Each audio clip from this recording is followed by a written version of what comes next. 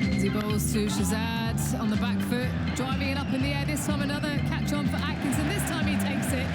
And another test match fifer for Ollie Robinson. Here we go then. Josh Tongue searching for a fifer. Bowling to Mohammed Abbas. He's bowled him. Two test match fifers and the two best bowlers for this innings. Ollie Robinson and Josh Tongue now. Good morning from Headingley, where England and Pakistan are ready for day 2 of the first test. Unfortunately, Headingley appears rather less ready. The covers are on, the rain is falling, and after a fascinating opening day, the immediate contest this morning is less England versus Pakistan and more ground staff versus precipitation. England will certainly be the happier of the two sides after yesterday. Pakistan bowled out for 171. Ollie Robinson and Josh Tongue sharing all 10 wickets with 5 apiece. They actually got to share the ball as well. They split the ball in half. They each took half the ball. And after that, England reached 112 for 2 at the close. Joe Root unbeaten on 37 and a deficit already down to 59. So Pakistan arrived this morning needing wickets. England arrived wanting to turn a good first day into a commanding position. And we've arrived ideally wanting some cricket. There's plenty to discuss while we wait. Pakistan's batting, England's seamers, what this surface might still have to offer, and whether the weather allows either side enough time to force the issue. But for the moment, the covers are firmly in place as we await action on day 2. Welcome to Test Match Special, where at least for now the Test Match part is a little bit optional. What chances do we have of play today? I know someone who can give us some insights into the weather. A very good morning to Helen Willits. Helen, please tell us you've got some good news for us. Hello, Atif. Well, for me, the rain is good news, of course, because it has been so dry, hasn't it, so far this summer. It'd be interesting to see what the pitch was like, actually, before we started yesterday. I suspect it was really quite dusty and dry. But after today, we are going to have had quite a lot of rainfall. And just to make you aware, the Met Office have extended their thunderstorm warning out now till 1 o'clock. So I'm doubtful we're going to see much play in the next few hours. I'm looking at the radar picture, Atif, and I can see really bright echo returns coming back, which means some intense downpours. Great, because we need the rain, but also with the risk of thunder and lightning. So that's the concern, isn't it? Even if we start to get play. Now, this is all tied in with this slow-moving area of low pressure that's with us at the moment, and it's sinking its way southwards. So I think as we go through the afternoon, the majority of those showers will drift away to the south. They become the rest of England and Wales's issue. That said, I wouldn't like to promise a completely dry time through the afternoon and into the early evening, because there's more waiting in the wings further north. If you like, hot on the heels, another trough, what we call a trough of showers, currently sitting in the further forth and heading its way southwards. So I do think we will see further showers this afternoon. It's just that this dominance of the rain perhaps easing after lunch for a time, or certainly an hour or two after lunch. And then I think come this evening, yes, 1 or 2 showers around, but diminishing. And tomorrow, it does look drier. That said, we do have further weather troughs, weather areas of showers, if you like, moving down the North Sea on a northerly breeze.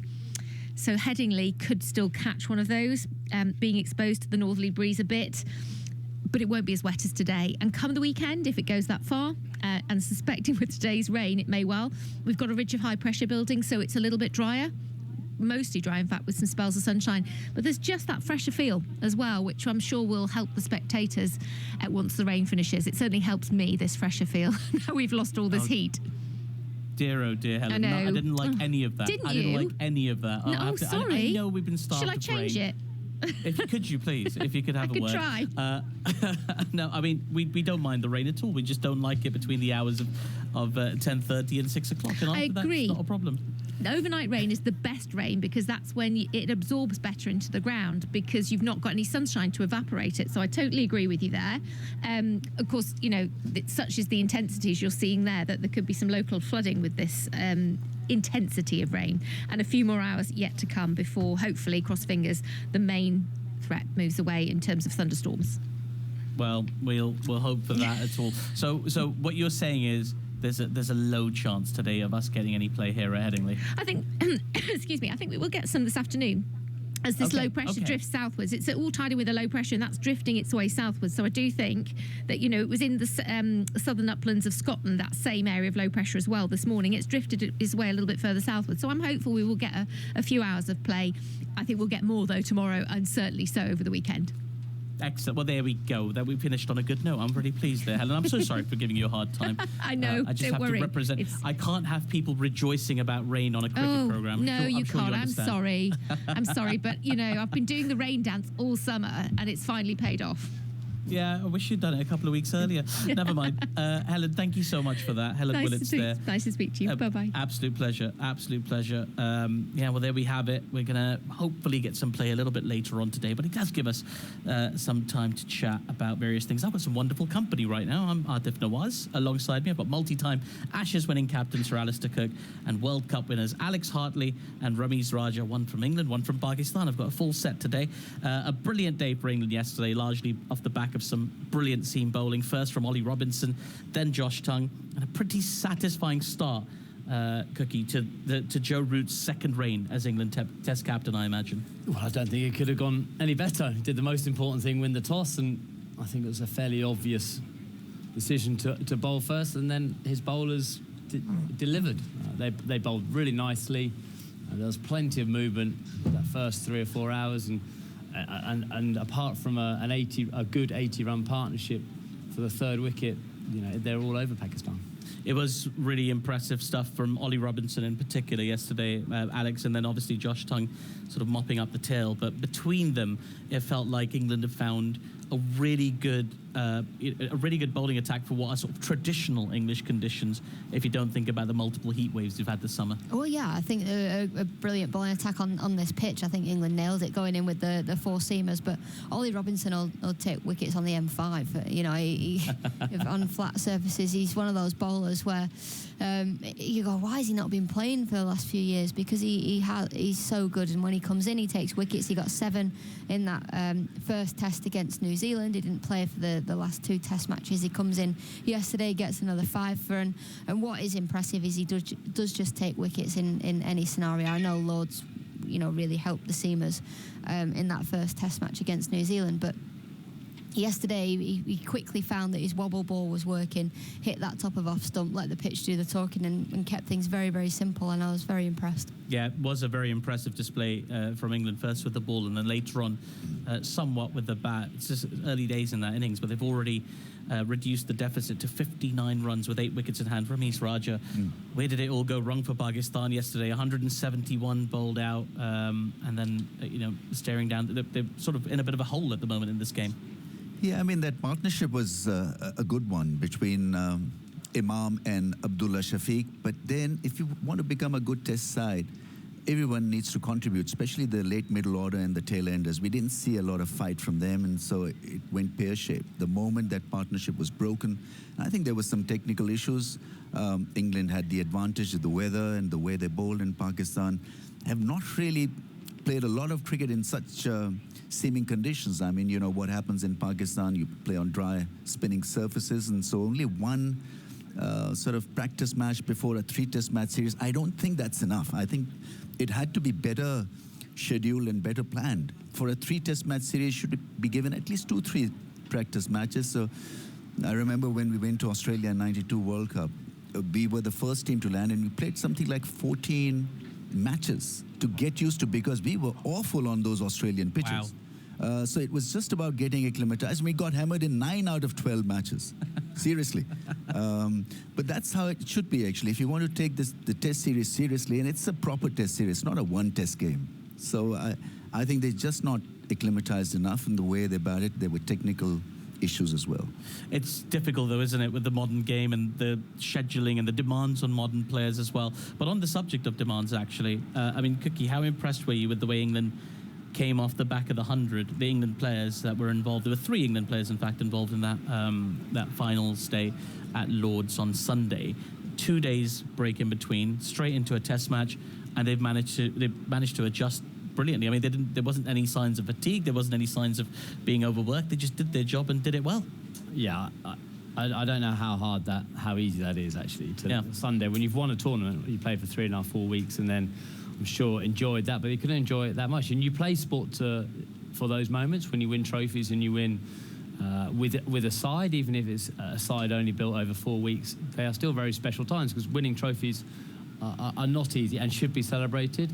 But, you know, they would have left early Monday morning to go. So the one thing which we didn't actually see is how, you know, when you're only bowling, Josh Tom bowled 9 overs and Atkinson bowled 12 overs, so that's not a proper workload. That is like the perfect introduction back into red ball cricket. If you could have planned it as a sports management in terms of the physical thing, you do these warm-up games and you probably allow them to bowl 2 spells of 5. That's your 10 overs on the first day of a tour. So, you know, we didn't see that, to be totally honest. They didn't need to be that. So they will be incredibly grateful. And I think, you know, when you talk about this red zone and all that stuff, when you have massive, you know, lulls and then a big peak, if they'd have bowled 25, 30 overs, then we'd have seen it. And I'll tell you what, they wouldn't have been absolutely ready, but it would have been impossible to be ready, because no matter how much they are doing red ball practice in the 100, which they said they did a little bit of, quite rightly, nothing prepares you for being out in the middle. So they've actually had that perfect stepping stone due to some good bowling, some good conditions to bowling. There were some balls which moved a lot, and they just didn't allow Pakistan, once they've got that, you know, that 3rd wicket, any chance really back in that game. 48.1 overs is how long it took them, Alex, to bowl out Pakistan. It's about time we're on that end of it, isn't it? Well, I don't know, if you're looking at it from a Pakistan perspective, I feel like they've been on the end of that for a very long time. But, you know, as Cookie's saying there, you couldn't have asked for anything better. I mean, you know, I sort of framed it as, you know, it's a good performance, but as Cookie said, they weren't really tested in terms of endurance. If you're able to bowl a side out in 48.1 overs on day one of a test match, that's kind of ideal. What's Joe Root thinking right now? Do you think there's a sense of relief, a sense of satisfaction? Obviously, there's still a job to be done, but the beginning to this second reign, this is the kind of the big story coming in. All the questions: what's going to happen post Bazball? What are we waiting for with Stephen Fleming in the wings? What's going through his mind after a day like that? Well, I think to win the toss and bowl first is always a brave decision, no matter the weather, because everyone goes, well, it's a fresh pitch. You know, is there a chance of batting? So to win the toss, bowl them out for 170 and get, you know, the bowlers with their feet up, not having to use your part-time spinner and Dan Lawrence at all. You can only use your 4-seamers. Only had to use your 4-seamers because there was no big partnerships built for Pakistan. Yes, there was that one of 91, but then it almost felt like once you got 6 wickets, you were done with this batting lineup. So Joe Root will be feeling, I guess, not relieved, because it'll just be feeling, okay, well, we made the right decision. It's a we. It's nothing is ever about Joe Root. It's about the team and it's about England. Yeah, it certainly is. And one of the reasons they could get through that Pakistan batting lineup is because Josh Tongue was sensational in the second half of that innings, picking up 5 for 46 in 9.1 overs. He chatted yesterday at the end of the day's play to Simon Mann. Yeah, it was obviously a great day, and I thought, obviously, getting a wicket that first ball, I thought sort of set the tone from Robbo. Yeah, and I thought we were fairly ruthless as a bowling unit and to bowl them out. Was it a good pitch to bowl on? Yeah, it was quite nice to bowl on.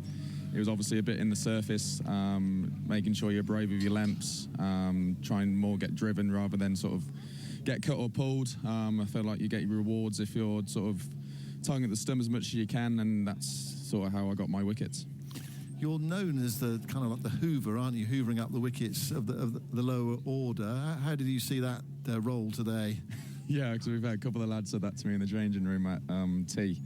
It actually started here at Headingley, and Stokesy was doing the rabbit pie stuff. But no, I like sort of getting the wickets towards the back end and put the team in a good position. Who gets the match ball?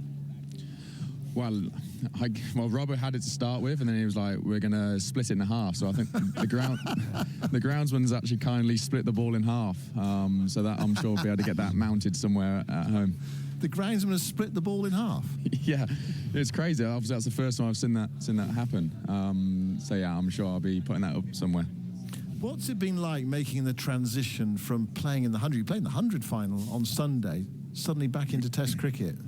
Yeah, it's obviously it was a quick turnaround for me and Gus, but we did a lot of work behind the scenes at Old Trafford, speaking to Troy Cooley quite a bit, making sure our bowling loads were getting up to sort of what you need in Test match cricket. And yeah, it's obviously gone well today, and not bowling many overs, to be fair. I think I only bowled 9 overs at the end. So no, we made sure we put in the hard work behind the scenes, and yeah, it's just good to put the team in a good position today. We mentioned the transition from 100 into Test match cricket. What about also the transition from a different regime into new regime? What's that been like over the last couple of days? Yeah, it's been class to be. I came up on Monday late, so I missed that training session, and to have a good training session on the Tuesday, I had a little bowl. But yeah, it's pretty much the same. It's very chilled, and the lads were excited to get out there today under Rooty. Yeah, what's that like playing under him? How does it differ? I mean, not much, not a great sample size because you haven't had too much time underneath him, so to speak. You played that match at the Oval and this game here. What's it like? What's the difference? There's not much difference. Stokes, he was very chilled and back to 100%, and Rooty's the same as well. He's sort of asking me what I wanted to do in terms of the field placements and stuff, and he'll back me 100%. So yeah, I think that's an unbelievable trait as a captain, and it makes you very chilled at the end of your mark before you're going to release that ball. One final point. I mean, you were on a hat trick. Would you have liked to have kept on bowling? You had the break for tea. What was that like? Yeah, I didn't like the break, to be fair. I think because I was sort of on a roll, I think I wouldn't have minded to just have a couple more balls before the tea break. But no, we were happy that we got the last few wickets. That's Josh Tongue there, was chatting to Simon Mann at the end of day's play yesterday. Extraordinary stuff. It's slicing a ball in half. The ground staff did that with them. I've heard of some weird things in cricket. Ramiz, you ever come across a sliced ball? Not really, no. An old ball reversing, but as they say, we should what see is how it? much Caring is sharing. Yeah, sharing is caring. Yes, Caring is caring. And yeah, I mean, you think of an old ball swings. Imagine half a ball; that'll swing all over the place. But I mean, jokes aside, they formed a terrific combination yesterday, didn't they, Cookie? I mean, he's already got this reputation, Josh Tongue, of blowing away tails. Yes, Pakistan's is more brittle than a lot of other teams, but Josh Tongue there, it felt like he had a great awareness of exactly what his role in that side is. I think actually the England bowlers, we should be given credit for talk about bravery in lots of different senses, but actually they did bowl that fuller length. The stats are very clear here that to get the wickets, you have to bowl a metre fuller than your traditional fuller length to get the wickets, and that's a big margin to change, and it must feel really strange. And I know that other bowlers have bowled here quite a lot of times, and they don't find that easy because it is really unnatural to do it. And actually, they all went for it, and I can't remember many pull shots. There was about 2 or 3 cut shots, but most of the runs were scored off the front foot through Pakistan. So they played some really nice drives, actually, especially Shafiq, but you don't mind that on that wicket. So they were brave as a bowling unit there to go fuller, and actually the first ball was a great example of that. Ollie Robinson's first ball, right on the money, but it was a full length, and as an opener, you don't often forget that first ball like that. So I thought England as a unit bowled well. That we clearly know there's going to be harder tests, I think, in this series as well. I think Pakistan will improve, but as a day one, you can only start somewhere. And after all the chaos of the last 6 months for this England Test team and all the off-field stuff, there's got to be a baseline. And the baseline yesterday was good.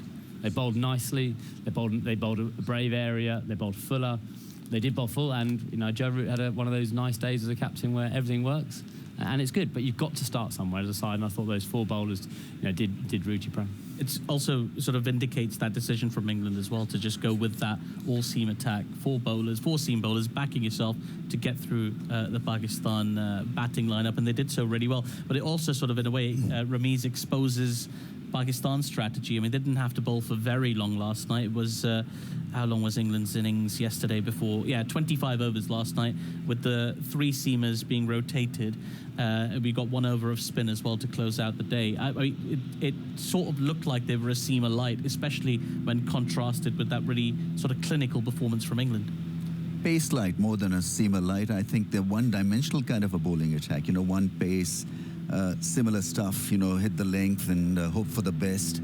But the England batsmen are quite used to that kind of pace, even on a Headingley pitch. And so they were proactive, they were aggressive, which is the way to bat here. Because, that's one good way of putting Pakistan under pressure also. They've got only a few runs really to defend. So if Joe Root, they don't get him out, then obviously it'll be trouble for them. Yeah, it could be trouble. He's on 37 not out overnight, and Jordan Cox alongside him on 23 in a different role as well. Jordan Cox is going to be a bit of a spotlight on him.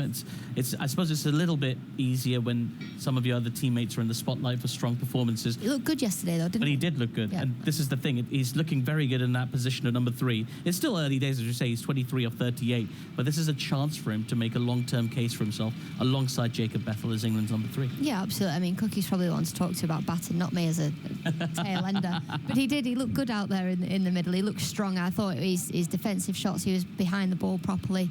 And then when he wanted to score the runs, he looked strong at the crease. And yes, it probably helped having Joe Root there, and especially to navigate his way through that last 45 minutes of play. But I was really impressed with how Jordan Cox went out there. We know he's got loads of confidence. We know that he knows he's capable of his own ability. He speaks very highly of the way that he plays his own game, and I think that's a really good thing, to be that confident. I think you need that as a young player coming into a test side. So yeah, I was really impressed with him. And you can't ask for a better sort of Sherpa through that role of number 3 than your new captain Joe Root as well. Somebody who's who's en route to becoming the highest test run scorer of all time. I reckon we're just over a year and a half away from that mark. I mean, if you're a number 3, you're under pressure, you're feeling a little bit of maybe the stress of the position. You've got Joe Root the other end. That's got to be a good calming factor in your life. Yeah, you like that record, don't you? You bring it up a lot. You think you must have a countdown. You must have a countdown somewhere.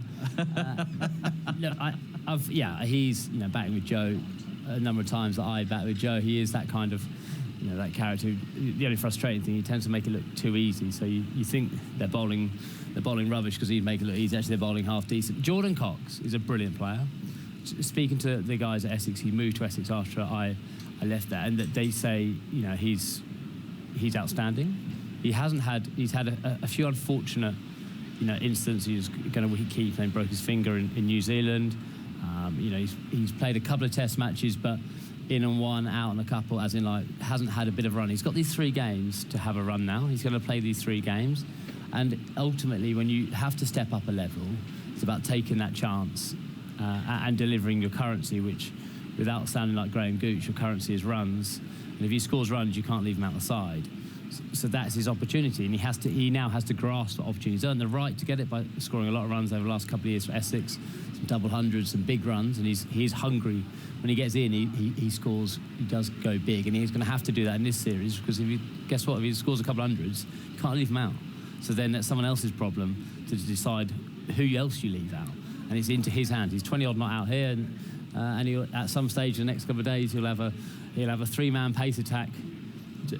Seam attack, which will get tired, and if he gets through everyone else's first spells, you should better cash in, and they're opportunities you can't afford to miss when you want to cement your place in the side. Yeah, he certainly had an opportunity in Pakistan's batters. A few of them were able to take up the opportunity. 2 of them did, though. Abdullah Shafiq got 61 and Imam ul Haq got 42, and I spoke to Imam at the close of play yesterday. Yeah, you can say that, first of all, we thought so that it's a good wicket, but obviously they bowled very well. We have to give credit to the England bowlers as well.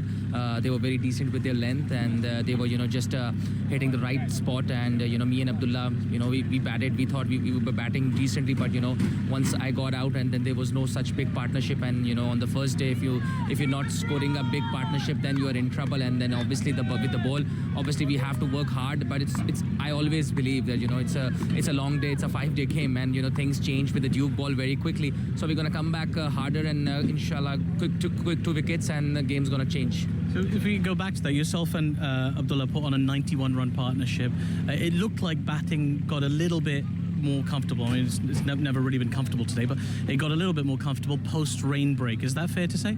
It's just that I always believe that once the batsman is set, it's a different ball game. And if you see that me and Abdullah was batting very solid, and once I got out, and then it's a different ball game. So it looks very nice and very easy from the outside, but if the batsman is set, it's a different ball game, because the mindset has changed. And then once the wicket has fallen, and it's a different ball game. But yeah, for all the batters as well, it was not like a dream batting track, to be honest. But this is how it is in England. The Duke ball, it always tests you as an opener, and we have have to come back as a batting group stronger. Coming into this series, was there a lot of excitement? Was there sort of a lot of optimism, especially after the way you guys finished in the West Indies and the warm-up match, which you guys won as well? Look, it was great that we won we won the second test match, and we really needed that win as a group. And then we had a very good practice session and practice warm-up game, and we won that as well. Look, the thing is, yes, it was a bad day, but as a batting group, we are confident, and one off day cannot describe our batting. And we're gonna come back. I know we will have a chat about it, and inshallah we'll come back stronger. Looking at the way Ollie Robinson and Josh Tongue, yeah, they both bowled, both picked up 5-wicket hauls as well. Do you think maybe looking at your team composition, maybe one seam bowler light?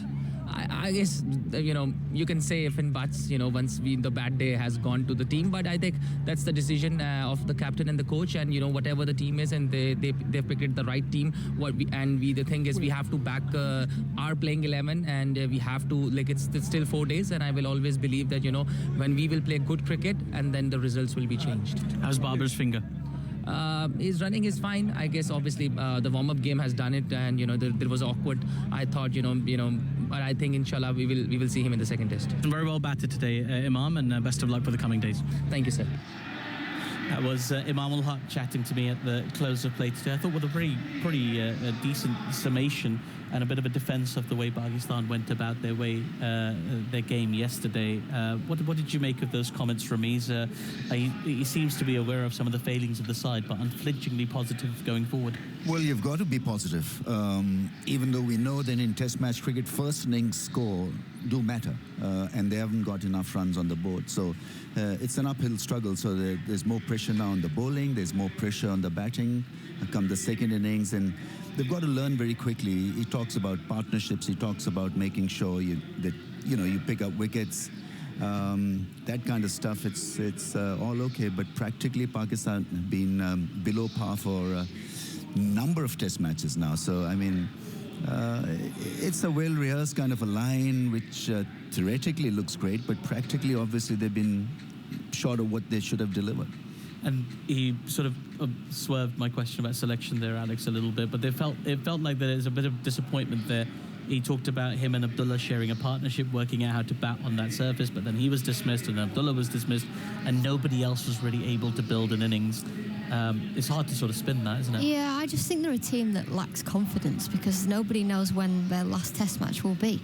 Because it feels like it's so cutthroat, and if you have a bad Test match, that might be you for the foreseeable future. You might get told that you're having a rest or whatever. I just don't think Pakistan cricket breeds confidence, whether it be with the coaching staff or with the players. It's very harsh. It's very you must perform or you're not good enough. So. Yeah, I think it's hard to then put together. You can put together performances every now and then. Obviously, we saw in the West Indies they came back really nicely, but also they're probably going, okay, well, we've gone 1-0 down. Let's try and prove that we are good enough. There's always that needing to prove to the coaching staff, the selectors, that you're good enough to be there, and that's not that doesn't give you confidence as a player. Sometimes it can be quite draining. Yeah, he did feel quite drained, although he did have to wait for me for a few minutes. Yeah, well. It was a great sport about it, I have to say. Imam, very, very kind and just understanding, given the circumstances. Well, we are chatting away at the moment because it's raining here at Edgbaston, and the forecast says there's plenty of it today, I'm afraid to say. But we do expect at some stage to get a little bit of sunshine and a little bit of cricket today. When that will be is anybody's guess, but we'll try and keep everybody updated. For now, the covers are firmly on. I do see the super soppers getting to work, though. So they were stationary for quite some time. They're actually getting to work.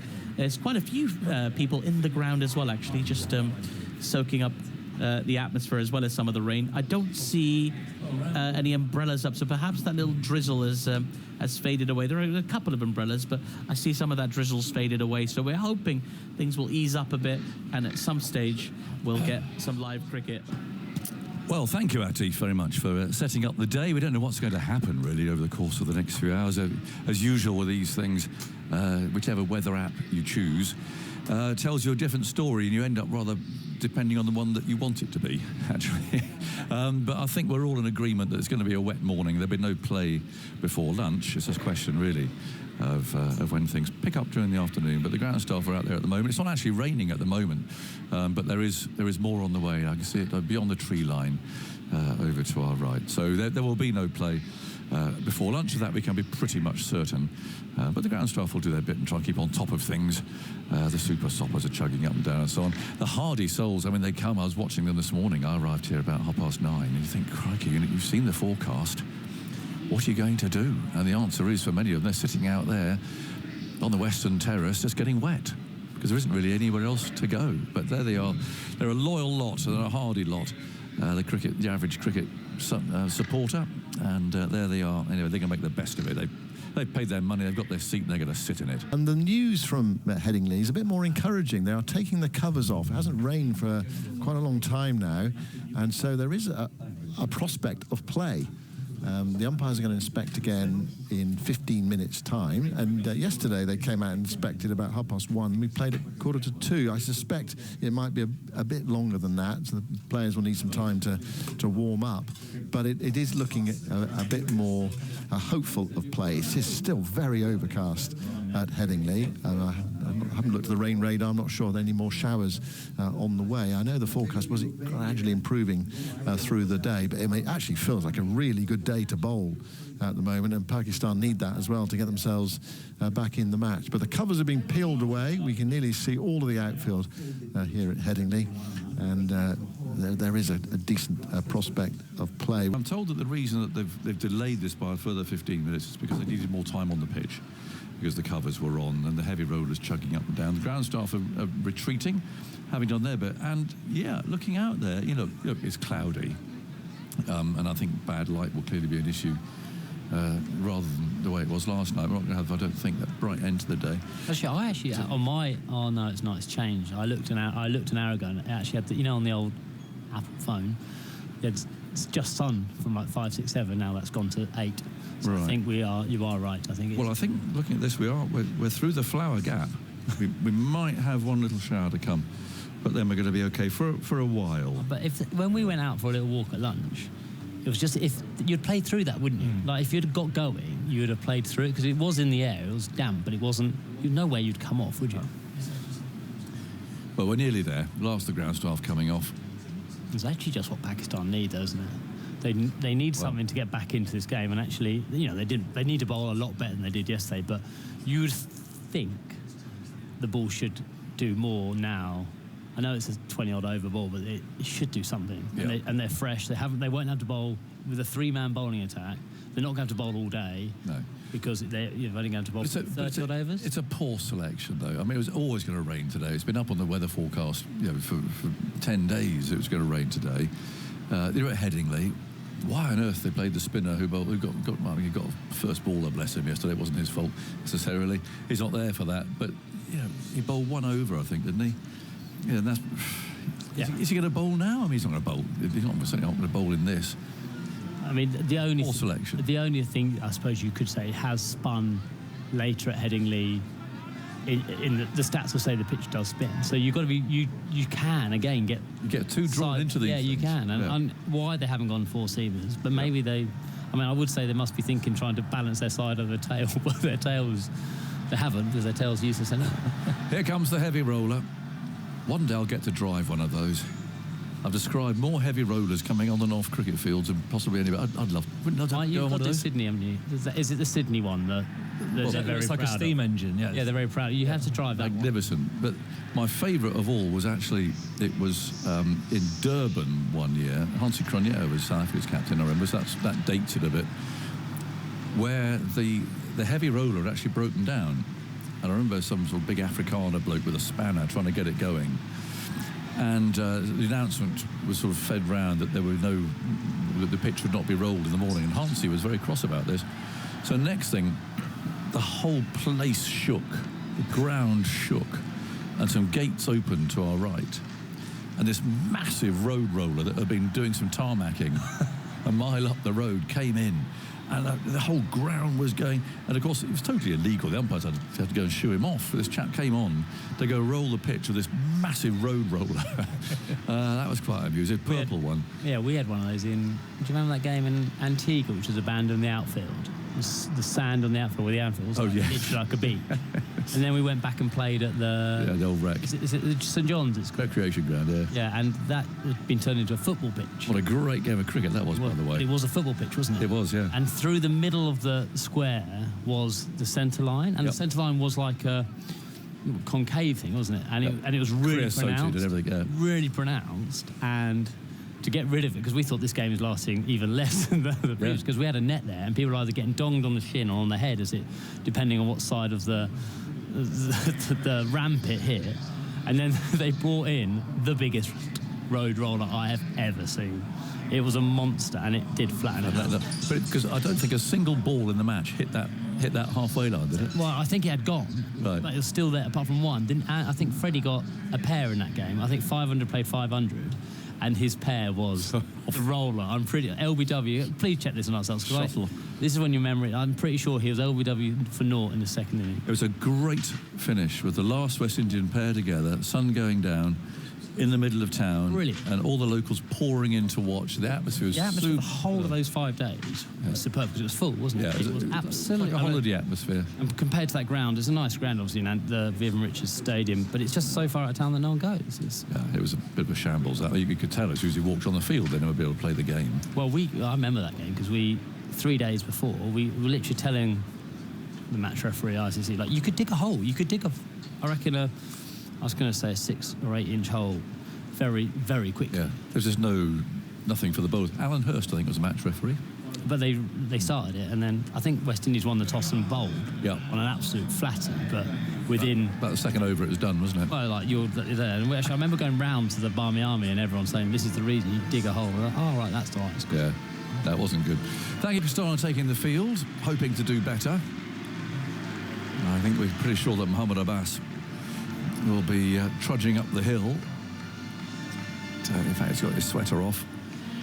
And how did it end with the bowlers last night? Muhammad Ali was bowling from the far end. Ali Usman, the left-arm spinner, bowled 1 over from this end. So Khurram Shahzad, who bowled all his overs from this end, is going to start today, and we assume Mohammed Abbas bowled from the far end as he bowled his 10-over spell yesterday. So the bottom end is vacant, as it were, for Abbas. Looked a bit stiff yesterday. He put a bit of a token effort down at long leg to go and pick the ball up. It was a sort of throwback to the 1970s, with the fielding on the boundary. He looked every part of his 36 years old. Yeah, he did. Anyway, Muhammad Ali is heading off down to long leg. And where's Mohammed Abbas? I'm just looking for him at the moment. Is that him down at third man? It could be. So anyway, we're going to have, of course, Root and Cox are at the crease. Joe Root's going to face the first ball. Mohammed Abbas is at mid-on, actually. There he is, loosening up. Passing on words of encouragement to Khurram, who hasn't taken a wicket yet. And Joe Root is on 37, not out. Still 3 slips. Third man is squarish. He's got his hands in his pockets down there. Extra cover mid-off, mid-on, mid-wicket, and then a long leg. So, after a lengthy delay, here we are, 2:45 on the second day. The first ball is to be bowled. And Joe Root drives at it and is very nearly caught behind. And that swung appreciably. I mean, the ball swung a little bit yesterday, but not as much as that. I think that took Root by surprise. That's a lovely start, isn't it? Ball swinging away from Root, but swinging late as well. Like slingy action. Look, I think he looks faster than he is, but a great start. Yeah. A little bit loose from Root, first ball that. He really threw the bat at it.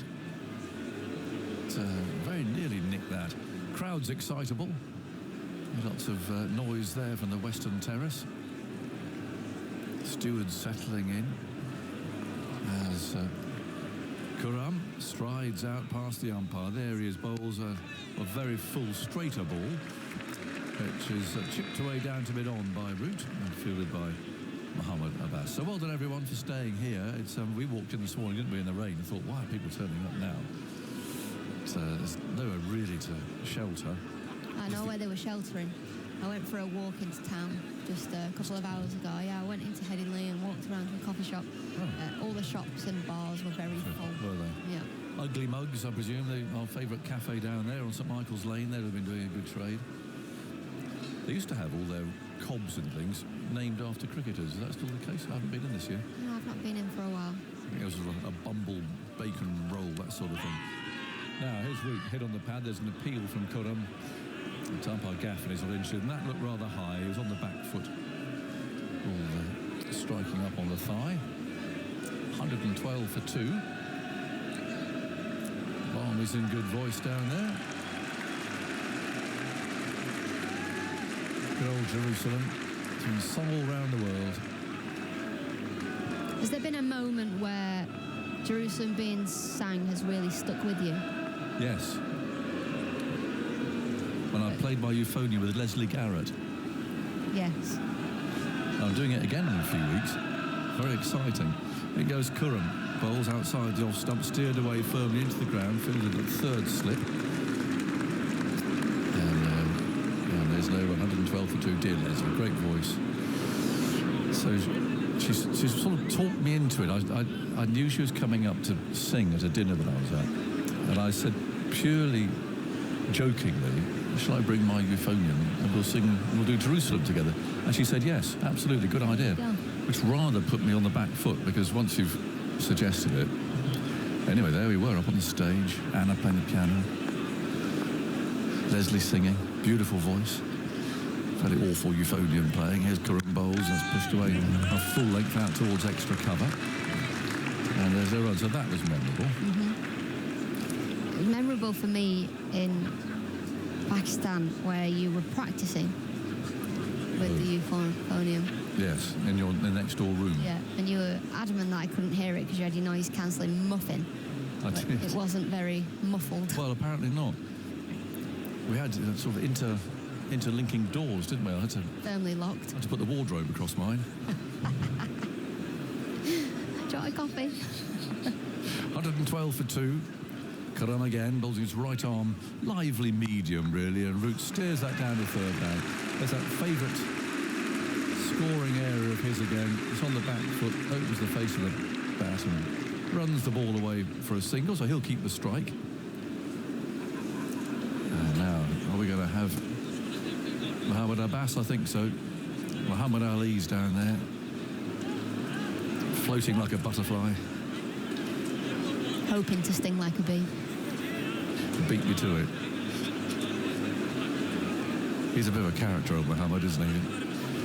Rushing off the field at Rawalpindi that day.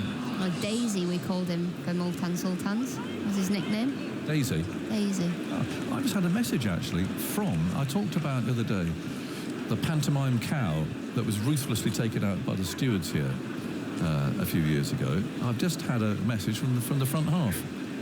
Heard it on the radio yesterday. Said just to know, we're alive and well.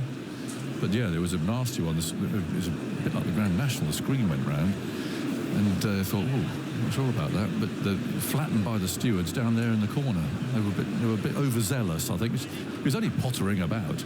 Pantomime cow, quite harmlessly on the boundary edge. 113 for 2. Roots on 38. Here comes Muhammad Abbas, and he bowls to on the leg stump. That's 4.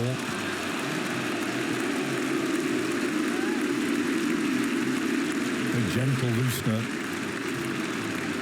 Right on Root's toes. Thanks very much. Too full, too straight, too easy for a man of Joe Root's class. Just a little shimmy down the wicket.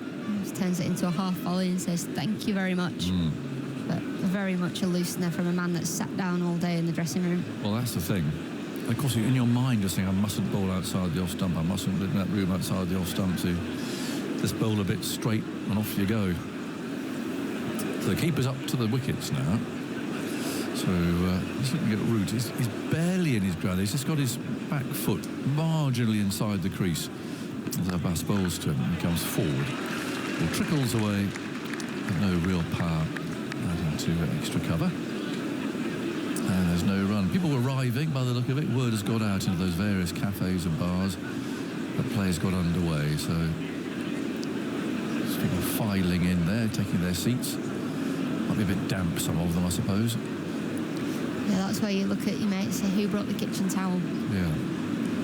There's a couple there settling down on the front row. Nice seats there. Out at deep point. Abbas is running in there. Perhaps it's put off by the sound of that aeroplane coming in. We can hear it but can't see it. Sounds like it's going to land on top of us. Certainly a loud one. You occasionally used to get Concorde coming in here. They used to go for those sort of scenic flights, you know, and go off and, I don't know, look at the North Pole or something from Leeds, Bradford. So you'd hear that coming in, and the old Headingley, I mean, the big old stand who used to commentate in down the far end, you think it's going to fall apart. Here's Abbas coming in bowling, and Root plays and misses at that. He might say he just kept his bat inside the line. We'll see, we'll have a debate about that, but you couldn't really tell from here because the keeper's hiding our view rather. But Abbas would say that he played at it, and it just moved away, and he did play at it too. Nice piece of bowling. It's that wobble ball again that we saw so dangerous for England yesterday. 117 for 2. So England are 54 runs behind Pakistan's first innings total. There's Abbas again, comes trudging in up the hill. Here he comes, bowls. And Root again a little bit squared up there. Playing a defensive stroke, which is picked up by the bowler. Hotel rooms to our left there. The sort of the balconies are taken up. I think they're turned into corporate boxes during Test matches. I've stayed in there a few times. Have you? There's an away team we used to stay in there. Oh, okay. I've had one night in there. There's Abbas again, moves in bowls and played off the front foot by Root out to cover. Very unsettling, very unnerving experience, because I don't know if all the rooms are named after Yorkshire cricketers, but I was in the Fred Truman room, and there was this big portrait on the wall in front of the bed. Was he staring at you? Yeah, most disapprovingly. Especially when you got in the shower. Well, you really had to get undressed in the dark. The glowering Fred, looking down with those big bushy eyebrows, you know. Quite put Emma off.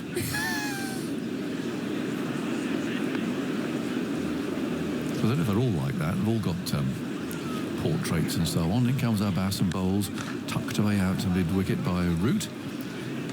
And ends the over. 117 for 2. Root 42. And Cox has 23.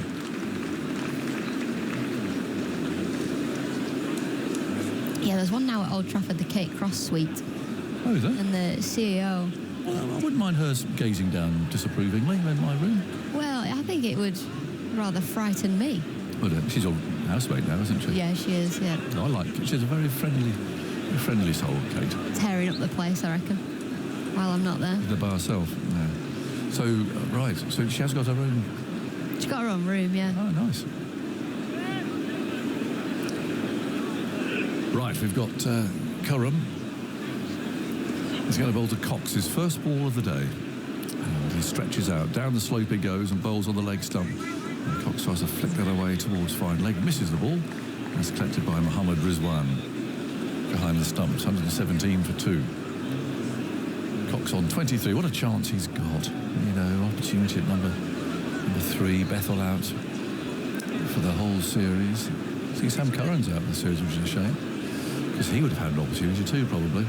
Yeah. Then that gives Dan Lawrence a longer opportunity. So it all comes out in the wash, doesn't it? Well, you want people fighting for places, so it'd be great if Jordan Cox could score runs and be like, OK, pick or choose. Yep, absolutely.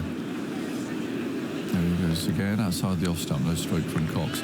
There's a balance, though, isn't there? There's a balance between having so much pressure on your place that actually you're a bit tense and a bit anxious and you don't actually play to your best. And then there's the other balance where you just keep going on forever. Yeah. And without the pressure of somebody nipping at your heels. I think for Jordan Cox, he'll very much be like, I'll take this opportunity and make sure I'm not droppable. Yeah.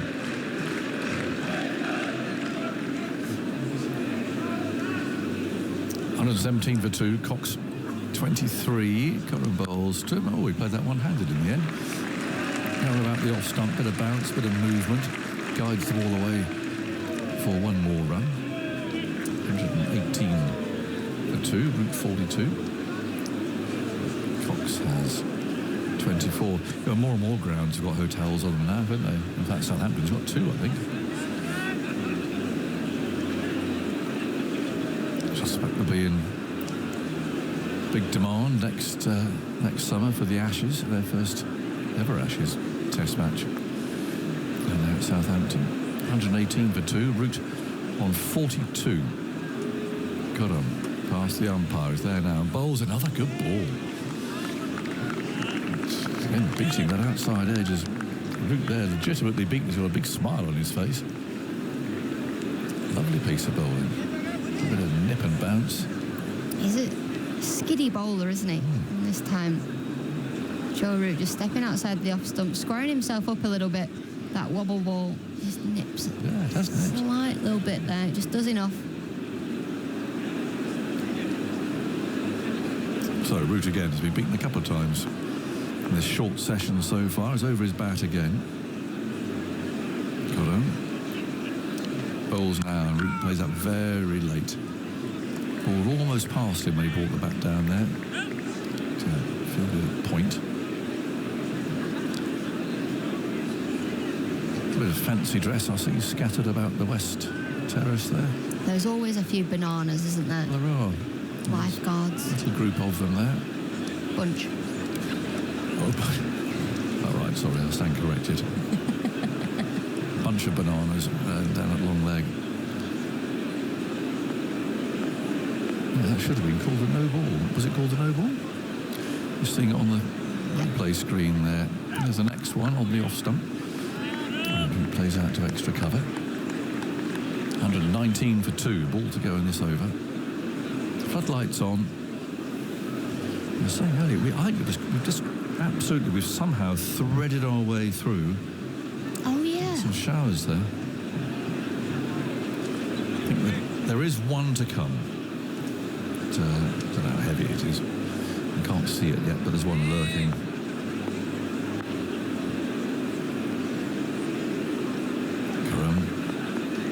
Number 49 moves into complete the over. There he is, bowls with a grunt. And Root plays into the onside. It's the end of the over. So the third over bowled since the resumption of play today, if it's tuning our way.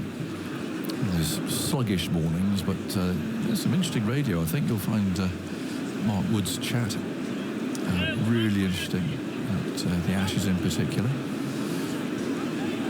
Pakistan, the tour here in 1992, ugly tour, of frayed tempers. Lovely chatting with Ramiz about that, because Ramiz was obviously in the Pakistan camp, and I was, well, actually it's only my second year doing this in sort of a media camp, so two very different perspectives of what was going on that tour. Allegations of ball tampering, an agenda to get neutral umpires, and total mistrust. There's Abbas bowling, and Cox leans on the first ball, pushes it out to cover. And it's still 119 for 2. And happily, relations much better now. It wasn't healthy back at that time. Well, it was mistrust, really, I think, between the two teams. I'd forgotten about that little competition that they gave touring teams prize money for beating the counties, which Pakistan did on that tour at the start of their very long tour. And it was all done to make sure that the touring teams actually played those practice games properly, as it were. Here's Abbas, pushed way out to cover, and actually played them competitively. Because by the end of my time in the 80s, the touring teams really, they just used them to stack their team with batsmen and just bat for 2 days. It's gone full circle, because they do that again now, where your batters will bat and your bowlers will bowl. Yeah. Well, they have at least the one thing about the Ashes. They are at least going to guarantee the touring teams at least one proper warm-up match, which has to be right. It's in nobody's interest, is it? I mean, how much did that Ashes tour cost the Australian Cricket Board? I mean, a fortune, isn't it? The games ending early and so on. There's Abbas bowls on the leg stump. Cox's first run of the day, flicked away, and here to Khurram down at long leg, 120 for 2. I mean, it's in no one's interest to have test matches not going the distance, is it? Not least the home board. Exactly. So at least it's come about as a result of that. At least the rain in this one's helped extend it. Well, yes. Yes. But we should get a fair amount of overs in today, shouldn't we, if we get through to 7:30. Lights on, Root back on strike, wicketkeeper standing up. Abbas shuffles in and bowls, and Root comes forward. So rolls away down to Muhammad Ali there at mid-on. 120 for 2. He scuttled away early last night. Yeah, it's been a long month. 100 taken it out of you. Yeah, early night needed. Back to my best today, though. Oh, are you? Yeah. Oh. Good 11 hours. 11? How can you sleep for 11 hours? I don't know. I think I go into hibernation. I'm like a bear. Good grief. 120 for 2. In comes Abbas, bowls. It's ignored outside the off stump. Go and check in the Truman room. That'll stop you sleeping for 11 hours. It'll keep me up. You'll be waking up in a cold sweat. Especially knowing you slept in there. Well, there you go. 120 for 2. Abbas walks very slowly back to his mark, sort of creeping walk down the hill towards that big new stand down there. It's called the Howard stand. So it looks very well populated. The rugby ground behind it. Last ball of the over. Abbas goes wide of the crease, bowls, and Root tucks it away out to mid-wicket. And there is no run. So at the end of the over, 120 for 2. Root 42, Cox 25. Joe Root through his career has had a habit of starting series extremely well, but that habit has left him a little bit in the last couple of years, since making 262 in his first innings of the series in Pakistan in 2024. Scores of 0, 28, 0 and 1 in his first innings of series, prior to which he'd averaged over 70 in the opening innings of series, 4 double centuries, 10 centuries in total. So a promising return to his form so far. Excellent. 42 from 72, so he's taken his time. Cox 25 from 44. His bat is almost on off stump, looking at it from here, so he's right in front of his wickets. Khurram again runs in energetically, bowls full on the leg stump, flicked away further. Very short boundary down there. And fine leg had no chance to stop that.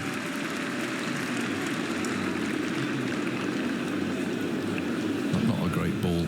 No, that fielder, sorry, I guess a fine leg, probably only 5 yards away from that ball, but it was timed really nicely from Jordan Cox, but poor delivery.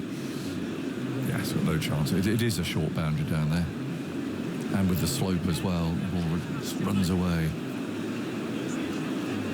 124 for 2, so England now 47 runs behind. Khurram over the wicket, bustles in, bowls on the off stump, just short of a length. Cox defends, picked up there in the offside. Extra cover fielder, a big thick sweater on there, long sleever. It's got a mixture actually, those shirts and shirt sleeves and a very baggy long sleever there. It looks almost a couple of sizes too big, that one, doesn't it? 24 for 2. Cox 29. On right at middle stump, tucked away towards mid-wicket.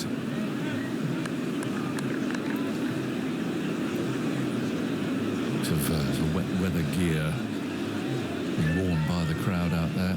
That wasn't a ball, was it? No. We think they missed one, didn't we, in the previous over? They called it. Oh, they did call it? Oh. He's pressing, it's gone well over. Must be a scorer's nightmare, everything now not being called on field. It still takes quite a long time, doesn't it? Khurram again, bowls, it's driven away through the offside. The width there, Cox likes that. Driven that hard, along the ground, out through square point. Oh, there was a call of catch it, but it didn't feel like that was ever going to be a catch. Lovely from Jordan Cox. An expensive over here from Karam. First ball wide outside the leg stump. This time wide outside the off stump and played behind square from Cox. I'm not quite sure why the cry of catch it went out. It's gone like a missile out towards deep point there. Maybe 5 centimetres off the floor, that's where they were thinking. Yeah, it was an optimistic shout. Kuram again, bustles in, and Cox this time defends the ball that's just short of a length. Quite straight. Picked up a cover. These delayed no ball calls, they don't have a globe that goes off like they do in the IPL, and that help the watching audience, not to mention commentators. Would you like one of those? A siren? Absolutely. Maybe a honker. You wouldn't want one of those. You wouldn't, Andy. Come on. I want me a tootle on the euphonium. That would sound more like it. Tootle. Great word. Don't tootle. What do you do? Footle. 129 for 2. Kuram. Past the umpire is there again. Bowls. Oh, that's a good ball. It's going to go for 4, mind you. But that definitely bounced a little and moved away from Cox. He played it pretty nicely. He played it with soft hands, but with a bit of a jump as he did so. So he's controlled it, but no one down there on the boundary again, very short. And 4 runs, but actually he's bowled quite nicely here. I mean, he's bowled some 4 balls. He's beaten Root twice, and that one definitely finding the edge of the bat, bit of bounce. Yeah, just surprised Cox there, didn't it? The extra little bit of bounce and carry came off the shoulder of his bat, but like you say, played with soft hands, and that's been his problem. He has bowled nicely, but then he has that release ball in the over. And he goes again, bowls, oh dear, that's asking for trouble. Leg stump. As soon as he let go of that, that was going to go for 4. So how many bounders? What, 4 bounders? 4 bounders off that over and a no ball. That'll be frustrating because in between he's doing a bit and he's finding the edge and he's beating the bat and he tosses in a ball like that. Well, he's bookended his over with 2 poor deliveries, so both of those has gone for 4. But the one in the middle that went for 4 was a good ball that was edged, so you can accept that one. But the half volley down the leg side, a freebie. Yep. Wide one outside the off stump, a freebie, and then that one on the stumps there. So this is not what Pakistan wants. Well, they're calling up Muhammad Ali. Why not? He's going to go from the bottom end. So Muhammad Abbas presumably will change ends because they need him to bowl, don't they? We've only got 3 seamers. Well, they can't bring a spinner into the attack already. No. You've got to make the most of these conditions while you can. It's also a little bit darker to our right-hand side. Right, so Muhammad Ali going to bowl from the far end as we look down from the 5th floor of this building. 137 for 2 is the score. And becomes bowls to Root over the wicket, and his first ball's on leg stump, turned away at least for 2. Just for Quran. Now Root goes to 44. And aiming to 139 for 2. Not much control here from Pakistan. Runs coming quite easily. The first 2 overs, I thought they were pretty nailed on as well. Lovely lines and lengths. Joe Root just fishing outside the off stump on a couple of occasions. Both of them didn't look quite as comfortable, and then those release balls, and they've just gone, thank you very much, and now we're back in and very comfortable. Yeah, it's just too many hittable balls. Muhammad Ali bowls outside the off stump. He's a good grunter, is Muhammad. Good tennis player. He let one go there, yeah. 139 for 2. So you've been advertising your paddle skills, haven't you? Did I see somewhere on our chat group or something? No, I'm not sure. I've only paddled once in my life. How'd you go? Well, my other half said if he ever sees me play paddle again, he'll leave me. Oh. So I'm not sure he felt threatened by my skills or I gave him the ick. Well, I think threatened, I'd hope. Oh, yeah, me too. It's quite a canny... I've only played it once. It's quite a canny game, isn't it? Muhammad Ali outside the off stump. And Root lets it go by. Crikey, it's taking off, though, isn't it? I mean, there are courts everywhere. How'd your knees cope? My knees are fine, thank you. Okay. Hips? Fine. Nimble still? No. So it's... unlike pickleball, where you do hit the ball harder, in my limited experience, because you've got an airflow. There's airflow plastic balls. Paddle, it seems, is a bit more sort of positional, and I enjoyed it. 139 for 2.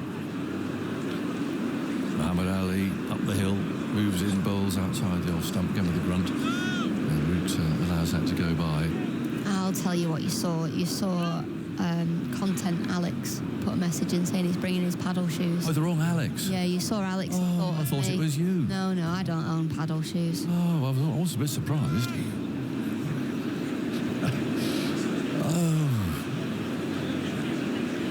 Oh well, there you go. I must read my names more clearly on the WhatsApp group. Yeah, Alex Noble, not Alex Hartley.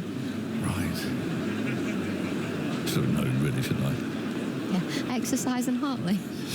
Yes. Ali again, bowls, pushed away out to cover. Mind you, it's hard to compete with Alistair Cook at the moment. I mean, Alistair Cook, he was, dined with him last night on good form. This morning, gets up, runs half a marathon. Half a marathon this morning? Half a marathon. And then, just to show off, he actually climbed up the stairs, all 5 floors, rather than use the lift. Did he do it on all 4s as well to really show off? No, he just did it, probably. Sort of, bear crawling. Bear crawled down the corridor. Bit of core work. Yeah, half a marathon. He's an animal. 139 for 2. Ali bowls, tucked away with a bit of a flourish there out to mid-wicket. And that is the end of the over. 139 for 2, Cox 41. Root has 44. Nice to see you, Alex. Some thoughts from you, and you are going to be joined by Simon Mann. Yeah, he came back nicely there, Muhammad Ali. First ball on the pads, whipped away for 2. And then ever since then, just on the money, a little bit more mid-wicket. Came a little bit squarer, so if you did err on the straight side, that fielder was there to stop the ball, flicked into the leg side. But Pakistan, first 2 overs, I thought they started really well, but it's been a little bit loose since then. Yeah, these feel like really good bowling conditions, but England have, to some extent, got away here in the 25 minutes cricket we've had. Especially with that first ball we saw from Khurram as well, swinging away. It was a lovely delivery. You thought, OK, perfect time to be a bowler. For a side, we've got 3 pace bowlers. In a way, it's worked out quite nicely for them. They only had 25 overs yesterday, half a day today. But you've got to make it count. And it's getting critical for Pakistan because they've only taken 2 wickets. England are not far from being ahead. 139 for 2, so England only 32 runs behind. Cox is 41, Root is 44. And as we thought, Mohammad Abbas has changed ends. He's going to bowl from the Kirkstall Lane end. It's his 13th over. The keeper's standing back. He goes into bowl to Cox, who's forward, and plays that defensively away into the offside towards extra cover. It is brighter now. It is still very overcast, but the clouds are a bit higher. And it's great to see some cricket. I was a bit pessimistic about getting some cricket today at one point. Everyone was saying, there's lots more showers on the radar, but we got lucky, I think. It's good to see. How can you see through those glasses? Yeah, they do need a bit of a clean, don't they? Come here, you commentate. Well, I can't because you got my glasses. Hold on. A pass goes into balls down the leg side, tries to flick it away there. Cox misses it. It's taken by Rizwan, and there's no run. Thank you very much. That's very kind of you. Oh, that's just what I want. Actual glasses cleaner, is it? Lens cleaner. There Perfect. Thank you. I need to invest in some of that. Am I going to have to quickly give you these back between wipes as well? Well, between balls, certainly. Yeah. No, thank you. 139 for 2. Only the 36. Thank you very much, Alex. That's great. Better? I can see clearly now. The rain has gone. Indeed. Abbas bowls and Cox defends. A straight ball away into the offside, runs down towards gully, and there's no run. Pakistan with 2 men back on the leg side boundary, 3 slips in. You've got to have them in these conditions. But actually, we haven't seen that many slip catches so far in the game. Just that one yesterday when Imam ul Haq drove at tongue and Brooke took a catch.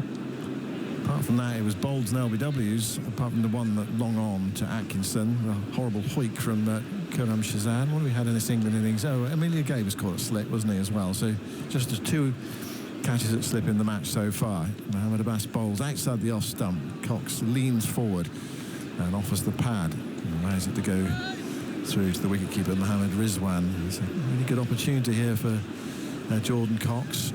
41 not out. It's been 55 balls given his chance because of that injury to Jacob Bethel that's keeping him out for the whole of the series.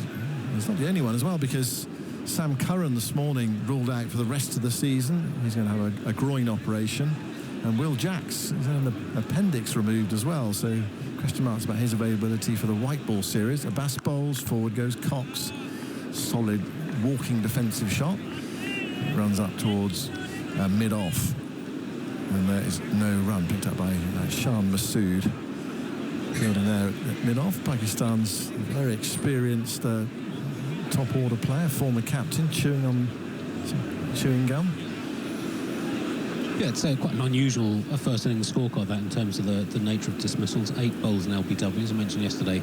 It's the joint most ever in the opening innings of a test match in this country. At Headingley specifically, you've got to go back to 2010 for the last time fewer than 5 first innings wickets fell to catches. Abbas bowls, Cox off the back foot, forces into the offside, no real timing there. Actually rings his backhand, that sort of jarring feeling up the spine of the bat. Goes away into the covers, there's no run. It's the end of Mohamed Abbas's over from the Kirkstall Lane end. I think he's first from the Kirkstall Lane end of the match. Yeah, I got a thumbs up from Zoltz. So 13 overs, 1 for 39. It's a maiden over, 139 for 2. Alex Hartley's departed. And Alistair Cook. Would you clean my glasses for me, Alistair, or not? Of course I would. Would you ask very kindly? I just wouldn't have a cloth to do it. You'd have to do it on my dodgy T-shirt. Okay. Well, I may have to call on that later. We're okay for now. But, what's happening out there? Cox. Just a drinks break. Drinks break already? Well, it's a very hot day, isn't it? We've been playing for half an hour. So you can understand it. Oh, it might be a change of gloves, is it? A change of gloves? I've got a new rule for you, Zoltz. I think you'll like it. That you can have a drink in between overs, but as soon as the everyone's in place, they can bowl the ball. Yeah. I like the hurry, the pace of player, wouldn't it? Definitely. Definitely in favour of that. Anything that speeds the pace of player. Zoltz has got segues on the pitch. You've got an idea for a sports series, haven't you? Which is how to improve all sports. Here is Ali bowling outside the off stump, an away swinger, and Cox allows it to go by through to Mohamed Rizwan. Root, sorry, leans forward and it goes through to Rizwan. Root on 44. I'd do that for any commissioners listening. Yeah, it's a good idea, improve isn't it? My sport. Yeah. Well, you just go through every single sport. Everything of sport, and how you could improve every single sport. So what, like a discussion half an hour or an hour? Yeah, I think that would work. Thanks for pitching that for me. Yeah. So anyone out there who's interested in it, he's got some very good ideas. And some quite bad ones. That's quite bad ones. But we could filter those ones out, couldn't we? Ali moves into bowl to Root, and Root leaves that one very wide of off stump, taken to his right by Mohamed Rizwan. Without stealing the show, you need get some ideas in, can't we? Yeah, how would you improve? You're going to go Formula 1 cricket? now, aren't you? Well, no, not Formula 1. No, that's not a proper sport. that's driving around fast in cars. I'm talking about team games, bats and balls and things like that. It's a team game. There's teams. Well, proper sport. Javelin, 1v1, opposite ends of the stadium. They used to have that, didn't they, back in, I don't know, Greco-Roman times. Isn't that jousting? Yeah. 139 for 2. Root on 44. Ali bowls. Root guides it away, opening the face. Shot down towards deep third. We've seen so many times. 140 for 2. Don't write in and complain about the Formula 1 comment, by the way, on motorsport. Just don't. It was only a joke. Although it wasn't a joke, though, was it? You can message us on WhatsApp if you do want to, 0330 123 1826, or email tms@bbc.co.uk. And you can also message us via your smart speaker as well. Ask BBC Sounds to send a comment, but don't ask BBC Sounds to send a comment about my comment about Formula 1. please. 140 for 2. Cox on 41. Waits for Ali. And, well, that one seems to keep a bit low outside the off. He played at it, and it stayed down, and he's hit the keeper on the left thigh, which is very painful when it gets past the padding. Yeah, odd one, that. Yeah, I thought whether he bottomed edged it. He might well have done, because it was such an odd one. No, he doesn't. It just dies. Just dies on the way through to the keeper. You don't expect to see that on the second day. It landed well in front of Rizwan as well. It didn't like a roll, but it kind of scooted, didn't it? That makes it like it wasn't a real low bounce. We just bounced kind of normal-ish, but not. Yeah, very strange. Cox on 41. Ali rushes into Bolton. Cox defends, finds a small gap into the gully area. Pakistan don't have a fielder. They have 3 slips in and a cover and a deep third. So an easy single there. And for Cox, he goes to 42. One of the ways of improving the sport, they actually are going to improve, aren't they? Which is that a very small thing about that, the wicket that falls in the last over of the day. They're now going to play the whole of the over. And are they going to do that from October, isn't it? I think that's been brought in. I was going to say for intervals as well, because actually yesterday, we had that, didn't we? Great example of how they shouldn't have gone off. Yeah, it takes away from the drama, doesn't it? Because Josh Tongue was on a hat trick, but they walked off because it was too close to the tea interval. And Tongue himself said it, didn't he, on his interview with us in the evening? I'd like to have stayed out there. Ali bowls. Root comes tiptoeing down the pitch, turns it into the onside towards mid-wicket. And there is no run. It is the end of the over, 141 for 2. Why do they have to wait so long, though? They've made the decision. Why? I agree with you. I agree. Why wait till October? It does seem odd. The reason behind that? There's some changes they make, and they're effective immediately, aren't they? I can't see why you wouldn't have it if you want to do it. Yeah, just why wait 6 months in Australia playing, Sri Lanka and India playing, England, Pakistan. It's not that big a deal, is it? Just put it into the game. Yeah. Anyway, it's coming in. It's only a small thing, but it does reduce the drama of, let's say, a last day when you get a wicket. Yeah, you can. Yeah, I agree. Certainly as a batting side. You know, you get to that last thing where I can only lose 1 now. Yeah. You could lose 4. 6. Abbas bowls. Cox defends. Goes away towards cover. And there's no run. He lost 3 in the last over. It would change the game, wouldn't it? Yeah. Salt's can have a nice little new spreadsheet of the most lost in an over. Yeah, that'd be great, wouldn't it? A test match. You probably will see it. 2 wickets fall in the last over of the day, possibly even 3 wickets falling in the last over of the day. You could even have 2 or 3 night watchmen, because I assume the Night Hawk has now officially been retired. Keeper standing up. Something going on in the West Stand, I think. Not quite sure what that's about. The crowd getting involved with matters elsewhere rather than in the centre. Keeper's up. Abbas goes in to bowl outside the off stump, forced away. Good stop in the covers. That was going for 4. Really hit that cleanly, Jordan Cox. There was a tumbling save in the covers that prevented it going for any runs. Someone said he bats a little bit like A.B. de Villiers, and that's the kind of shot, the punch to the back foot. But what has been seen in the crowd is the 4 pints on those cardboard in the cardboard holder gone everywhere as he walked on down. That's quite an expensive round, that. It is, yeah, down the steps. They've all gone eventually. Certainly the front 2 went, and then probably the other 2 behind it went as well onto the ground. Back you go, back to the end of the queue. I think you have to, don't you? You have to go straight back. Probably. Abbas goes wide of the crease, bowls to Cox, who turns it into the onside, straight to forward square leg. I wouldn't want the pressure of the next time you walk back, because you know the cameraman will be following you now, won't they? Yeah. They'll know, and the crowd will know who he is. It was like that woman who fell off a seat at Lord's. Have you seen that? Yeah, the David Warner and Joe Root was bowling. Yeah. Just completely missed a seat. Inevitably, they're focusing on someone else in the crowd now who's bringing 4 pints down the steps. Very slowly. The players must wonder what's going on. Abbas bowls to Cox outside the off stump. Cox leans forward, offers the front pad, allows it to go through to wicketkeeper Mohammad Rizwan, who's standing up with the helmet on. And there's a tester for the wicketkeepers who have to do that. Got some sore hands. And also, I mean, if you play on a dodgy pitch as well, like we did at Trent Bridge towards the back end of the game, we put so many blows on the body as well. Tom Blundell saying how sore he was, not just hands but body as well after that test match. But it worked. He did a job for his side. England 30 runs behind on this overcast Thursday afternoon. At least we got some cricket. Here's Abbas bowling. And drives there Cox and skews away towards backward point. He wasn't lucky to hit it there. It was a full shot. Yeah, he definitely comes across the ball a little bit, Jordan Cox, when he doesn't get his timing right. So this ball was angled in and held a little bit. And as it's just held, he's sort of played it outside of his bubble. So he's played it in front of his eyes. And when that happens, you end up exaggerating any technical slight deficiency. And he does come across the ball a little bit. And that was like an ugly shot, wasn't it? Yeah.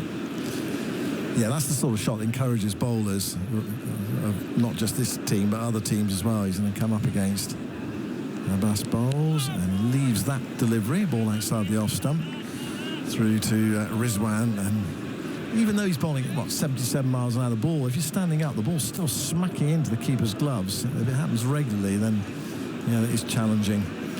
End of the over. It's another Mohammed Abbas maiden. Yeah, back-to-back maidens from Abbas to Jordan Cox, who's now on 42. Batted pretty well in his debut test, making 27 and 25. He was out hitting with the number 11 at the other end in the second innings. But he's come into the England team on the back of rich form in county cricket over the last 2.5 seasons. Since he joined Essex at the start of the 2024 season, he's averaged 68 in county cricket. Another 4-pointer has gone into the crowd successfully. I think that was the man, wasn't it? Oh, was it? Ali bowls. That's driven by Root, not really timed. Goes up towards mid-off and there's no run. Just a small thing. Jordan Cox at the Oval, when he was last player out there, I think I'd have been tempted to just go for a not out. I'm staying in. He got out, didn't he? Though Quite an attacking shot from memory. With the field all up, with the first or second ball of the over, wasn't it? You thought, I just think, well, wait for the field come up, and then you got to try and hit 2 boundaries, and if the other bloke gets along the ground, hit 2 boundaries along the ground, yeah. I mean, I never found myself in that situation. No. Well, you once batted at number 7, didn't you, in a test match? Yeah, got 49 not out. We're pushing on accelerator. I scored it at run up. I'd like to say run a ball, but I think it was actually at 50. Ali bowls and Root defends towards cover, and there's no run. Actually, I was thinking of the match against Pakistan in the UAE, where you got a double 100 in the first innings and then was shoved down the order in the second on the chase. What number were you? Yeah, I was 7. I didn't actually. 7, but I didn't get in. I don't know why I agreed to that. Were you the captain? I was the captain. Yeah. And everyone we had to chase 90. You didn't know how many overs? I think officially we had 17 or 18. You're never going to get them. Obviously, Pakistan bowled very slowly, and there was the cut-off time because Friday prayers is extended, so we knew there's going to be 9 overs or something. Ali bowls on middle leg, turned away by Root into the onside towards mid-on, and there's no run. I was talking about the one at Lords when I got hit in the knee. It might have been Sri Lanka. Anyway, I batted at 7 then. But yeah, I was pushed down the order, and everyone thought, I shouldn't have opened. I should have let someone like Butler apparently. In that game in the UAE. Yeah. When he scored at 30 or something. Didn't score quick enough. I think it was in the end. I think it was from memory 99 off 11 overs was the actual equation. Yeah. Something like that. It was a pretty tall order. After it was a bizarre game of cricket, that one. Another one of my double hundreds didn't count. Ali bowls to Root, short ball, ballooning outside off stump. Root thinks about uppercutting it and then decides against it. If he got time to think about it in 0.3 of a second, let it go through. A runner ball 49 against Sri Lanka in 2016. It was a runner ball from 86 balls. Well, you can call it a runner ball if you want. Yeah, it's close, isn't it? It's like there is no escape, Alistair. You've got to. I did know. I thought it was near on a ball in my mind, but knew deep down it wasn't. But it goes back to the modern day now, which is the problem is when you used to come home and you play club cricket to your parents, or how many did you get? Yeah. Ali into bowl to Root outside the off stump. Nothing there from Root. Through to Rizwan. And you could quite easily say 30 odd when you got 22, and then you couldn't really prove it unless they waited for the scorebook to come out at the end of the year, or you said, or you certainly would now. You say, oh, how do you get out? Yeah, I was unlucky, got nicked off down the leg side, and really played a massive drive outside the off stump, because every game, every club game, every county game, They're all streamed, aren't they? all streamed. Even like third 11s are streamed, aren't they now? So there is no hiding place. But I did know that I scored. I thought I scored quicker in my mind. But when I checked the scorebook the other day, Ali bowls Root, pushes that away into the offside, strokes it towards cover, and there's no run. You can continue with that, Alistair, or whatever you'd like to talk about. We've had 45 minutes cricket. England have moved from 112 to 141 for 2. Cox 42, Root 45, and Atif Nawaz is coming in to replace me. yeah, I did know it was a lot slower than it actually felt at the time, because I hit a 6, I think, Zoltz. I'm pretty sure I hit a 6 in that innings over mid-wicket, so I just assumed if you hit a 6, your strike rate goes up, but it must have been incredibly low to start with when we're pushing for a declaration. Wow. It's funny the way we remember things. There's a few innings of yours I was looking up a bit earlier. 263 you got in 2015 against Well, that's what we've just against Pakistan. I've just been talking about why I didn't bat in the second innings. Here's Mohammad Abbas into Jordan Cox with 3 slips in place, and Cox just moves deep in his crease, punches that into the onside. There is no run. Just 30 the deficit now. England have nearly closed it down and begun accumulating a lead, and really kind of shown this pair how to bat on a surface like this, haven't they? Yeah, I think the pitch has changed a little bit. I do think I think the 2 heavy rollers have certainly changed the pitch a little bit, but we are seeing the change in the quality of the bowlers without a shadow of a doubt. The bowling consistently in the right areas. England were very good at that yesterday. They probably got. It'd be interesting to see the stats of how much the ball has actually moved. You know, the degrees of movement off the pitch, whether that has changed. Just the 2 slips for Abbas now into Jordan Cox, who again gets forward and defends and sort of threatens to kick the ball away, even though it's a long way wide of him. Goes on the bounce to Rizwan. There is no run. They have been slightly guilty, I feel like, the Pakistani bowlers this morning, at least in the initial burst. There was a lovely delivery from Muhammad Ali to start, which shaped away from Joe Root as he pushed forward at it, but since then they've sort of bowled into the pads a lot. And they did what they did yesterday, bowled a couple of nice balls and then a couple of release balls and over, and if you're batting against it, it's almost dreamlike, because you don't have to look for anything. You know you're going to get, it might be not 1 over, it might be 2 overs you've got to wait. Abbas into Cox again down the leg side. Rizwan can't stop it. He might have got the fingertips of his gloves to it, but that ball's going to run away down to the fine leg boundary for 4 leg byes. And just a little bit of pad on it caused the deflection. Mohammad Rizwan couldn't capture it. But again, just as you were saying it, Cookie, it's just a couple of good balls and the pressure just dissipates. Yeah, you don't need to wait for it. You don't have to search for it. You just got to play in your rhythm, and who's better at playing in a rhythm than Joe Root? And Jordan Cox, I'm sure, is looking at the other end thinking he ain't going to miss out. He doesn't miss out in these situations very often. And if Cox plays in this rhythm, he's scoring it plenty quick enough. There's a score for him to be had. And it's kind of ominous from a Pakistani perspective as Abbas is into Cox, goes full. Cox comes forward, defends the ball. Back to Abbas. Again, there is no run. He's had the sequence of maidens as Mohammad Abbas. And he's also... Now 16 balls from Abbas to Cox without Cox scoring runs off the bat. There were those 4 leg byes. In all today, we've now had 33 runs, 17 in that 1 over from Quram Shahzad, and just 16, including those 4 leg byes, plus 2 no balls in the other 58 balls. Abbas was ready to turn around and bowl, and Rizwan wasn't ready as keeper. He gets a few words from Abbas at the top of his run, who smiles as he begins running in towards Jordan Cox, who punches this ball firmly off the back foot, past extra cover, and it'll race away to the boundary for 4 in front of square. Lovely shot, that. Nice touch from Jordan Cox. Has been kept a little bit quiet by Mohammad Abbas, but given that delivery, for his release shot, and he took the chance. 149 for 2. Yeah, the 100 partnership was brought up by that shot. And that's the kind of shot you look at and you go, he's got something about him, a bit of class. But that's a punched, a very low risk shot to play, straight bat off to the ball of the full stump, top of full stump, and you can hit good balls for 4 with low risk. It's normally a recipe for a run scorer. You're laughing, aren't you? Something just bothering Abbas behind him in his run up as the light breeze just flutters his shirt across his back. Slips sort of languidly get into position as Abbas begins running in towards Cox. Goes a bit fuller this time, guided off a thickish outside edge to the point region where it's fielded. There is no run. And it just seems to be, looking at the body language of the Pakistani players as well, just look a little bit flat. I mean, I know they've had to wait to get out there today for quite a long time, but you'd think they'd be raring to go.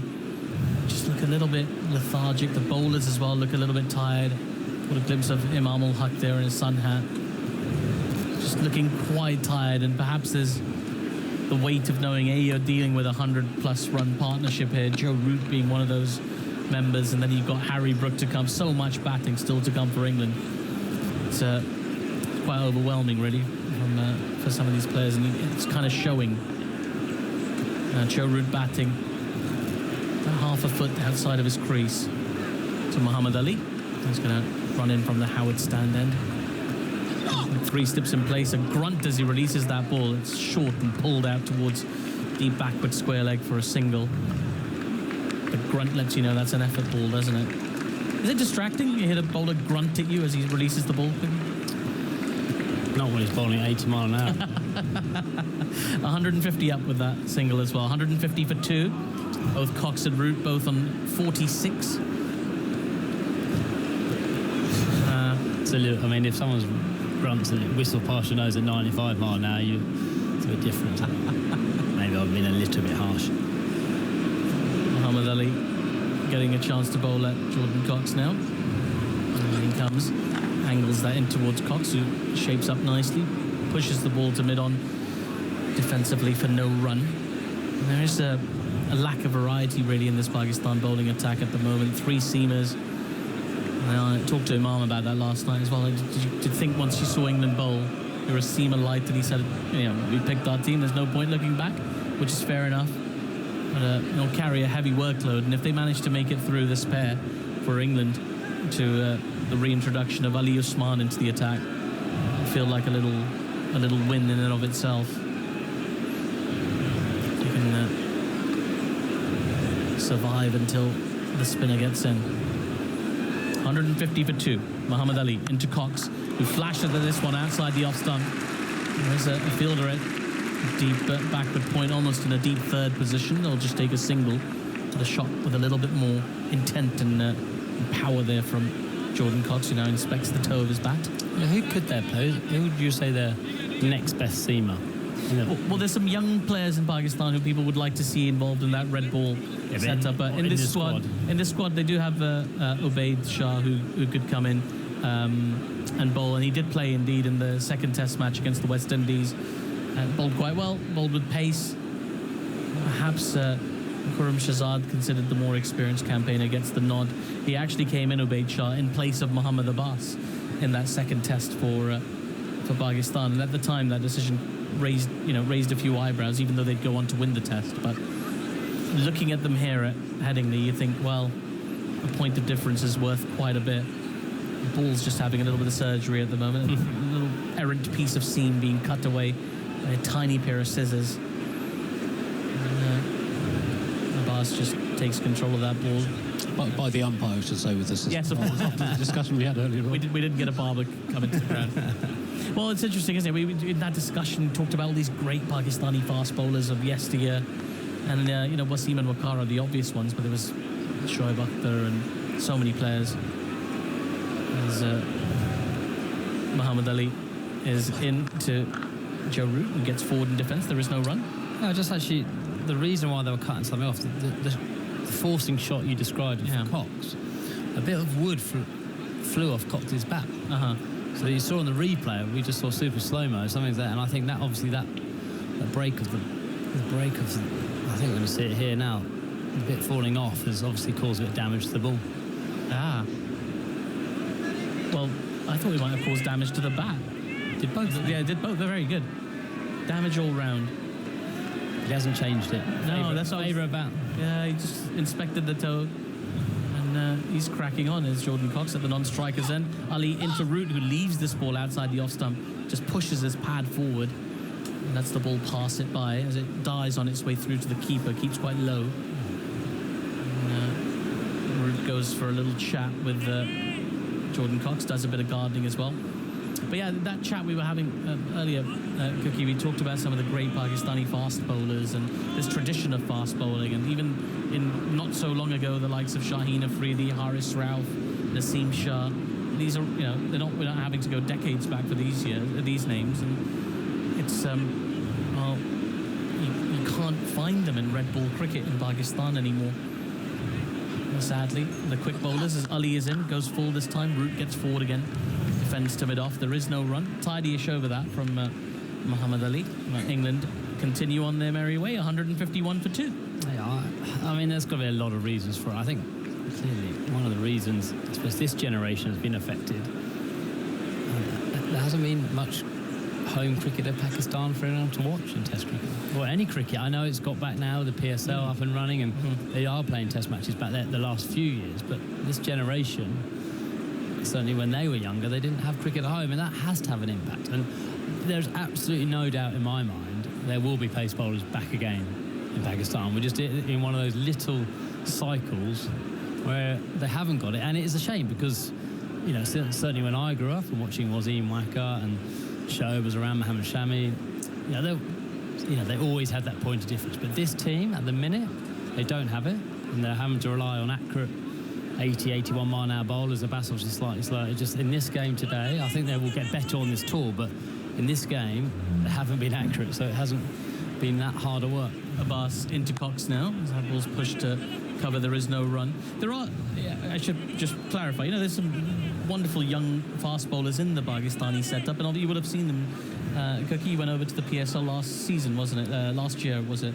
A couple of years ago. Before, yeah. Yeah, before. And there was a lot of excitement, actually, when you were going out there. Pakistani fans were very excited. I enjoyed it. I really enjoyed it. I haven't been to Pakistan since 2005. A very different country than, I suppose, what has been portrayed. 20 years in between visits for you, yeah. A lot has changed, no doubt. There's Abbas into Cox, goes full this time. A little bit of in-dip on that one as it takes the thick inside edge of Cox's bat down towards deep backward square leg. And they'll get through for a single. Cox still sort of inspecting various parts of his bat. He's persevering for now. But yeah, I mean, I feel like in Pakistan, you're sort of incentivized to play white ball cricket, not just financially, but also that's where the audience goes, the bigger television audience, the glamour, the branding, the brands, and it's really up to the board to give the players a reason to invest in red ball cricket. Have they got players who just play white ball then at 23, 24? I know the slightly older bowlers, quite naturally, get to 32, 33, will slide that franchise route. Well, there's a player who's a good example of this. As Abbas is in, that's down the leg side, and it's swung away past Rizwan, who's up to the stumps, and it's going to go to the fine leg boundary for 4 byes. So rare misdirected delivery from Mohammad Abbas, one that no one had any chance of getting anywhere near. Well, they've gone for a leg slip ploy, so trying to bowl a little bit straighter. Abbas trying to bowl straighter to both Cox and Root. And that, I'm not saying they're trying to bowl for the leg galant straight to slip. That actually nipped quite a long way, but they definitely, this field, they are trying to bowl straighter, which is a good tactical ploy. 5-4 leg side. And Abbas, who has been accurate, too far down the leg side of that ball. Abbas into Root, he gets forward, pushes that ball just wide of cover. He'll get through for a single. Good early call of yes there from Joe Root, who moves on to 47. England 157 for 2, just 14 behind Pakistan now. Joe Root's been very careful so far today. He's scored just 10 runs in 41 balls. I don't think anybody's too worried about Joe Root's scoring rate. Plenty of time left in this game, and big series this for Joe Root. He's got lots on his mind. Oh, there's a call from the umpire. That previous one was a no ball. Just signs of a few errors creeping in from Abbas. The 4 wides down the leg side, the 4 byes, I should say, and now the no ball. This is a straighter delivery from Abbas, punched back to the bowler, who collects in his follow through by Cox, no run. I'm just going a little back to Pakistan and kind of the lack of fast bowlers here. Sometimes it just sneaks up on a team, doesn't it? Yeah. Like, it felt like it might have just sneaked up on this side and just needs to be readdressed as a side. Where are our magical spinners? Where are, they've been renowned for having world-class spinners. We're not seeing them in a minute, and also pace bowlers. So I don't think it'll be long. I'm hopeful. As Abbas is into Cox, who gets forward and pushes this ball to cover. There is no run.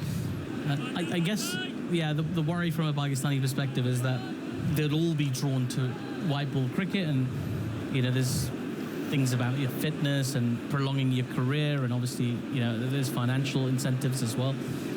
There's a few young players coming through, the likes of Ali Raza and Subhan, as well. Mohammed Subhan, who's a very good bowler. Abdul Subhan, I beg your pardon. Both made an impression in the Under-19s World Cup last year. It'd be good to see them take the route into red ball cricket as well, as Mark Wood is coming alongside.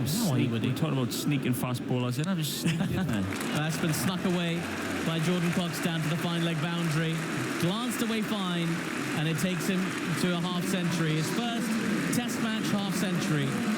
Brilliantly played innings, and it's appreciated by this crowd here at Headingley. They've had to wait a long time for action today, and they've been treated to what could be the first of many, many half centuries for England's current number 3. That'll do his confidence a world of good. He's looked relaxed. He's looked assured. Not too dissonant at this stroke. Just nonchalantly glanced it away at the fine leg. And that's how he's looked. He's looked very much at home in this England side. With Jacob Bethel out, the balance of the team with Ben Stokes no longer there, a number 3 spot or number 6 spot is probably up for grabs, and he's doing his case no harm. Terrific half century. We'll hear more about it from Andy Zoltzman in just a second. Muhammad Ali is in. Another grunt as he over pitches, and Joe Root's flicked this ball away towards the mid-wicket boundary. It may get there. It does not. Sliding effort. Oh, the sliding effort pushes the ball into the boundary sponge. It is 4 runs, and it is a half century for Joe Root. Both Cox and Root go to half centuries in consecutive deliveries. And Joe Root has been there many, many times before. Listen to the crowd chant his name. A terrific morning this for England. Both batters serenely making progress. Joe Root has yet another paragraph to a storied career. Another beautifully balanced shot. Tucks it off the legs at the mid-wicket. It's a big dive on the boundary, but only manages to push it for 4. Here's Muhammad Ali into Joe Root again, who works this ball with one hand off the bat down towards deep backward point for a single. And it's getting a little bit hard to keep praising Joe, because every time he gets the middle, you almost expect him to get a 50, as is his average. But another classy knock. I believe the last time he took the captaincy, I'm not sure he got 100 in that first game. Now piling on the runs with another half century here, and he'll be trying to equal that again here. First game as captain, or back as captain, have his eyes on another big score. They're both moving in sync with each other at the moment. Joe Root and Jordan Cox, both on 52 not out. And this partnership doing a brilliant job in terms of deflating the opposition. They're closing off the remainder of that margin between the two sides. Just 4 runs behind now, England, as Muhammad Ali in full, driven beautifully by Jordan Cox. It was over-pitched, just waited for it, and did nothing more than allow the ball to meet his bat as he drove it through, long off for 4. It was a classical shot, that, from Jordan Cox. And now the scores are even. The details of those 50s. Jordan Cox's maiden Test 50, and it's just his second Test. 78 balls with 10 fours, so 10 of those first 52 runs, and now 44 of his 56 runs in boundaries. Shows how precise he's been with how he's chosen his attacking shots, cautious in between. Joe Root, his 50 is 109th 50-plus score in Test cricket, including 41 centuries, came from 95 balls with 8 fours. It's not bad. Well, Muhammad Ali now is in again to Jordan Cox this time. It's a short ball. Jordan Cox sways out of the way. There wasn't an enormous amount on it. It was 82 miles per hour, that one. It didn't actually carry through to the keeper either. It died on its way through, just bouncing short of Rizwan. It's a dot ball. What do you make of that short ball to Jordan Cox post half century? I think it's boring. What's this New England? We're leaving it. What's going on? What is going on? That should be a reverse scoop over the slips. I'll tell you what, might be coming. Who knows? Cox on 56, Root on 52. England 171 for 2, exactly level with Pakistan as Muhammad Ali is in. And Cox pushes this ball defensively back towards the bowler. In fact, it'll be a mid-on who runs in and picks up for him. No run taken. He just made really steady progress. There was a moment, Woody, at the start of the day, the first ball of action, we had to wait a long time for it, which swung away sharply. It was a good one, that. It's a good ball. I fear it's the last really good ball we've seen from Pakistan. Ever since then, England have made very steady, almost chanceless progress. It's not the venom on the balls that you're thinking. When that first ball, at least it had a bit of zip going past the bat. When they've hit good areas and England have blocked it, there hasn't been that like nip or zip off the wicket that really you think, oh, well, they're in the game here. A bit like when England bowled yesterday. So if they can't get that zip off the wicket, they're going to have to try and get some sort of movement in the air. And at the minute, it doesn't look like either's happening. It's no zip off the wicket, not much movement in the air. So they have to be relentless with our line and length. And so far, they're picking it off at ease.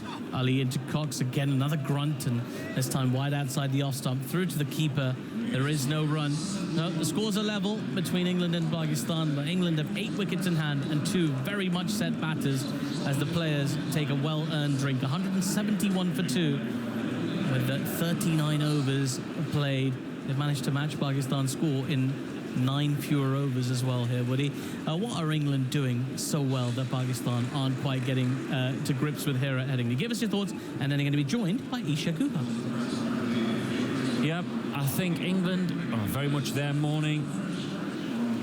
Jordan Cox, I've been most probably impressed with him. Joe Root, we all know how classy he is, how much of a good player he is. We almost expect it with Joe, but Jordan Cox, just his second game, has made the play at times look relatively easy, as if he's played as many as Joe. So England going along nicely, now looking to build into this lead, and still with 8 wickets in the hut. Yeah, he's had to wait his moment, hasn't he, in Test cricket? He got an opportunity to maybe take part in New Zealand, and then got injured, Jordan Cox, and through sheer weight of runs, he's forced his way back into the squad and got his moment at the Oval. A couple of 20s or 30s for him there, but standing up for the team in the absence of Jacob Bethel, took on that number 3 position, and he's picked up 50 the first time of asking. So big tick for him.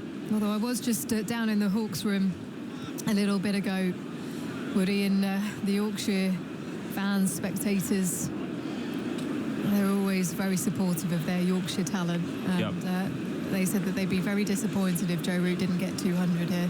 200? No pressure. Anything less than 200 is bad form. Well, you mentioned last time he became captain, his first innings was against South Africa at Lords. He made 190 in that inning. So yeah, they're expecting him to go bigger than that.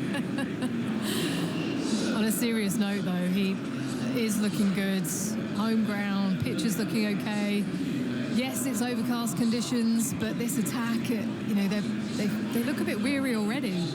So there's going to have to be some stern words within this group for them to find a way of extracting this wicket, because these two looking pretty comfortable at the moment, Cox and Root.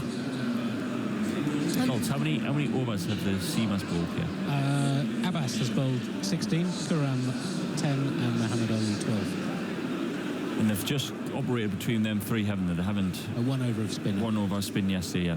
So for me, it's that, you know, you're trying to operate with both ends, mixing the seam bowlers from both ends, but it's just doesn't have that venom. The potency is not there. It almost goes back to the. It'll be interesting because we're talking about the McCullum era and Stokes, who, if we got in a lead like this, would then be absolute front foot, get the hammer down and playing shots galore. Yet these two have just battered because the bowling has allowed them to score a 4 every over. Like, they've bowled 4 or 5 decent balls and then let them off the hook with 1 bad ball. And now you get them into their 3rd, 4th, 5th spells, they're going to bowl more bad balls. So actually, like, just smart bat, especially from Root. You watch Rooty bat, it's like he's in second gear, but you look at the score, he's on 50 without feeling like he has to take too many chances. Harry Brook to come as well, and he scores at a very good strike rate without much requirement to accelerate. He just goes there naturally, doesn't he, Harry Brook? So at his home ground as well, I'm sure he's licking his lips. But you're right, I think when you think about someone like a Mohamed Abbas, he bowled a long spell yesterday, and at the age of 36, he's looking quite weary. The other two, you would think they have enough energy in the tank, but it's just that lack of potency that they haven't been able to string those consistent deliveries together and bowl to a plan. There's been the odd ball that's been short or full that's allowed these two to get into some nice rhythm. So when you haven't got that applied pressure, that consistent pressure of them bowling on the same spot, a bit like that Australian attack that we talked about earlier, Cummins, Hazelwood, Stock, every single ball is on the right spot, and you're thinking, how am I going to get these runs? How am I going to break through? But these two have been able to find a way, and that's just maturity, that's experience from Root. He's played that many test matches. The 109th time that he's crossed 50 here today, Joe Root. Oh. And as well, when you're not beating the bat, or you feel like you've got no chance of getting a wicket, like you could bowl all week on this and feel like you don't get a wicket. Like, when you get that feeling, mentally it makes you weary as well, like you're saying, because you're constantly having to try and think of a way where you're going to make something different happen. Change of bowling. Usman Ali is coming into the attack here. Left arm spin. He bowled just the 1 over, went for 8 runs. Lights are on here. Bowling from the Kirkstall lane end. He's got a slip and a short leg in play. Joe Root on strike on 52, leaning forwards and turning the ball to the leg side. Scores a level here at Headingley, day 2. England having bowled Pakistan out for 171 yesterday. Test match fifers for Ollie Robinson and Josh Tongue. They did the damage. And it's been all about these two, Cox and Root. Root, beats the edge, looking to drive the ball. That was a good delivery. Bit of interest there for the left arm spinner. Yep. Side spin. Took a chunk out the wicket as well on the replay.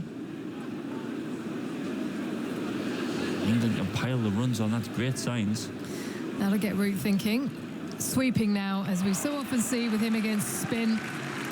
Aimed a little bit more at middle and leg, and he just gets the paddle sweep out, round the corner, down to fine leg. They'll pick up a couple. 173 for 2, then Root to 54. Just asked Zoltz there about Jordan Cox's career strike rate, because he's someone naturally who you think of as an attacking player. Is it aligned in this instance to what his career is?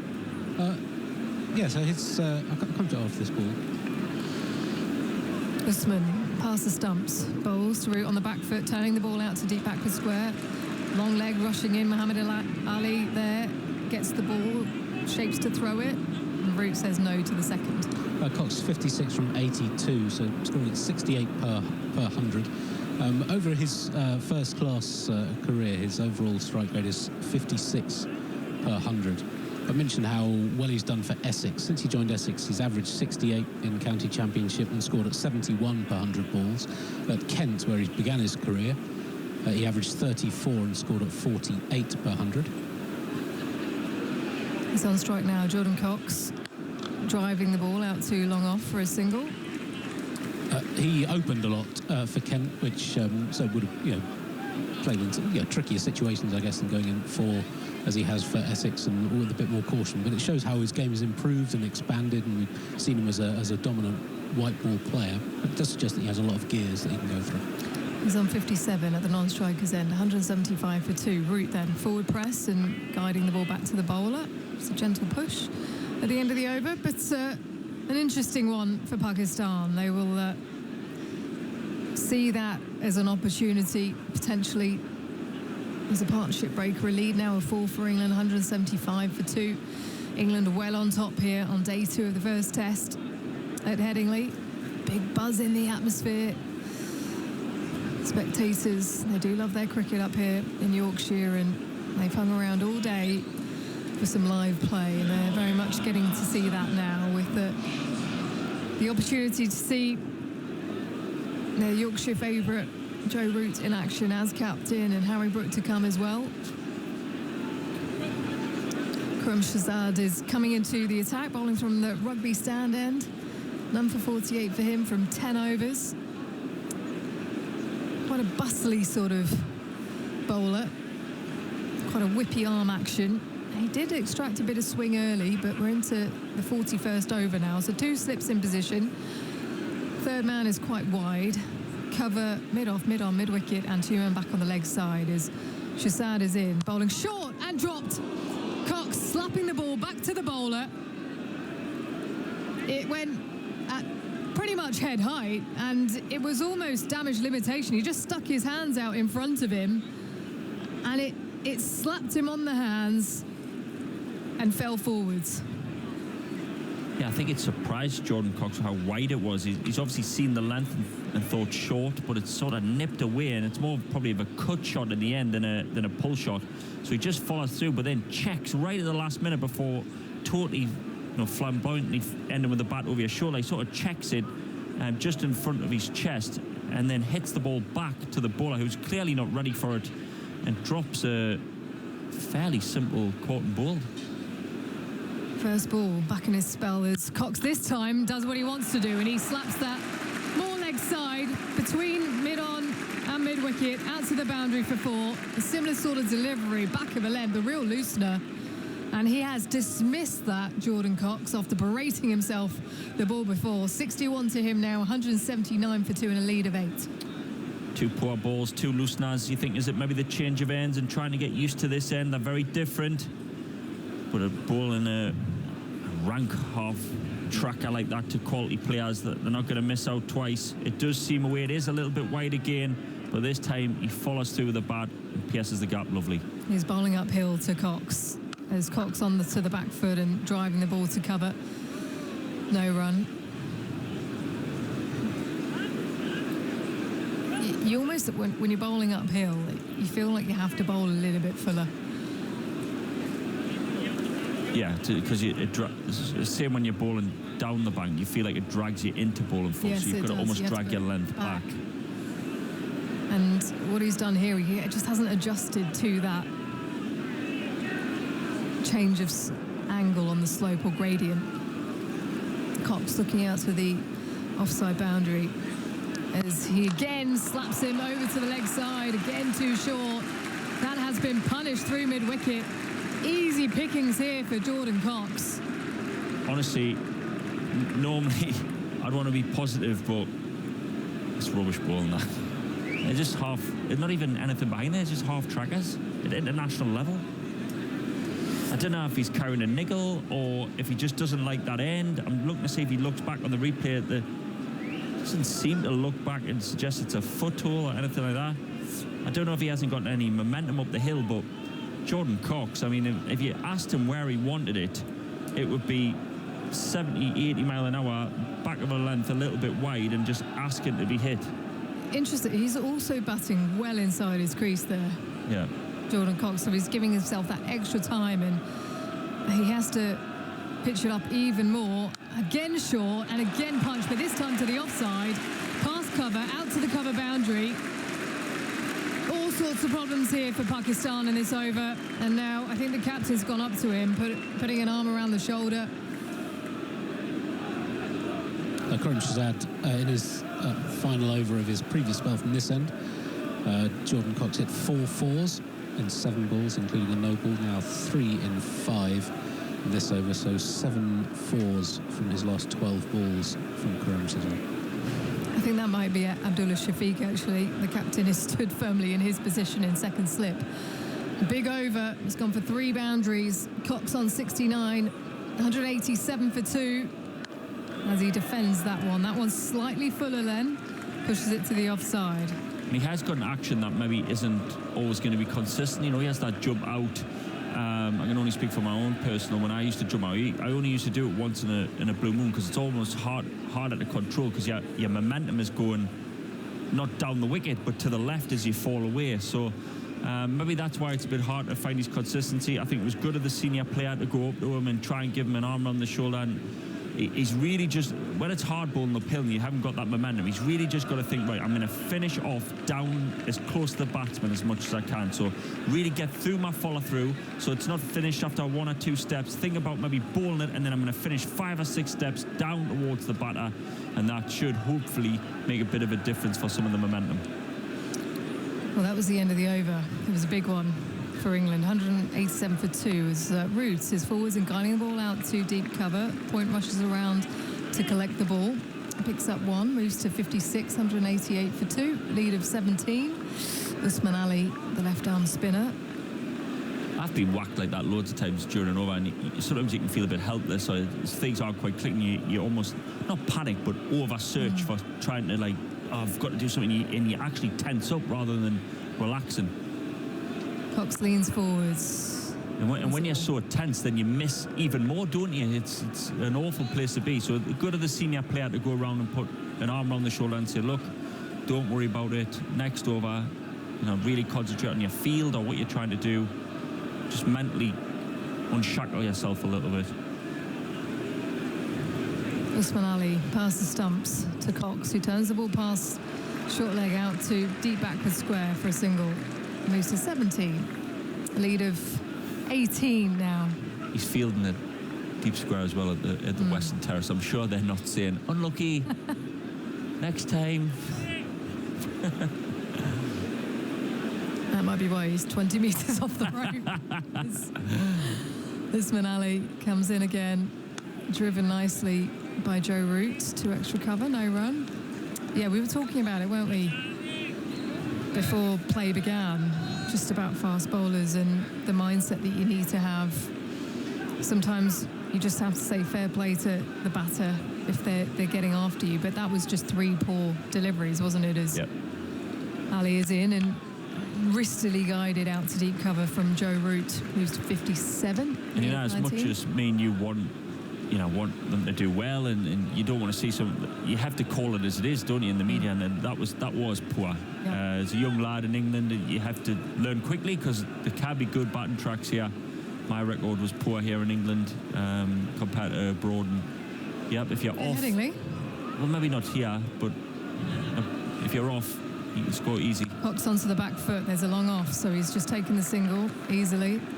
71 to him then, moves to a 20 lead, 191 for 2 England.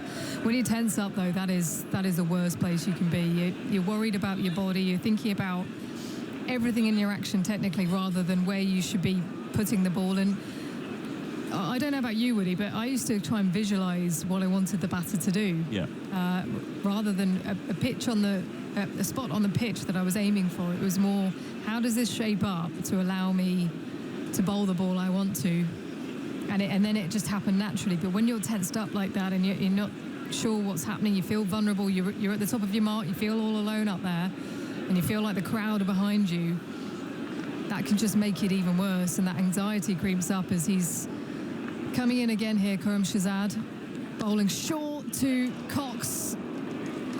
That's driven to mid-off, no run is taken, and maybe it's someone needs to say to him how far back Jordan Cox is batting as well, that actually that is probably contributing to the length not being right. He might have bowled to him earlier on in the piece and he was batting a bit more out of his crease, and so he's wondering why it's happening, and then he's starting to play mind games as well. Deep square is coming into mid-wicket, and fine leg moving across to square. In fact, that field is coming across to the offside, so more protection on the offside for Jordan Cox. He's just got 2 fielders on the leg side, so saying to him bowl full and wide of the off stump. As Shahzad is in now, bowls a channel line a bit more outside the line of that channel. to the offside, and a better length as well. That was a better length. I think what we've got to also probably highlight is that there was a drop catch over before. He dropped. So if he takes that, it was a bad ball, wasn't it? But if he takes that catch, does that then free him up? You know what I mean? It's amazing that that's gone down, and then the next 3 have gone for 4. Is that still in his mind, or if he takes that catch, he might be running in with a bit more zest and a bit more vigour? But Cox on 71 punches the ball to mid-on, no run. I mean, that would hurt me, that shot. It's just like a good length. He's just punched that hard to mid-on. You're thinking, oh my word, where am I going to bowl this? Everywhere I bowl, he's after me. I used to think, like you say there, you'd picture a spot on the wicket. I used to think, right, give them nothing. This, but like in my northeast accent, give them nout. Give them nout to this next ball. That's what you were saying to yourself. Say it myself, yeah, give them nout. Cox lets the ball go. So he's managed to find a better length now, Khurram Shahzad, with that field set as it is. A lot fuller. No songs in your mind? Mitch Johnson used to sing or have in his head Let It Go from Frozen. No, that definitely wasn't me, no. Definitely. Although, I've faced him, and it definitely didn't seem like he was singing Let It Go.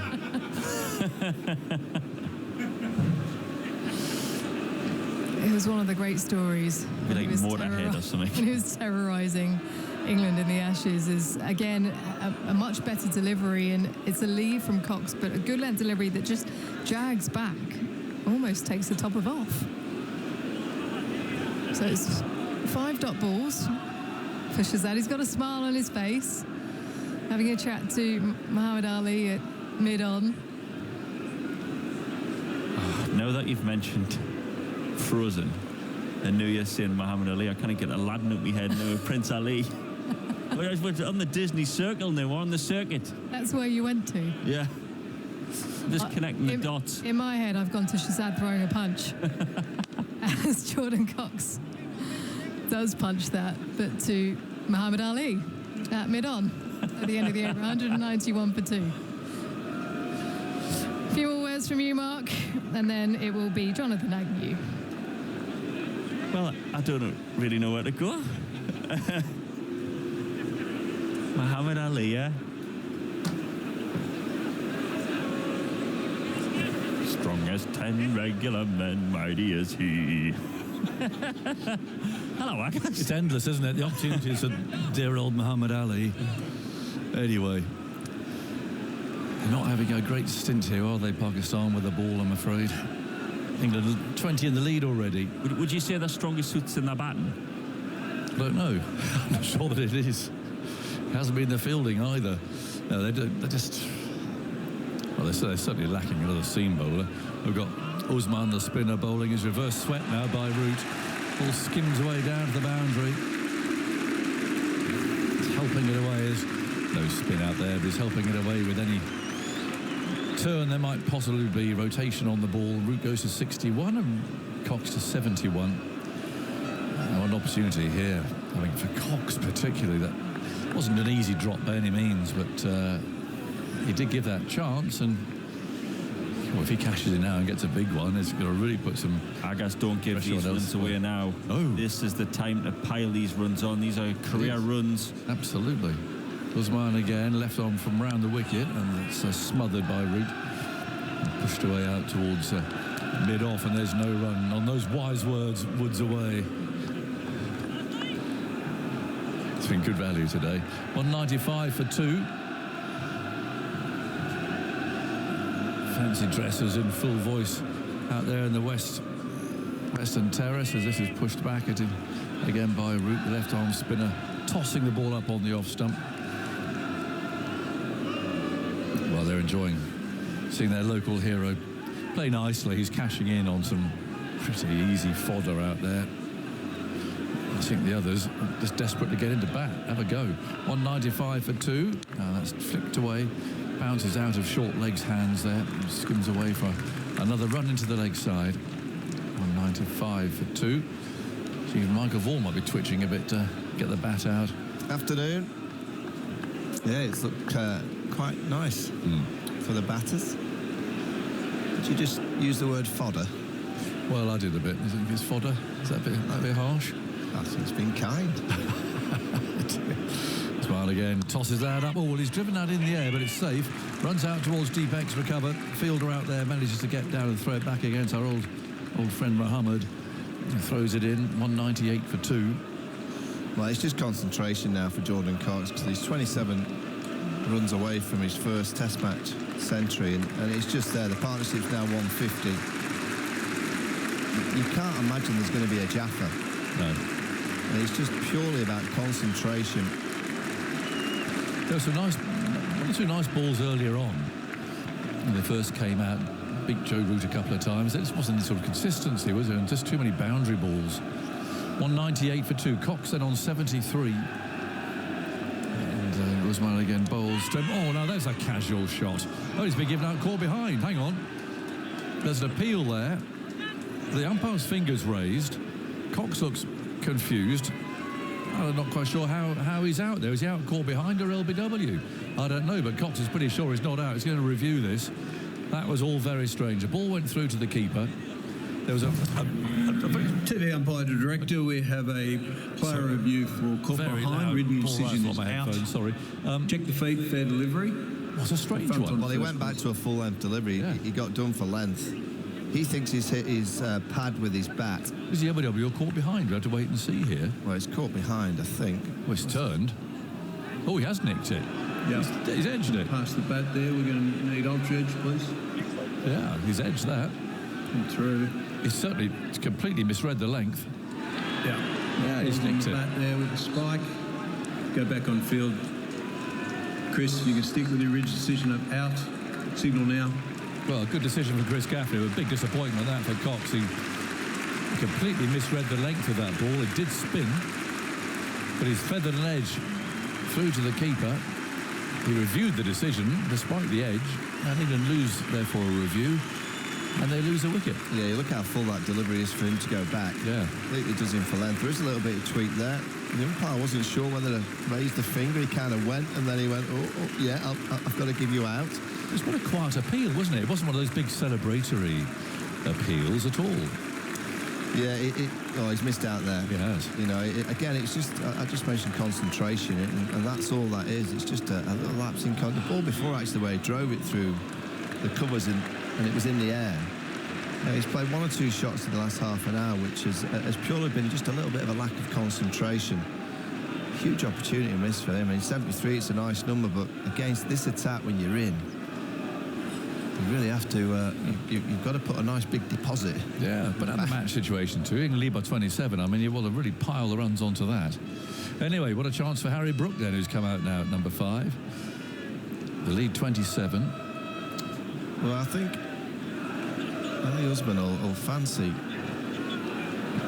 getting after Harry Brook. I think if you're going to target Harry Brook early and the ball's just tweaking slightly, it's not a bad way to go. If he gets in, there could be a bit of carnage here. Well, yeah. It did straighten though. Just a little bit of spin. Wanted to beat Joe Root's outside edge, didn't he, in his first over?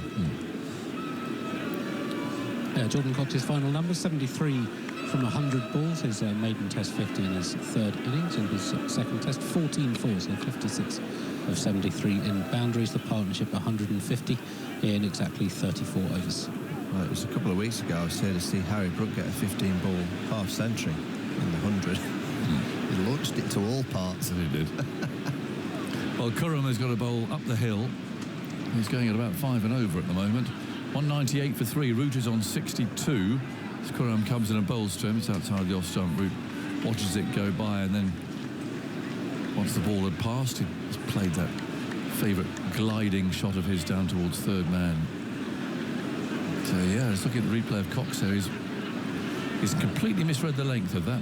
The one thing I don't understand why he reviewed it, because he does hit his back pad with his bat, but surely he would have known that you've edged that. I would have thought so, but even the keeper didn't go. The keeper was I don't know. It was a quiet appeal from him, from Rizwan. Anyway, Khurram again bowls outside the off stump with a grunt. Root allows it to go by. I mean, there's no doubt. You could see the deflection on the telly, and there was a spike. No question of Cox not making contact with the bat and the ball. Well, Karam's going for a bit of patience. 7-2 offside field. 2 slips in a pack cover region. 3rd on the boundary. And he's going to hold it wide outside the off stump to Joe Root and say, go on, try and drive me. There's Karam again, up the hill, comes in bowls. Root takes a pace up the pitch and then cuts out towards square third man, a dive, and I'm afraid that rather sums up Pakistan's fielding. He's taken the ball with him, did all the hard work, I mean, dashing round the boundary, and they just felt, I'm afraid, the moment he launched into his dive is going to go wrong. No, they're having one of those weeks, Pakistan. There was never a moment where I saw the fielder running towards that ball where I didn't think it was going to end up being a boundary. Indeed, I'm with you. It was a good effort, but you just always felt there was going to be a boundary at the end of it. Beautiful shot by Joe Root. Karam again bowls, and Root on the pad, appeal flag before wicket, looks quite straight, and the umpire thinks so too, and has given him out. Seems to have played across a fairly straight ball there, and he's questioning now Harry Brooks here. What do you reckon? Brooks just come in. They've just lost one review, and they're going to go for another one here.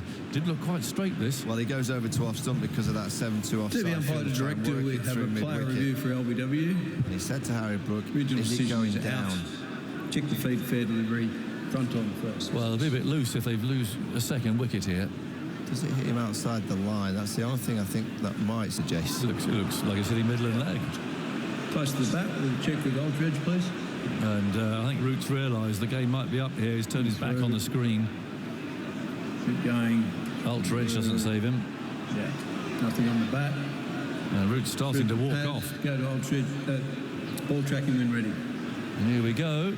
Visual decisions out. 1 red, 2 reds. Well, that's got to be out. In line. There you go, middle and leg. And they've lost a review. 2 wickets, 2 overs, and they've lost 2 I have to reviews. say, Agus, I mean, England have lost 3 reviews to 3 really poor review decisions. I mean, that was, Joe would have known that was dead. Yeah. Jordan Cox, the previous over, surely he knows he's hit it. Ben Duckett's last night.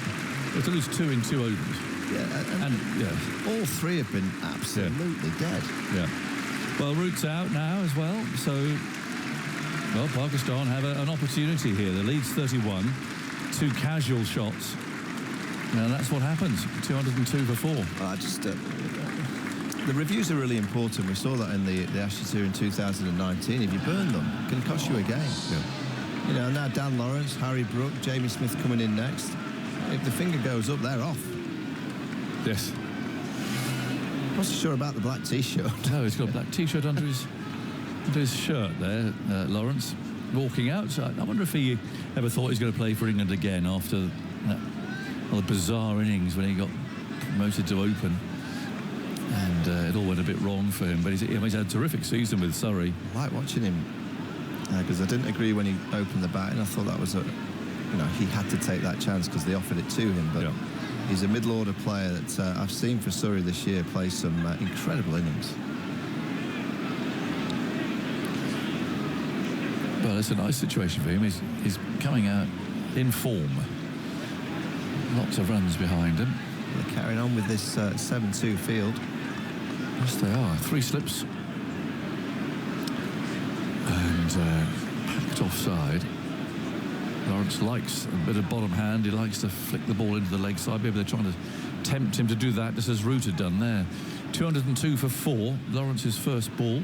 Karam's taken his first wicket and making him feel a bit better. And Lawrence waits as Karam comes running in from that far end, and Lawrence is on the front foot to meet him. And it's picked up there at short extra cover, the man on the drive. Yeah, so 2 casual shots. Got to say, rather complacent shots, perhaps. And suddenly, England lead by 31, but they've only got 6 wickets in hand now. Joe Root 66 from 112 balls, 10 fours, his 109th 50-plus score in tests.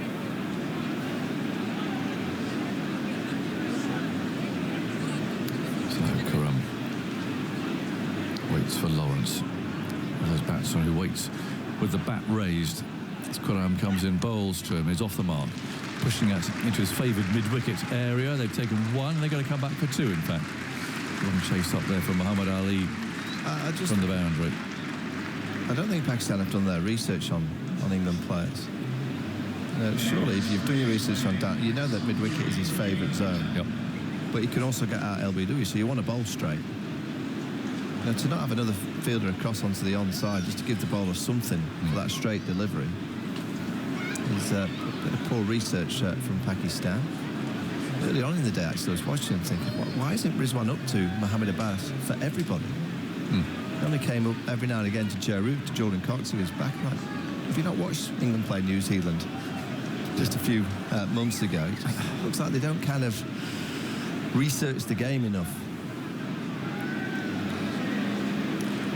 Well, the spinner's going to continue on the back of the wicket of Cox. And Brook is about to face his first ball. There's a slip, and the man under the helmet at short leg crouching then now as Brook waits for his first ball, which is on the off stump. Pushed away the offside, going for a quick single. Fielder picks up, aims at the stumps. And the bowler intercepts on the way with Brook off there to a scampered single. Which, to be fair, Lawrence did respond to immediately. So Brook's away, 205 for 4. A great chance for Pakistan. Two new batters out there. The lead's at 34. Cover point coming up on the one. That's a good move. And deep backward square. And the leg sides come up to try and force the big shot. Still two around the bat. Usman Ali bowls, left arm spin, and that's flicked away to that man who's been brought in from the deep. He's just behind square there on the leg side. He's hit straight at him by Lawrence, who's on 205 for 4, the lead 34. Cox and Root dismissed in consecutive overs.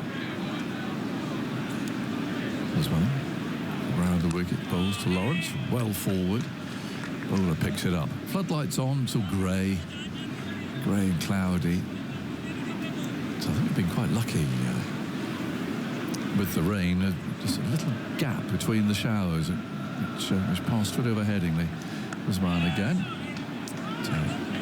Fielded in the offside, no run. Looks a good bowler, you know. He looks like he's got nice control. It's a bit of drift. Lawrence waits again, bat raised, dips at the knees.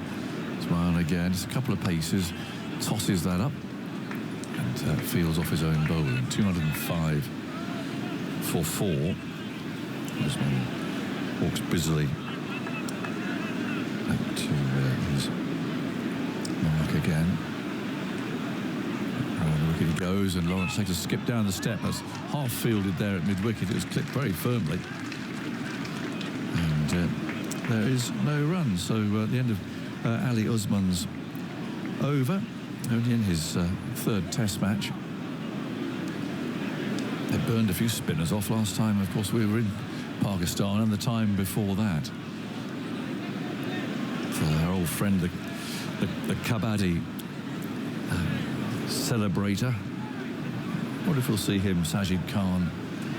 He's a character. Well, he might do it, Edgbaston, you never know. You can see down, just at the overhead view, it's a very dry wicket that we've got here. From Pakistan's perspective, they can restrict England to having a 80 to 100 run lead, go and get 300 in the second innings. So do England go and try and chase 200. You still have England favourites, but if it starts to spin a bit more, you never know, Aggers. No, you don't. Twiddle of the bat. Brook is going to face Karam. Up the hill he comes. An energetic sort of a run. He's there and he bowls. And that's edged. Oh, he's got away with that. Chance to second slip. It's gone for 4. Don't know how much of a hand he got on it. But a clear chance, and in fact he's leaving the field. He's obviously damaged a finger. Oh, what a miss that was. Brook on 1. Dropped at second slip. It was a funny flicky little shot outside the off stump there. Really a get out shot, really. You should have caught that. Yeah, it's not a good sign that he's strolling straight off the Pakistan captain. No. Yeah, he's just there's a bit of blood coming from one of his fingers. Not happy, just kicked the ground there, Angus Fraser style, as he walked off. No, poor shot and poor attempt. That would have put the cat among the pigeons. Strange shot, wasn't it?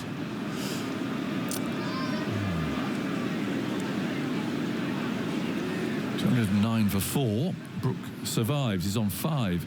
Khurram again moves in, bowls to him. He lets that one go. It's really should have done to the previous ball.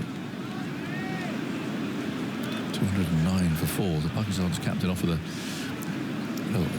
a bleeding finger, which is probably easier to deal with than if it's dislocated or something. So, in terms of the severity of the injury, what a chance. That's shin high, just below knee high, was it? Say to his right. Yeah, has to be taken. Oh, yeah. Khurram bowls, and Brook plays late into the offside. Picked up a backward point. Times tea. I've rather given up trying to work that out, really. I don't know. Might be at 5 o'clock. 5 o'clock, looking at that. 5 o'clock.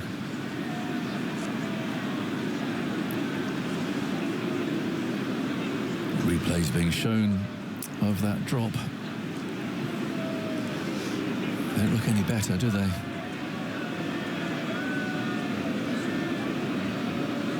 Khurram bowls. Brook gets on down the leg side. Rizwan can't take it cleanly, but at least stops the ball. 209 for 4. Brook himself, of course, second slip. I think he would have fancied pouching that one. Took a very good catch yesterday, and it went quickly at him. Yeah, the third slip just went to go as well, so maybe it's kind of put him off slightly. When you're behind the game and you get an opportunity like that, particularly against Harry Brook, it has to be taken. It does. Khurram again bowls, and Brook lays that down towards that third slip. I mean, and Brook, of all people, of his 10 hundreds, 4 have come against Pakistan. He averages 85 against Pakistan. Including a triple hundred, of course. Multan. So they know plenty about Harry Brook.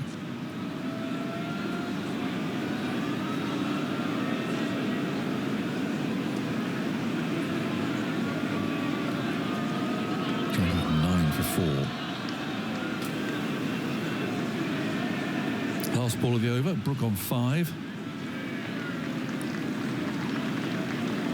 Khurram past the umpire, bowls, and Brook will get 4 probably down here to find leg, and yes, defeating Muhammad Ali down here.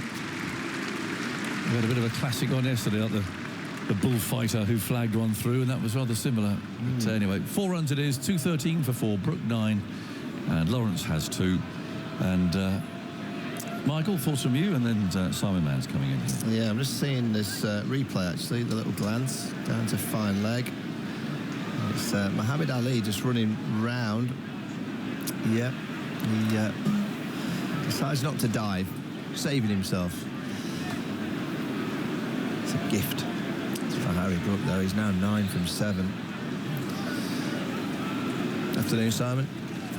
Good afternoon, Michael. Rather escorted that to the boundary, didn't he? Yes, he did, yes. 213 for 4.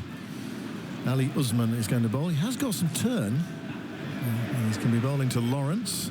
A slip and a short leg in. Lawrence comes rather suspiciously forward and plays it towards cover, and there's no run. Salman Agha's been a good catcher for Pakistan recently. 24 catches in his last 13 tests before this one. But a costly drop there, particularly given Harry Brook's record in opening innings of series.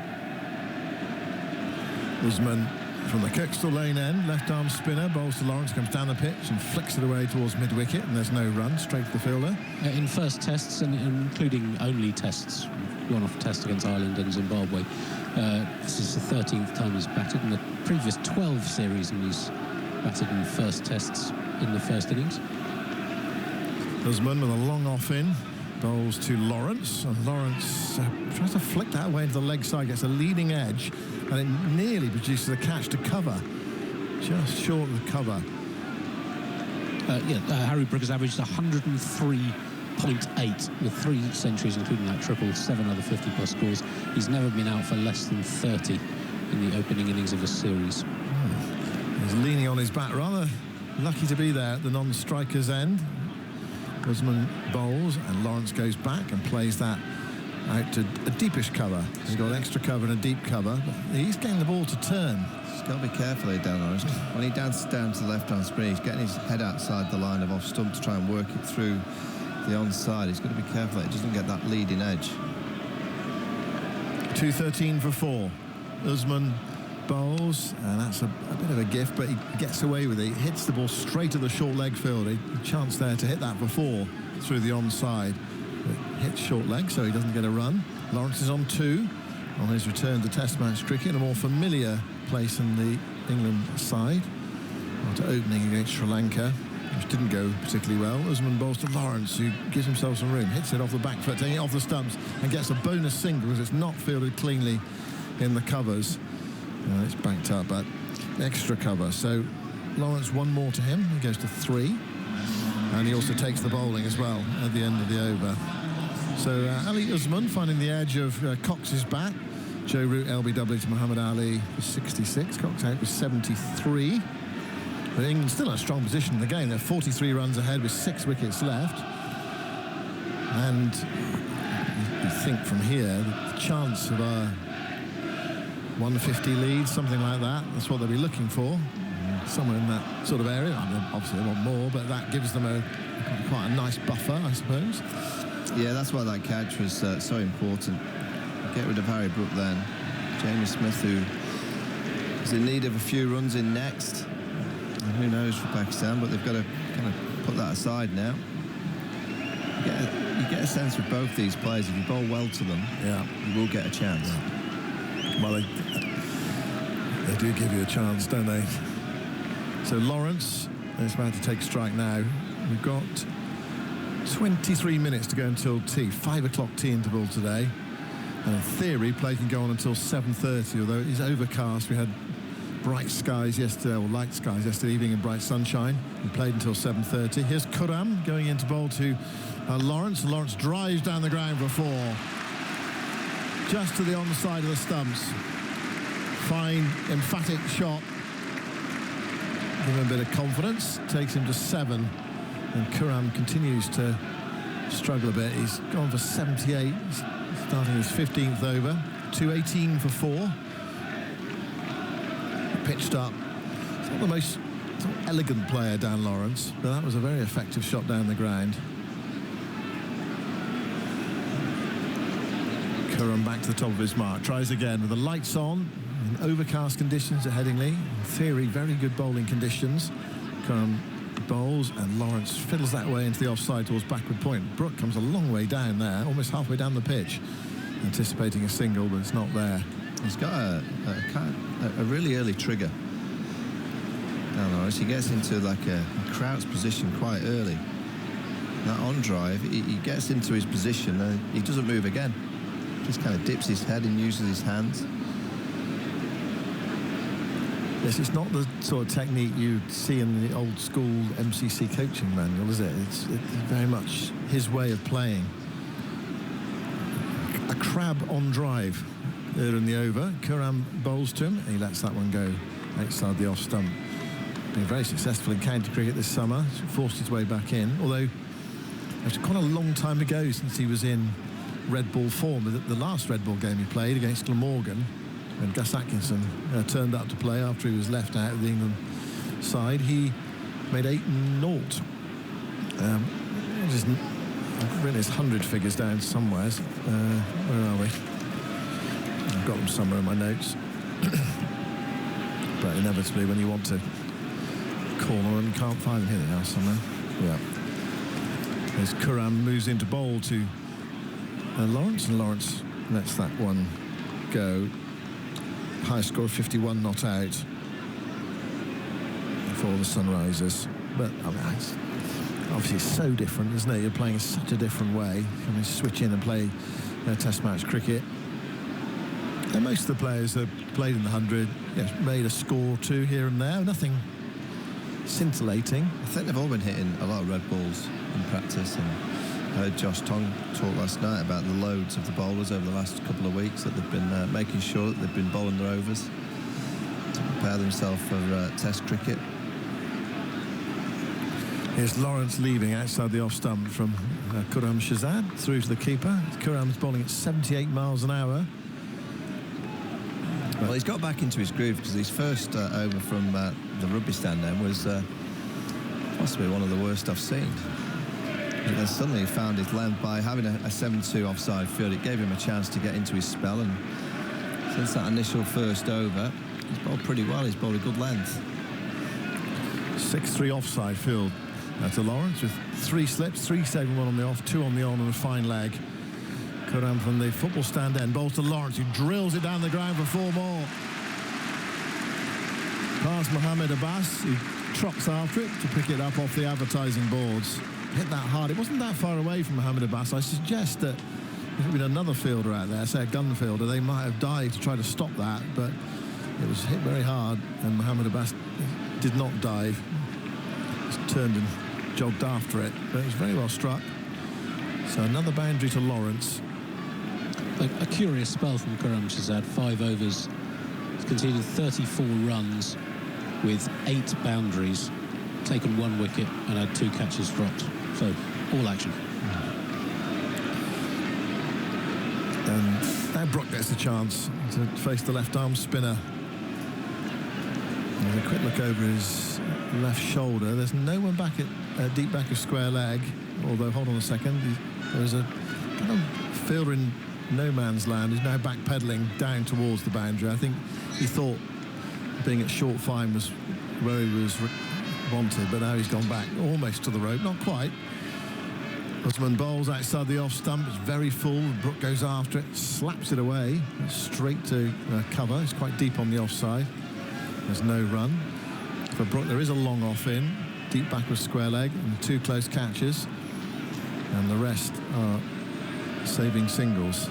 Short leg crouches, so does the slip fielder. Usman bowls. Brook comes forward and angles that away. Just a hint of a thickish outside edge there, but I think he kind of played for it. Goes down towards the boundary, stopped inside the rope, and Brook is limited to 2 runs. And England moved to 224 for 4, and both players are on 11. Brook and Lawrence on this chilly Thursday afternoon. We're so used to the pastel shades in the crowd this summer, but they're all muffled up today with coats and jumpers and hats for warmth rather than for protection from the sun. Usman bowls. Brook gets one on leg stump, which he turns into the onside. Wants a single. It's far too close to mid-wicket. And Shan Masood goes to his right, lobs it in to the keeper. So no run there. England have batted longer than Pakistan now. Pakistan batting for 48.1 overs. England into the 50th over. I know, Michael, you like to see England bat 130 overs. Or 120 overs. There's so many short innings from England. Usman bowls, guided away by Brook to point. It bobbles into some old wicket ends, which makes it quite difficult for the fielder out there, who's just indicating, I nearly missed that because it bobbled twice on the way out to me. There's Sajid Khan out there, who's on the field, sub-fielder.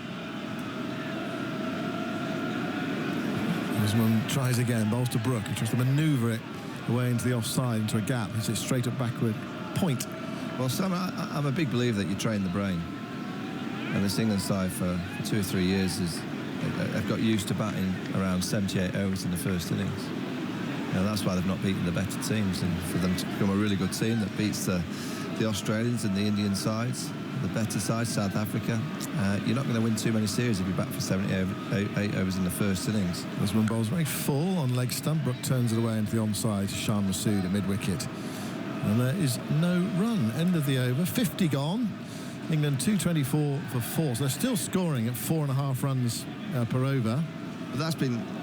but it hasn't been helter-skelter batting, has it? I think it's been down to the quality of the bowling. Yeah. This is a perfect series for England to train the brain, to bat. I'm not saying 130 overs every first innings, but get to 100, 110 on a regular basis. So that's just the norm. Well, you see the effect it has on the fielding side, the bowling side as well. If you can take it past 110, 120 overs, the run scoring becomes easier. It's easier for the lower order to score as well. You can have some plunder lower down. So that's the challenge ahead, and they might well do it in this match. Although they're already 53 runs ahead with only 50 overs bowled. A lead of 150 from here will be clearly challenging for Pakistan. If it's more than that, well, it does become tough. So Lawrence, with 15 minutes to go until tea, takes strike from Mohammed Abbas. He's back into the attack from the football stand end. Lawrence turns it away into the onside, back with a square for a single. And the keeper standing up, 225 for 4. So this is one of the contests we've been looking forward to. Mohammed Abbas against Harry Brook. Alex Hartley in for a spell before tea as well as Mohammed Abbas. Yeah, especially with the keeper stood up as well. Yeah. Just how Harry Brook is going to play him.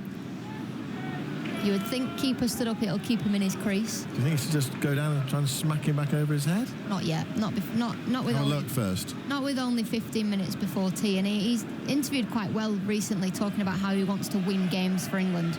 Abbas bowls to Brook, and Brook dabs it away to third slip. And how he wants to be a match winner. And he has the capabilities of doing that. But 15 minutes before tea, you'd think he'd have a dip after tea. You would think. Yeah, it's a test out there. He's just come in. England lost 2 quick wickets. He's been dropped already. Mohammed Abbas, in theory, Pakistan's main threat, with the keeper standing up. Brought back. But he has not negotiated that keeper standing up very well so far. Abbas bowls, Brook defends, dabbing away into the offside.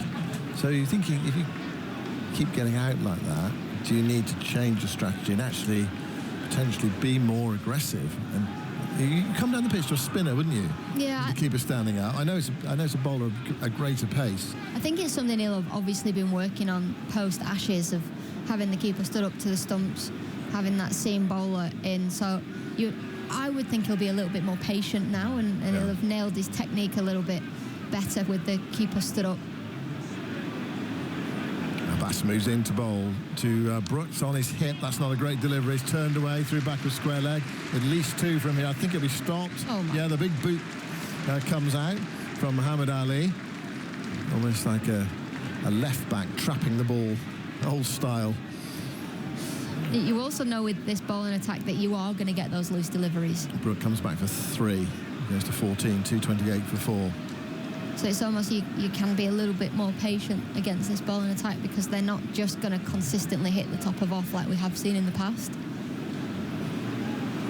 Problem with the ball now. It's been chucked back to Abbas. It was offered to the umpire for a moment. Alhuddin Palakar, the far end from us. Lawrence back on strike.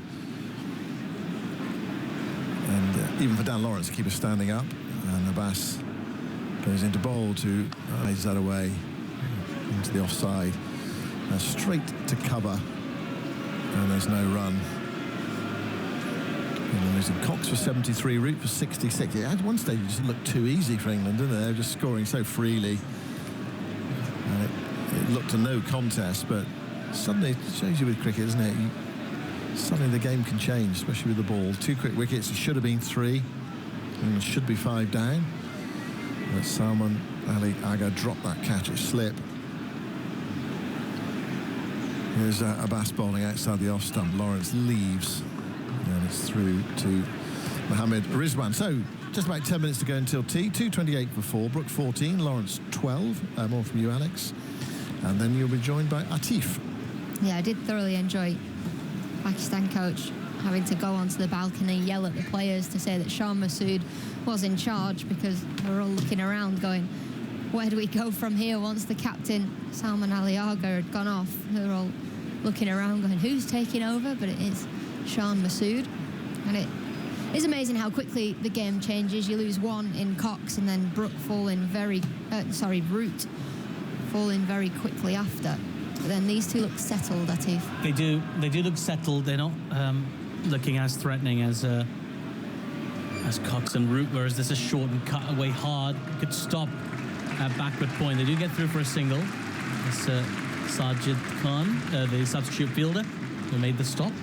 2-2-9 for 4. And yet they do look untroubled at the moment, do this pair, but they've had a few moments here since Ali Usman.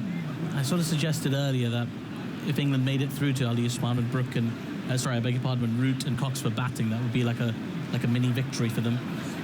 Usman's not disgraced himself at all. He's bowled quite well. He's got a slip and short leg in place as Lawrence gets forward and defends that ball into the offside, no run.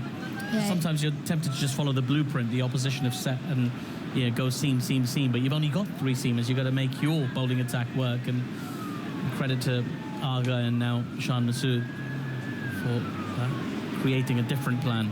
As Usman is in, this is short, and Lawrence looking to pull it, didn't really pick up the turn and under-edged it into his legs and through to the keeper on the bounce. We've seen a couple of deliveries turn quite sharply. This one didn't quite get up, as you say, but it did turn sharply outside the off stump. But his bad ball is the short one, isn't it, Usman's? It's the one that can be punished. It's got to stay nice and full. Slightly back of a length that time, clipped but only as far as Shan Masood at mid-wicket. There is no run. And all the captaincy discussion coming into this series, I really didn't think...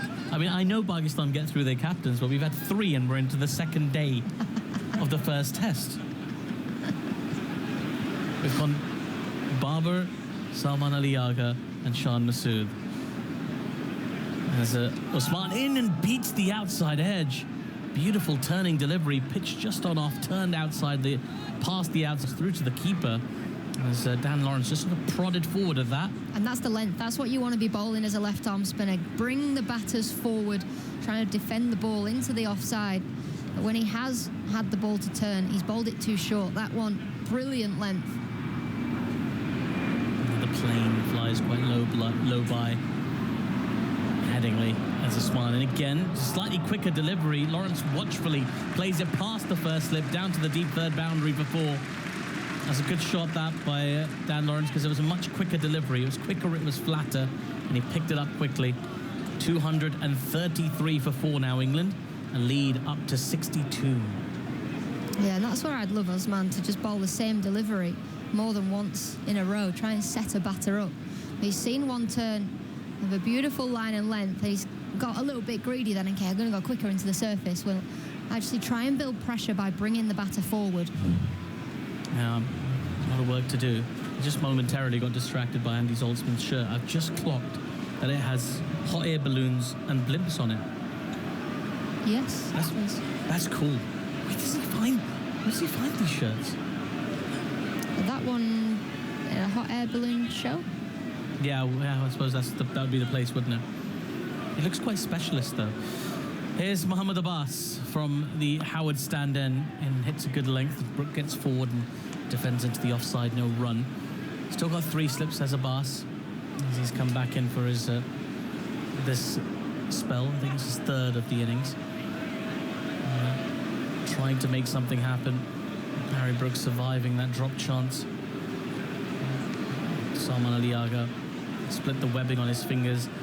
Hopefully hasn't done too much damage, otherwise Pakistan will have another headache. Now, captains and things like that going forward. Well, you'd expect Babar to come back in, wouldn't you? Abbas in again, as Brook once more pushes that ball in front of the stumps into extra cover. There is no run. Although, if Aga was injured, he goes out, Babar comes back in his place, so you got captain for captain, that's okay. But what you don't have is a spinning option now.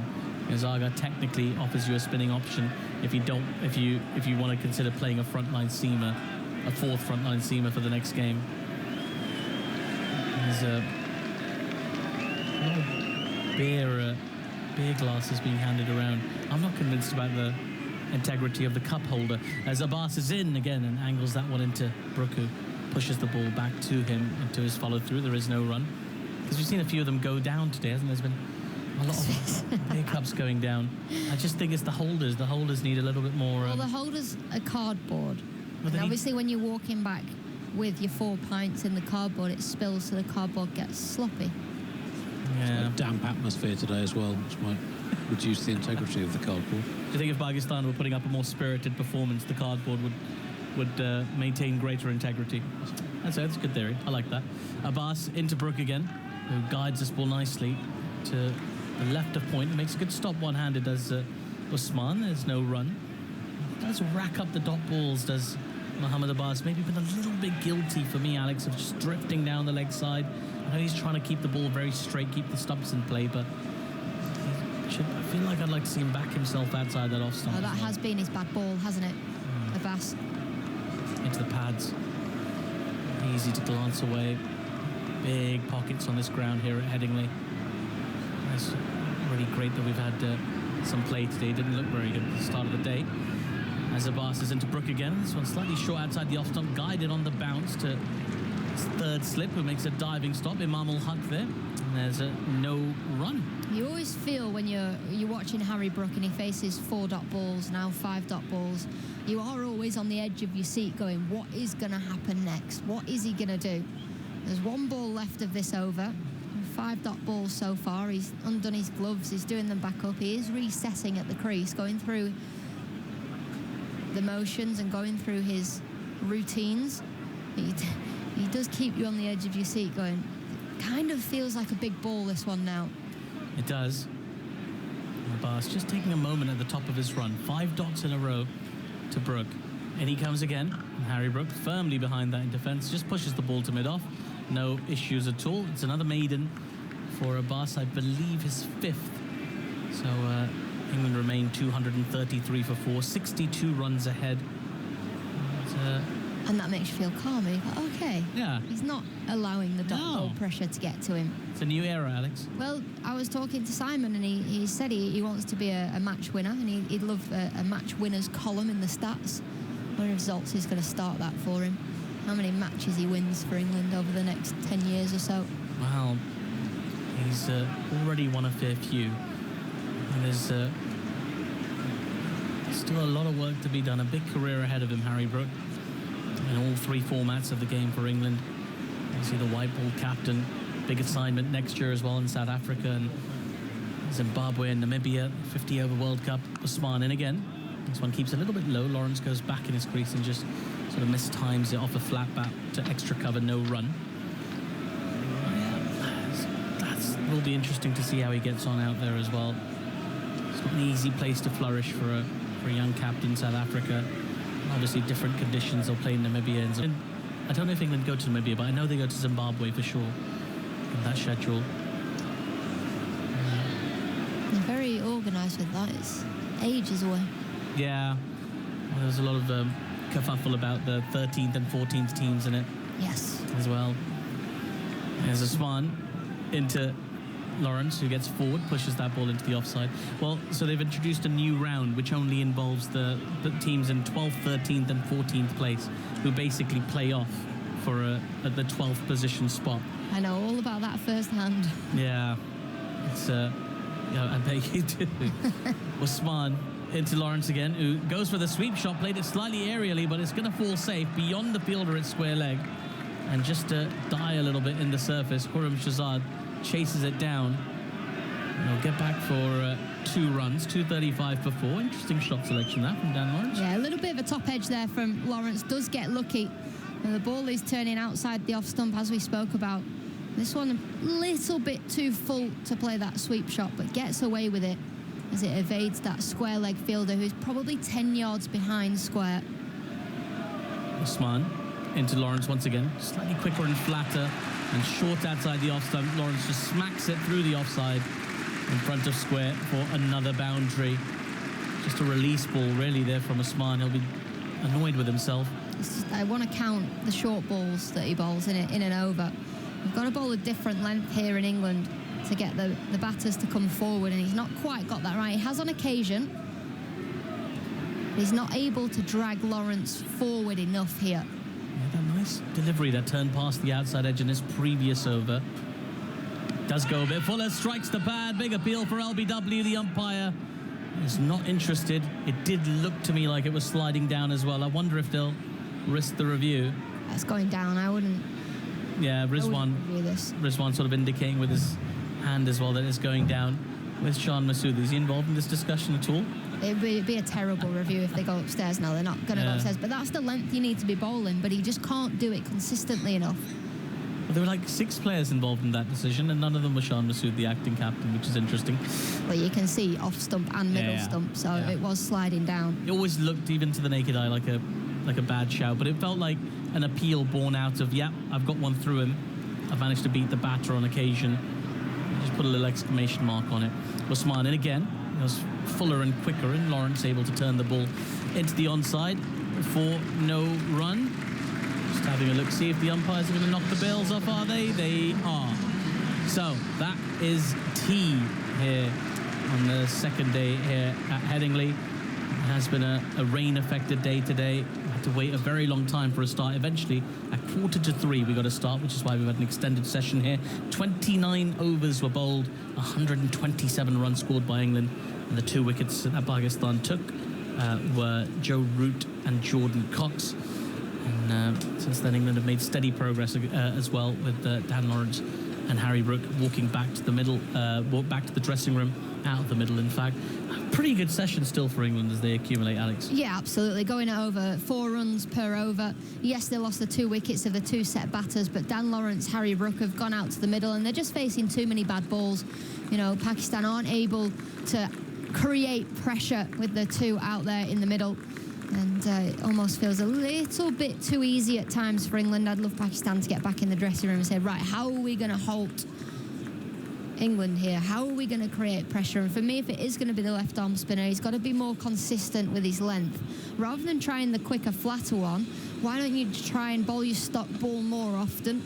Try and create pressure and try and entice Dan Lawrence and Harry Brook, who we know can sometimes have a little bit of a brain fade, out of their crease, because you know the ball is turning outside the off stump. Well, Woody, I guess a couple of rather casual wickets there, I thought.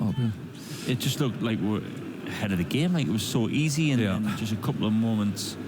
I mean, I saw Joe Root mouth on the replay say, how have I missed that? They opened it up, didn't they? Just left in that little gap there in the leg side for him to get across and try and nudge the ball into. Our old friend Muhammad Ali's back. 2:39 for 4. Here it comes, the first ball of the afternoon session. The final session of the day is driven firmly by Brook to mid-off. And there is no run. Yeah, it's just both of them. And Cox, I don't know, got the length wrong of that one from the spinner that he nicked behind. Has there been many leaves through the wicketkeeper? Has there? We've hit mid-off and mid-on a lot, which tells you that the batters are playing strong shots. They're finding maybe the wicket easy paced, and they fancy a little bit of the bowling. But I mean, again, I'm going to stress this too much, but you think this is a day to get runs if you're an England player. Make the most of it. Lead 68. Here comes Ali then from the far end. He bowls the big leap, and Brook plays a flamboyant shot there through the covers. Ball's flown through extra cover. He got high, got on top of the bounce, and he's driven that. It wasn't a half volley. He gave a little flourish, a little flick of the bat there to send the ball on its way. Well, that's a bit of a statement to the second ball of the session. That was a good length ball that hit in the air for a while. A bit of a clubbing sort of a drive. But he's hit that with bottom hand through extra cover. Like a tennis hand, wasn't it? Almost like top spin. Extraordinary shot. A little bit of a flick at the end. Didn't suggest much respect to the ball, I think. No. I think good luck, Mohammed, coming in here. 2:43 for 4. Here he comes again, running in gamely, bowls on the leg stump. Turned by Brook out towards square leg. This time they take a single. Lawrence runs his bat in. Both these batsmen like to crack on. Sorry, is the captain back on now? Do we know that? That's a good question. Where are we? So you sent Andy Zoltzman scurrying for his binoculars there. Looks to me like Shan Masood still dictating play a little bit. I don't know. Well, he was in charge. Yeah. Yeah, he's at mid-off, isn't he? No, I think he might still be off. Because he was at second slip, wasn't he? So is that a worry then? You got Baba with a hand injury, now you've got the next captain with a hand. Second sleep is now Shafiq. Right. He's on. Here's Ali bowls, and that's tucked away towards mid-wicket by Lawrence. Right, if he's on, then he's not in his usual position. Do you think you'd ever have a captain anywhere that's not so like a slip or a like for a prolonged period of time? Like, you couldn't have a captain fine leg, could you? No, it just wouldn't work. They just go there and just kind of just survey the scene, don't they? Really, these batsmen captains. Has got something set up dead straight. Salman Ali Agha, the captain's at mid-on. He's at mid-on, is he? He's keeping out of the way of the slip cordon. Here comes Ali again, runs in, and that's no stroke this time from Lawrence. He's got an unusual sort of pumping action, Ali, when he runs in with his right hand. Zolt, what gave it away? Come on, with the binoculars, what gave him away? Because you can't see the number on his shirt, he's got his jumper on, so what did you spot? His face. Well, that'll do it. He knows what he looks like. I was hoping you were going to give some sort of insight. Oh, he had a bandage on his hand. Well, it might be that, because I think he might have. He just looked at his hand there, actually. His face. What a great answer. 2:44 for 4. Lawrence on 22. Here comes Ali again, pumping with that right hand, moves in, bowls full on leg stump, flicked away between mid-wicket and square leg for 4. A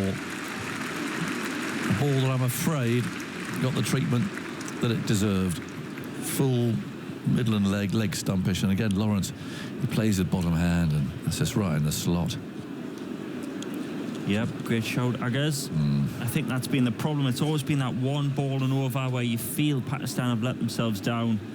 4 or 5 balls in a good area. The ball before, nice line and length, left outside the off stump. This one far too full, far too straight, and for Dan Lawrence, someone who naturally opens his body up to become a leg side player, clips it through square leg for an easy 4. I've got something to show you.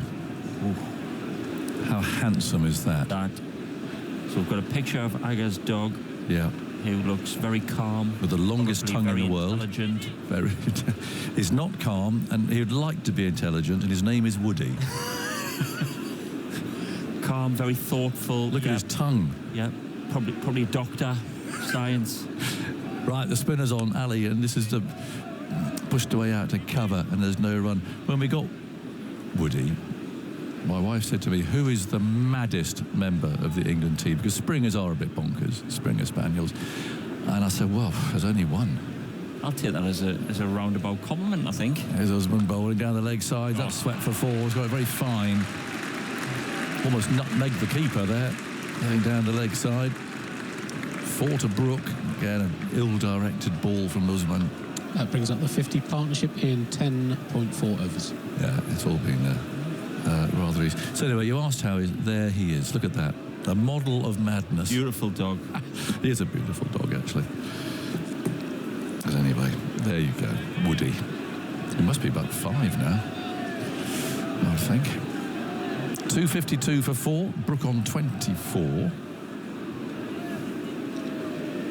And Usman again bowls, and Brook plays that from the crease, just gently pushing the ball away out to extra cover. And there is no run. Peter Williams sent me a message. My old friend, it's for you, Andy. It's in typical Peter Willie sort of Geordie language. 2:52 for 4. Steered away to backward point. Quick single taken. The throw misses the stumps. There's no sort of, hi Jonathan, you know, how's things? The message simply reads, get your analyst to check how many 6th ball of the over goes for a boundary. Wow. Is it a high number? He's one of your mob, isn't he, up there? Peter Lee, I think, is it up there? Is he? Yep. Obviously played a lot with David as well. Yeah. Get your analyst to check how many 6th ball of the over goes for a boundary. Forward comes Lawrence. Actually, the next criminally point. Underrated, David. In an English show. Yeah, absolutely. Yeah. Yeah, fine cricketer. Also, and Peter. Of my Woody. Dear. Yeah. Yeah. When was that taken? Actually, that probably doesn't sound great on radio, does it? Not really. We'll leave that to people's imagination. Yeah. 2:53 for 4. And Usman again with a silly point now. Trots in, bowls on the leg, sub the sweep, and a peel flag before wicket because he missed that. I think it's going down the leg side. Umpire Gaffney is not interested. But again, just batsmen need to stay focused here. They lead by 82, which is all well and good, but they really should be in the frame of mind of really nailing down a big lead. They're going to review this. Now, the question here is whether he moved across in front of his stumps for playing that sweep shot. They're very interested in this. My initial thought looking... Director, we have a player review for LBW. Original decisions not out. Let's see. Check the fate, fair delivery. Could we have front on first, please? Well, it'd be a disappointing dismissal if this is out, because he's taken on the sweep. I think that's leg side, isn't it? Not pitch outside? Yeah, I think so. Going to need ultra edge when ready. That looks like leg side.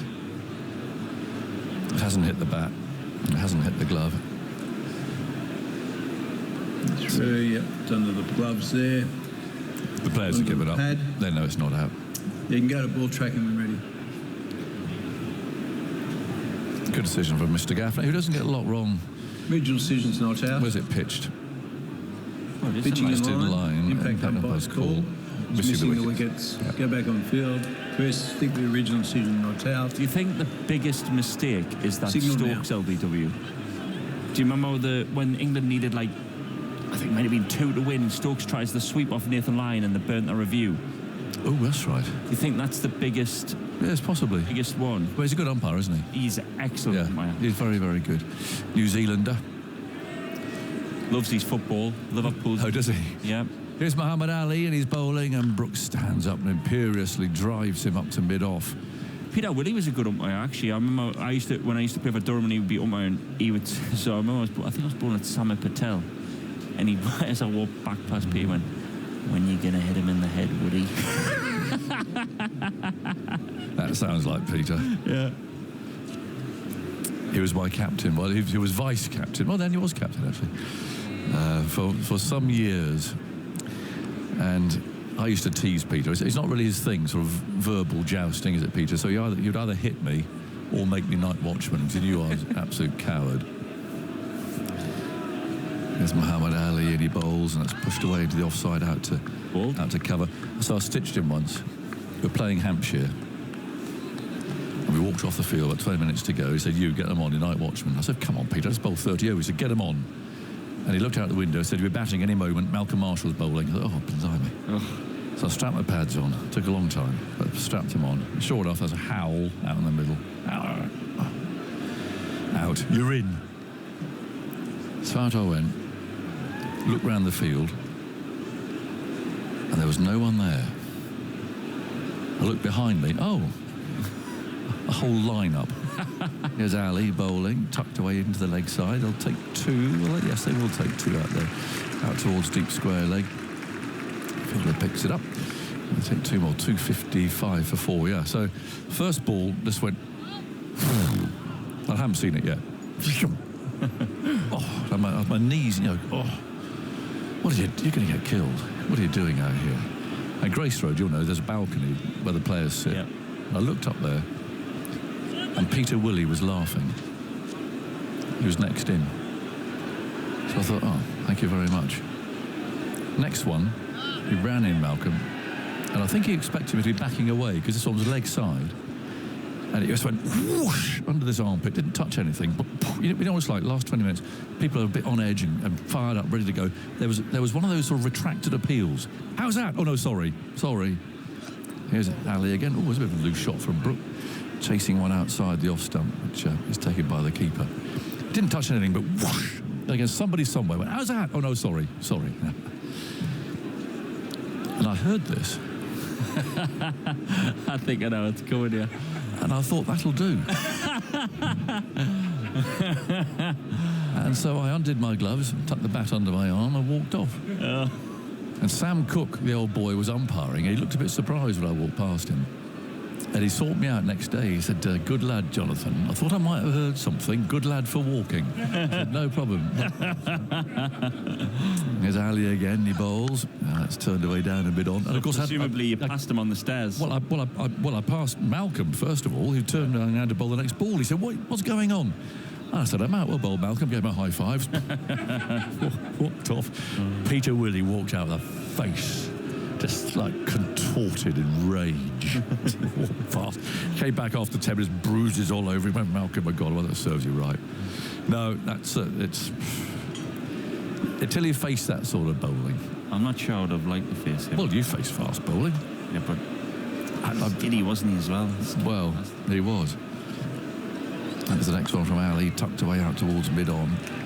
And they take a single. I always have arguments with Alistair Cook, who argues that people run faster these days, throw things further, jump higher, you know, more athletic, more training and all that.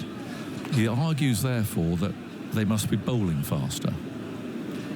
And I always had this row with him. And he got me once in Perth, a couple of tours ago. And he said, I'll give you Joel Garner, but I've been watching the television, Michael Holding's medium pace. No way. No Graham Gooch happened to be standing us over there. I said, Graham, just come here a minute. Cookie, repeat that. He said, oh, he's medium pace. Graham, well, he took him to one side. Took him to one side. Had to be done. I've seen that footage. And how can you have the nickname? Sorry. It was bad. And it's just short enough to guide the ball firmly to backward point. There's a bit of a misfield.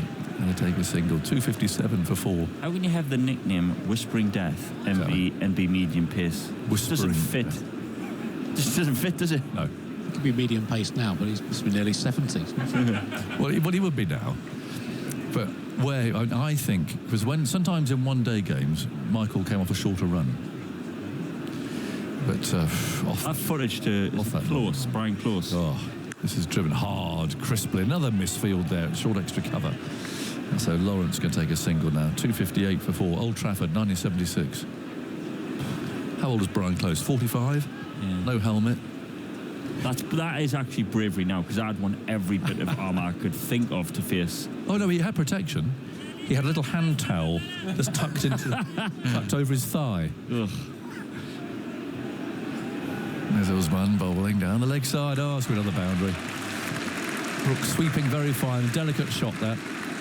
Getting ill-directed though. It's down the leg side. And it's poor bowling because there's enough there for him when he's been straight, but it's good batting from Brook because whenever he's gone slightly straight, he's swept him so fine to sort of like a 45-degree angle, because the guy deep backward squares is sort of just further on from where the umpire would be.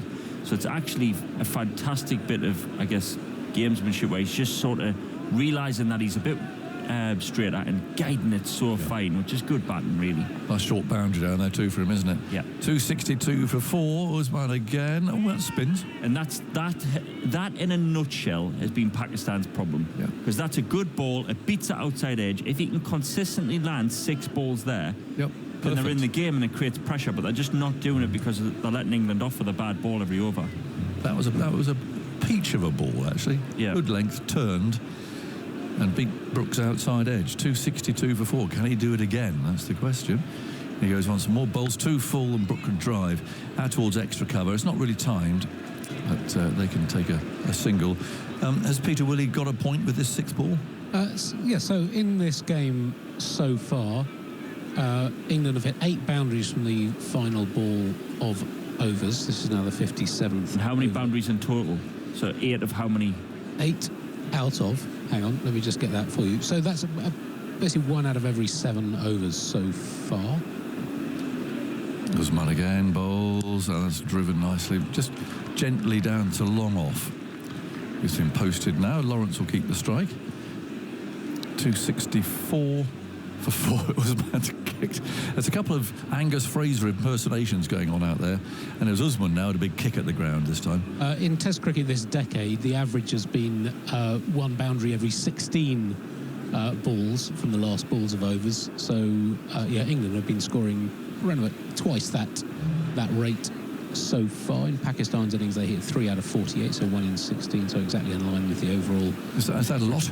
But well. Yeah, so I'd say the average is 1 in 16, but in Test cricket this decade, the 6th ball is the one you're least likely statistically to hit a boundary off.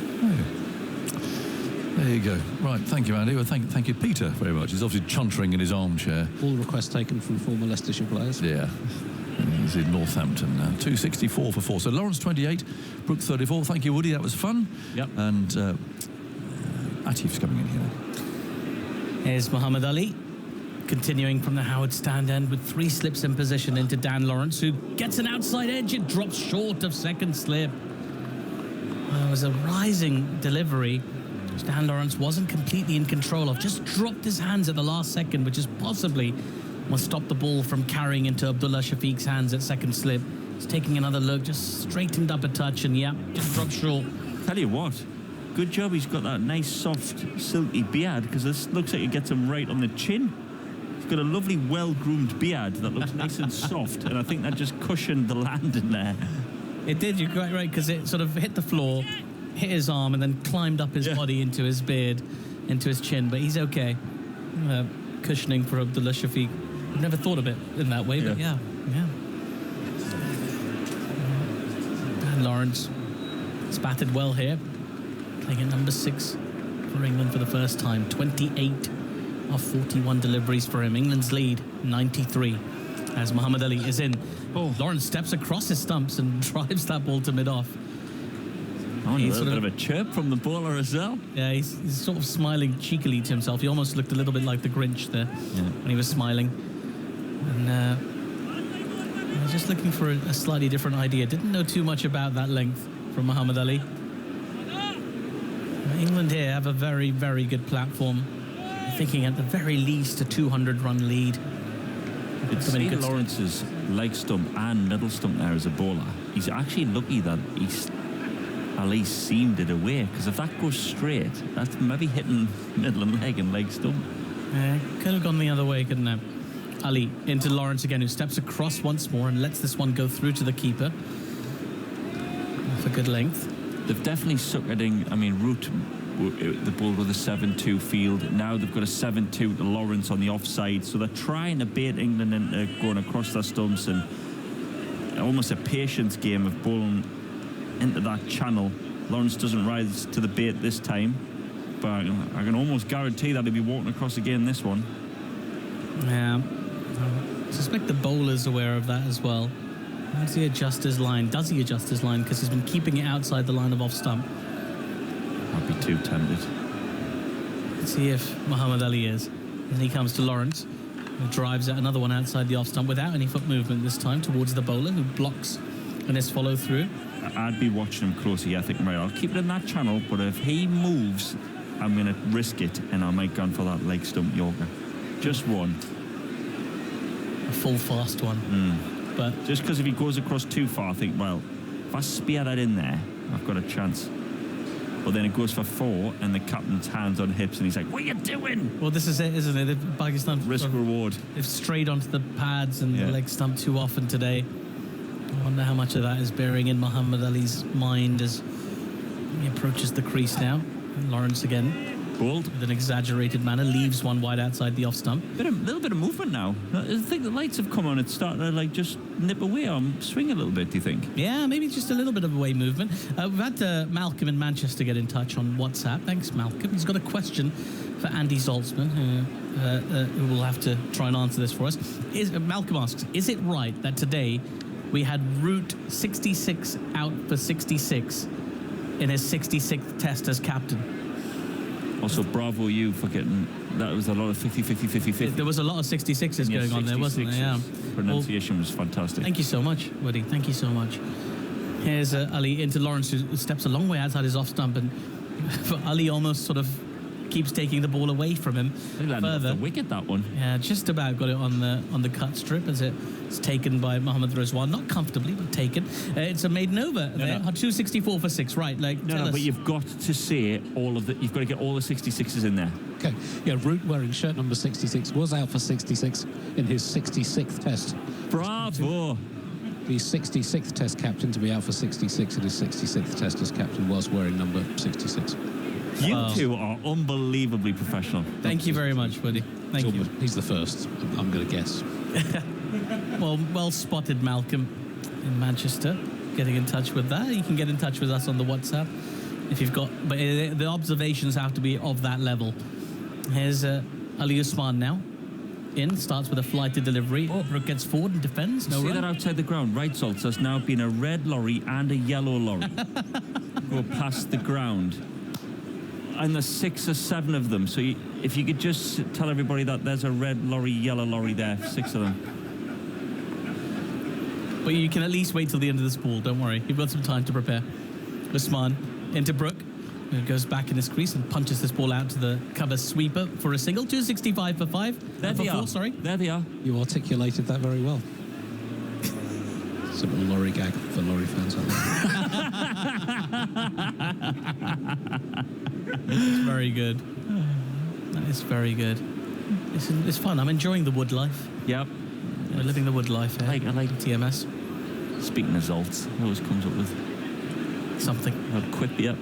Usman, and again, this is slightly shorter and it's been cut past that silly point fielder out towards deep extra cover. It's going to be no fun. The batters get through for a single, 266 for 4. It's going to be no fun being at sort of a silly point position and watching the bowler drop sort of a half track. Yeah. I mean, you never put a bowler in there, do you? It's always the young batter, the inexperienced. Not like the experienced guys. They're like, oh, put the young lad in there. But he's come out now after that shot.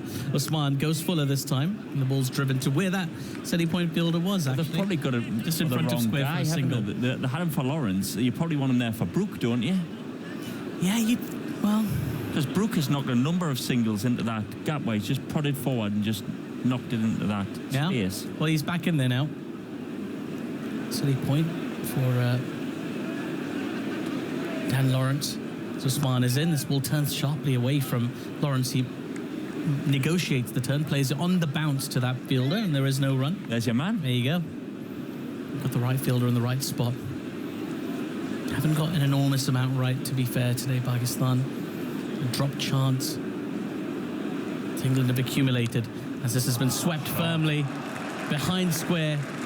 Out to that boundary in front of the Western Terrace. Terrific shot there from Dan Lawrence. A sweet shot right out of the cricket textbook.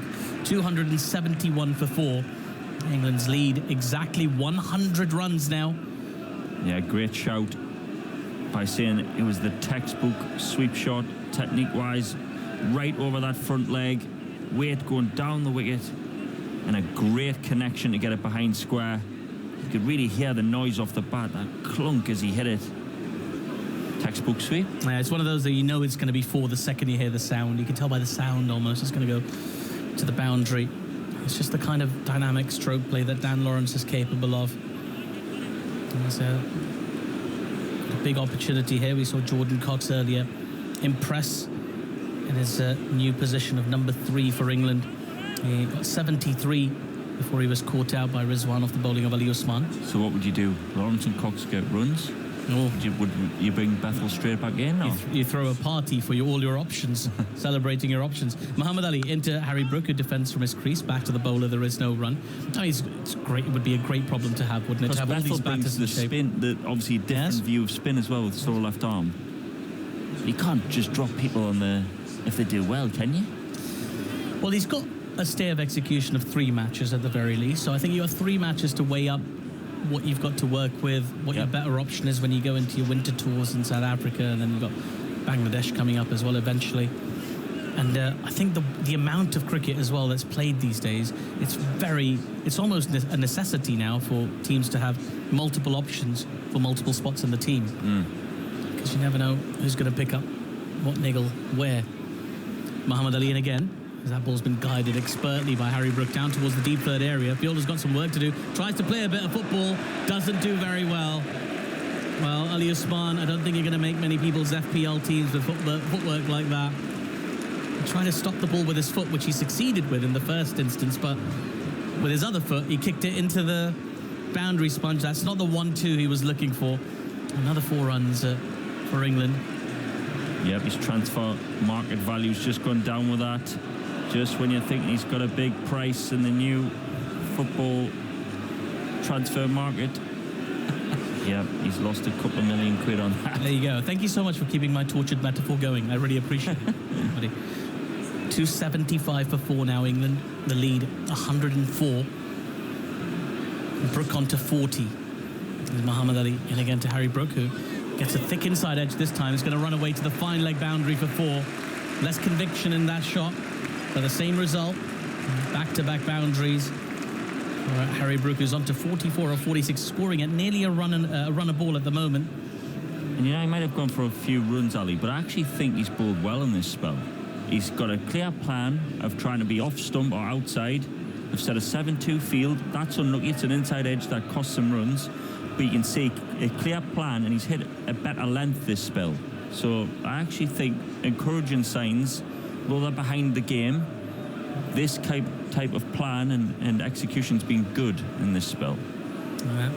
This is exactly the scenario in which Harry Brook is so dangerous. When the opposition is behind the game, he can bury them. Muhammad Ali into Harry Brook again, who flicks this ball off the back foot to mid-on. There is no run. Yeah, there's been an attempt to, stick to a strategy. I just feel like the execution from Pakistan has been off. Yeah. Pulling together a sequence of good deliveries hasn't happened often enough for them. And there's been a couple of moments where they really needed to grasp their chances. I know it was a tough chance for Salman Ali Agha, but you've got to take him in these scenarios. I know he went off for a while with the finger injury. He's back on the field now with his massive jumper. It's enormous, his cable knit jumper. Muhammad Ali in again, as that ball takes an inside edge onto the pad, rolls to just in front of third slip. Harry Brook was looking for a run. Big loud call of no from Lawrence. In the PSL, who was the bowler that was... He was bowling over 90 mile an hour. Mm-hmm. And didn't he have like the highest wickets? Maybe not this season, but the season before. Ali Raza? Yes. Where's he? Probably preparing for some white ball cricket. He doesn't play any red ball. Well, he's still young. They haven't brought him into this setup. They tend to keep the two setups separate in Pakistan, but I suspect we'll see a little bit of him when England go over to Pakistan for their sort of a triangular ODI series against Pakistan. Here's Muhammad Ali into Harry Brook. Good length, left alone by Harry Brook. It was wide away enough as we let Harry Brook, I beg your pardon, Mark Wood take a little break alongside me. Ramiz Raja is going to come in, and he's also Ali Raza, 18 years old, fast bowler. He's done well in T20 cricket, 26 wickets in his 20 games at 23, wicket every 16 balls. First class cricket, only 6 matches, but he's picked up 32 wickets, averaged 20. Best of 7 for 48, and so 2 5-wicket hauls, 1 10-wicket haul. So a promising start, but just 18 years old. Yeah, this being touted as one of Pakistan's next big hopes. It's World Cup winner Ramiz Raja is alongside me, and you've seen a fair bit of Ali Raza up close as well. You can tell us a bit about him in a second as well. I'm a big fan of his pace, and I don't know why is the weight. Usman with a slip and a silly point into Lawrence. Slightly short. How much Lawrence carves to extra cover. Do you think Pakistan are being a bit overly cautious, or do you think there's an element of, no, we've decided he's going to be white ball only?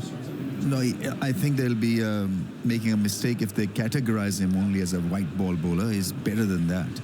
Osman, and again, a little bit fuller, driven back to the bowler by Lawrence. You see this brittle body, I can understand he's still young. Body is shaping up to certain standard. I can understand all that. So don't rush him into the playing 11, but you can keep him around the squad. This has been swept firmly in front of square, out towards mid-wicket by Dan Lawrence. A shot of great authority out towards mid-wicket. He'll pick up another boundary. It takes him to 37. England 283 for 4 now. That lead up to 112. Terrific shot. Yeah, I mean the slot sweep. And once you get to the pitch of the ball, then it becomes such an easy shot to execute because you played it against the spin. But because he got nearer the ball, the execution was brilliant. He's a bottom-handed player. He's looked pretty sharp out there at the crease. Usman goes full this time as that ball sees Lawrence reaching forward and just guiding to backward point. There is no run. When he played that slog sweep, he almost played it as a no-look shot, but he had to take a peek. He just sort of raised his eyebrows to take a look at it. Did it go where I wanted? It did. It did go where I wanted. There's Usman to Lawrence again, who leans forward and defends into the offside. Do you think you have to, for no run, do you think you have to be a bit proactive as a player in Pakistan? Because one of the stories that came out of the PSL this year was Samir Minhas, new young player who's impressed both in under-19s levels and in the PSL. Big appeal for LBW, huge appeal from Pakistan. The umpire is not interested. It was Lawrence who was dancing down the track. Did he get a bit of pad on it? Well, Pakistan have gone for the review very swiftly. What's your instinct on this, Ramiz?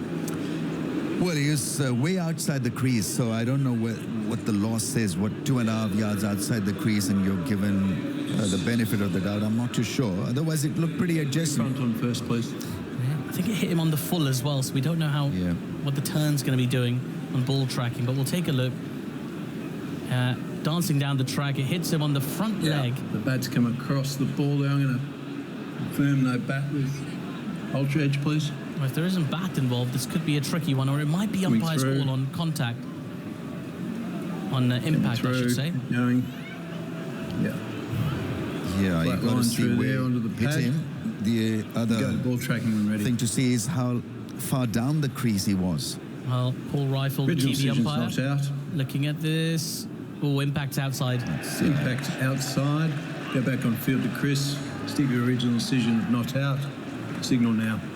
Well, it was an ungainly shot there from Dan Lawrence, but not a fatal one. He survives.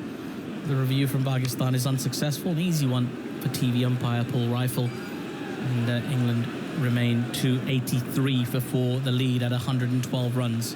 It could have been less riskier for him if he'd looking for that drive through the offside instead of that angle bat and trying to whip it past mid-wicket.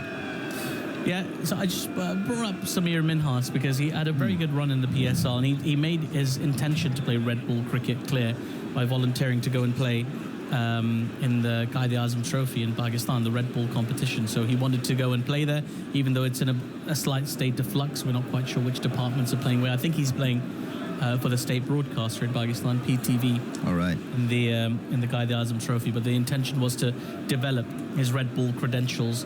He's keen to play Test cricket, but I fear that's a bit of a minority view in Pakistan right now amongst the top talent. Yeah, I mean, well, he's got talent, but it's just that, you know, how good he is against the short ball, for example. You know, at this level, you are tested.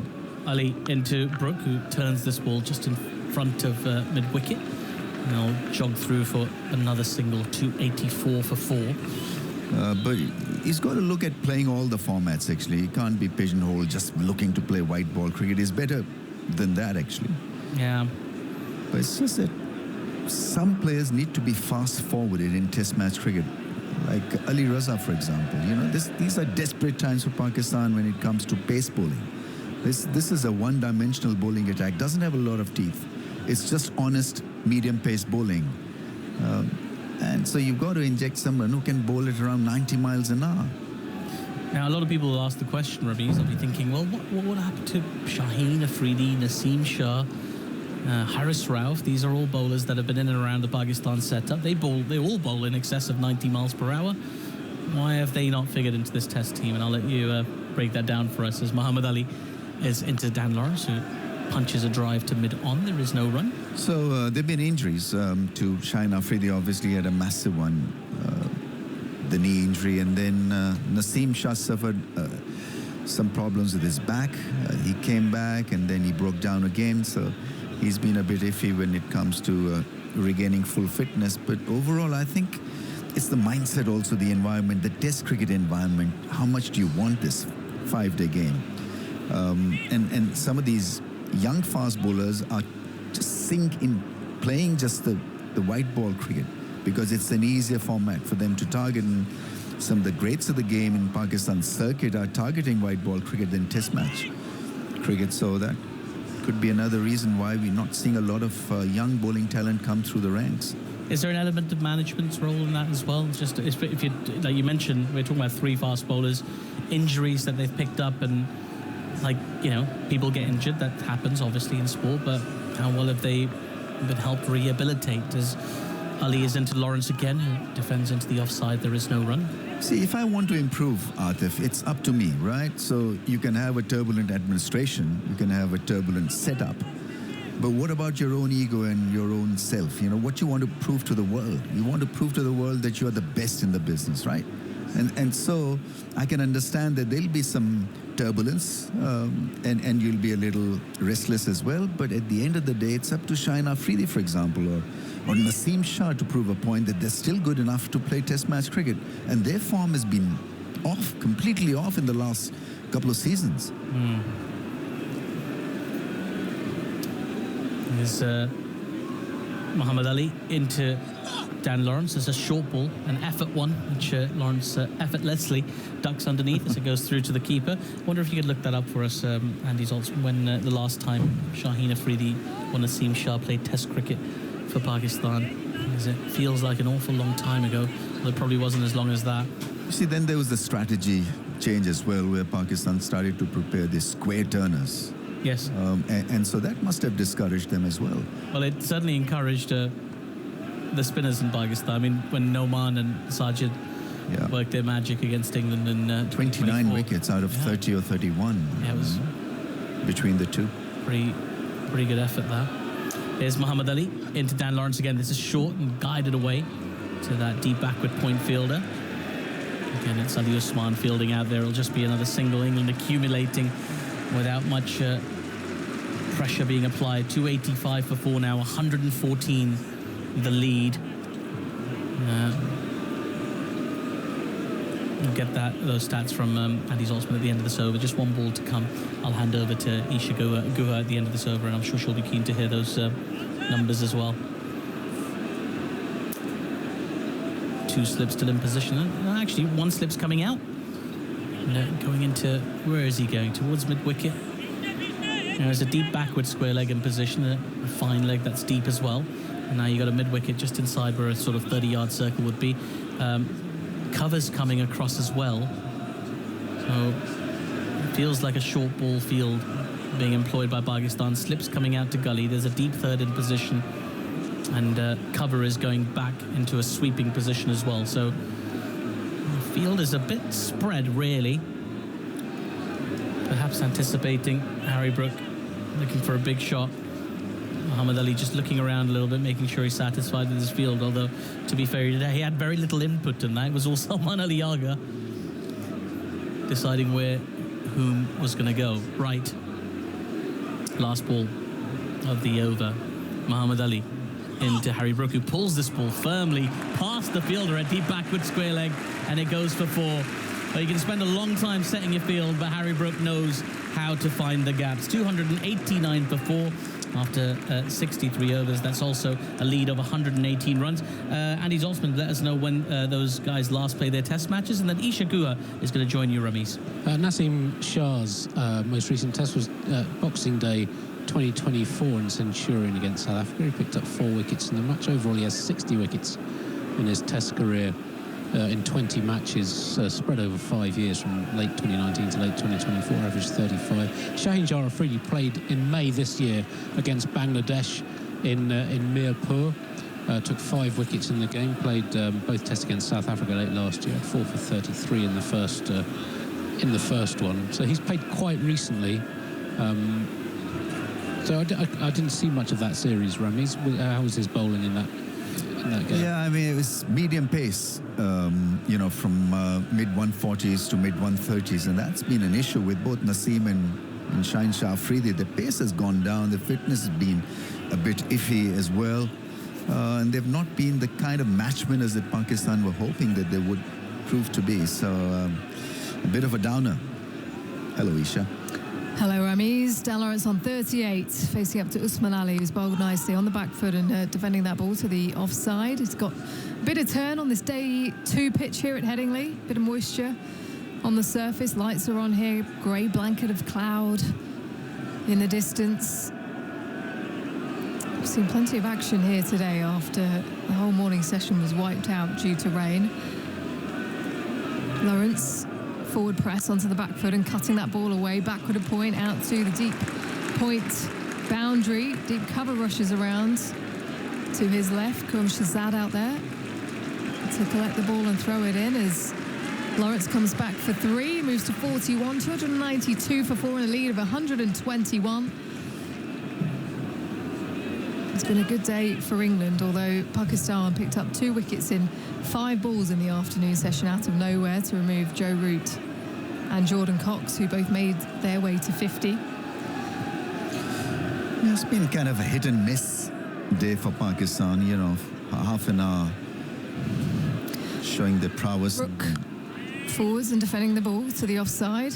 No run. Yeah, and then down for the next hour or so, and that's been the pattern most of the season with the bowling. Brook sets up. He's on 49. Defending the ball back down the pitch. Pressing forwards and getting back.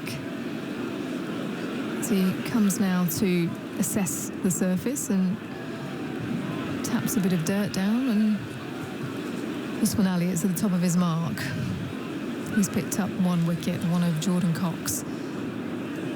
As a left-arm spinner, it's past the umpire. He bowls to Brook on the back foot, defending once again. Yeah, it was at a time when we were looking at the attack and we weren't seeing much potency. Mohamed Abbasi bowled his 20th over or something like that. He bowled a fair few overs, the 36-year-old, and was looking a little bit weary. Just needed a little bit of support from the rest of the pacers, who just haven't been as consistent as they would have liked. Brook just assessing the field, has a look over to the leg side. There's a man out at deep backward square. Crouching down now. And he bowls wide of the off stump, and Brook guides it to backward point. He comes through for a single. He picks up another Test 50 here at Headingley, his third. The hometown boy is delivering once again in front of this Headingley crowd at a strike rate of 90. Cruise control, what a good knock. Conditions have been a bit iffy for batting, but he's made batting look ridiculously easy. Strike rate is up. His average against Pakistan almost 90 now. And his batting against spin and pace has been equally good. So terrific 50 for him. 55 balls with 8 fours, his 29th 50 in tests, including 10 centuries, although he's failed to convert his previous 5 50s into hundreds since the start of the Ashes tour. It's his 9th test, his 6th 50-plus score, but only 1 score over 60. That was his 84 in the final test in Sydney. It's a curiosity of Harry Brooks' batting, how often he gets out in the 50s. He has the joint worst 50 to 60 conversion rate in the history of Test cricket, alongside Shane Watson, and just ahead of Ramiz Raja. Really? Yep. So, I mean, he's as good as I was. What was it, Ramiz? What went through your mind? He's a box office. I want to watch a 50 from Brook any time of the day, of 53 balls. So let's not put him down because he's got this entertainment value. It's just brilliant to watch. A phenomenal start to his Test career, averaging in the mid-50s. Mentioned earlier on his extraordinary record in the first innings of series. It's the 11th time he's played in the first Test of a series, discounting the one-off Test matches. And his scores in the first innings of those series have been 153, 89, 32, 50, 56, 317, 171, 99, 52, 56, and now 50 not out, averaging 112 in his first innings so series. By those numbers, it's about time for a triple century as Mohamed Ali comes in to Brook, ducks underneath a short one. Field is a little bit more spread to the quick from the rugby stand end. In the entire history of Test cricket, out of players who batted 10 or more times in their first innings of first Test, his average is comfortably the best, more than 20 runs ahead of Ken Barrington, who averaged 91 in his first innings of series, and Don Bradman, a mere 88. Although they tend to get better through series. I reckon Steve Smith would be up there. Is he in there? In the meantime, this is a bouncer strategy from Pakistan. So let's see how Brook deals with this. Ali past the stumps, ball short. Brook punches that away off the back foot. Swivel pull keeps it on the ground for a single. Moves to 51. Lead of 123 now for England, 294 for 4. Smith averages 55 in his first innings of series, so almost sort of bang in line with his career average. Does have a better record generally in first innings than second innings for Australia, but not specifically in first tests. Same field for Dan Lawrence. So mid-wicket's just pushing out. In fact, that's mid-on. It's just moving out to almost a deep mid-wicket. About 20 metres off the road. There's a deep square. There's a wide-ish mid-wicket in close, and a man just backward of square. And a fine leg as Lawrence crouches down and ducks underneath a short one that just goes over the top of his left shoulder through to the keeper. He's bowling at 81 mph. That's not going to terrorize anyone out there. So it's an issue, actually, you know. It limits your strategy as well if you got plenty of medium paces up your sleeve, because, you know, this is a reasonable strategy, but it has to be backed with a bit of pace. But you were just talking about it before I came on air here, Rami's. No Naseem Shah, no Shaheen Shah Afridi. Quite often you see with a Pakistan attack, there's usually someone who can bowl upwards of 85 miles an hour as Lawrence ducks underneath another one. He does actually shape to play that one and then just lets it go past him.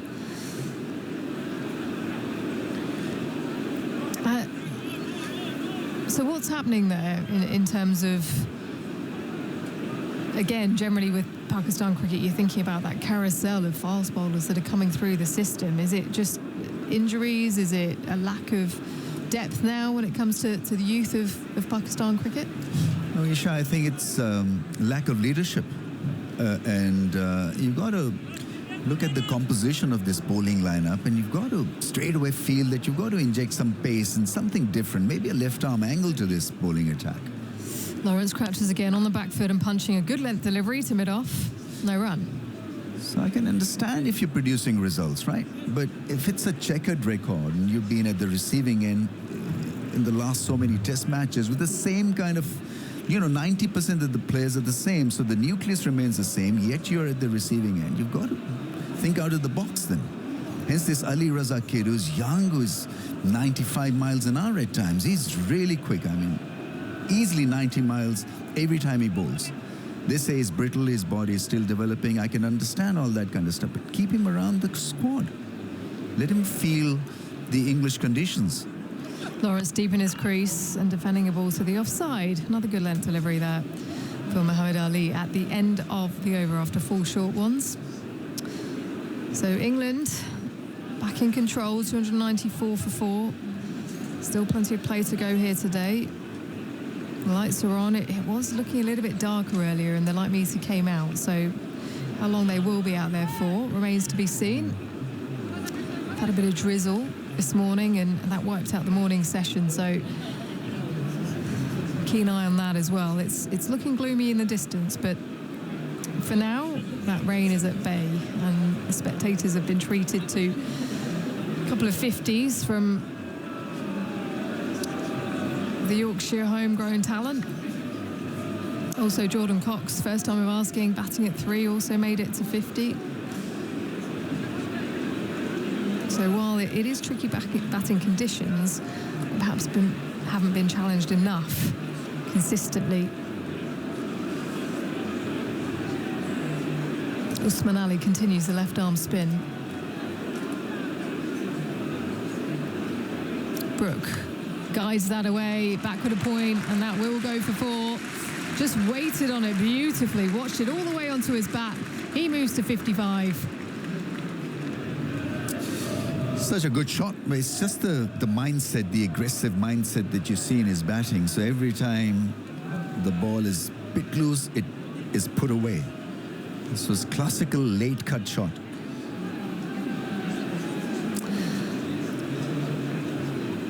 Big question of Harry Brook and how he will play in this new era.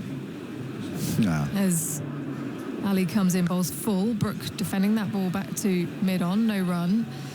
Because he is someone who you just never know what to expect, especially during Bazball. It was jack-in-the-box stuff. Usually ball 2, he was stepping outside of his crease and whacking the bowler over their head as Ali comes in. And struck on the pad, but I think maybe inside edge as he leans forwards to defend the ball. Is it? I think it's got to be himself because, you know, without taking any risk, this is how he usually bats. And this should be great for any captain because he provides them with extra bit of time.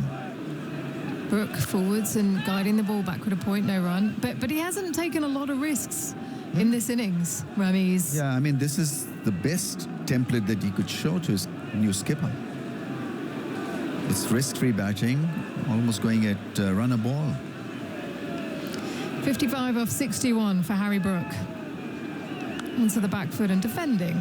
Now, at this stage, you're usually thinking, oh, what stage is he going to come down and try and bop Ali over his head for 6? We haven't seen any of that today. It may happen now. Final ball of the over. Crouching down is Brook and he sweeps. Doesn't catch the ball as it goes through to the keeper. Leg side delivery. End of the over then, 298 for 4. Perhaps he hasn't had to because there's been enough loose stuff to capitalise on from this attack. Lead of 127 then for England. There's a fine line, you know, you're dominating and you still want to over-dominate, overdo stuff. I don't think it's needed right now. 55 ease of 63 balls, 96-run partnership. Smooth sailing for England.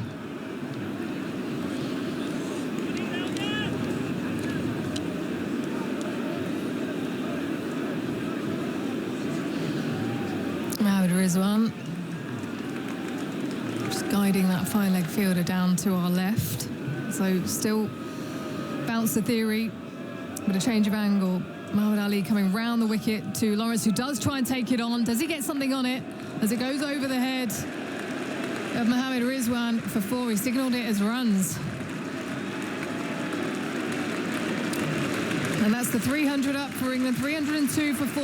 Lawrence to 45. And the 100 partnership in 21.3 overs. Yeah, it's been great going. Lawrence there not as smooth as Brook when it comes to hitting the ball crisply or trying to play that pull shot. He was absolutely dead set of hitting it hard in position early because this is expected, maybe 6 bounces in a row or something like that. So he was ready for it, top-edged it.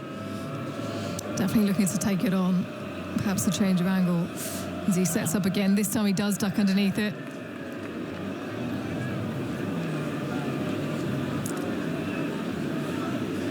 The other thing about some medium paces that are on view here from Pakistan, they've not really been miserly as well. I mean, look at Muhammad Ali, he's gone for plenty. I mean, 82 or whatever overs that he's bowled, 18.2, gone for over 80. It's a no ball as well that will happen because he's bending his back.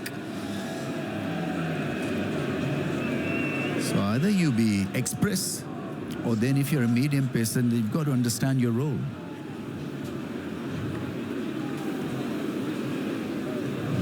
Lawrence on 45 here at Headingley.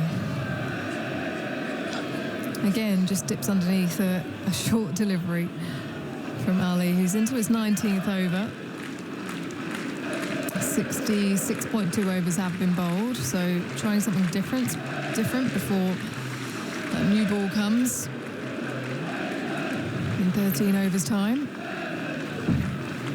Crowder just getting a little bit looser as well.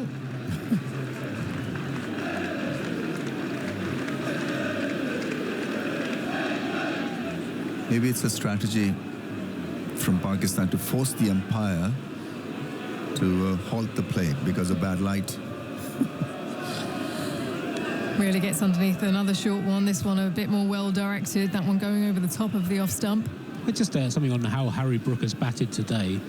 Scored at a good rate, as you would expect. It's around about average speed for Harry Brook, 50-55 balls, which historically is extraordinary. But he's scored 76% of his runs in his first 50 behind square, and out of the 29 times he's reached 50, that's the highest proportion of runs he's scored behind square. So we've not seen too many of the booming attacking shots, lots of deflections, and just been patient and waited for the balls to pick off. Ali past the stumps, another short bouncer. This time he follows through a little bit. There's a little bit of a stare, a bit of aggression there. As that was second bouncer of the over, and therefore the field is now being shifted, changed completely to a normal setup, 2 slips. Yeah, final ball coming up. As you say, it's not like facing Wazim or Waka at that pace. Yeah.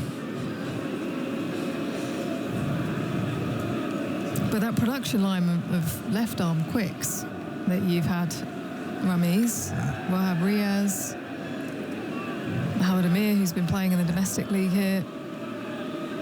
2 slips in position for Amir back over the wicket, and that was a good length delivery that Lawrence leaves in the channel.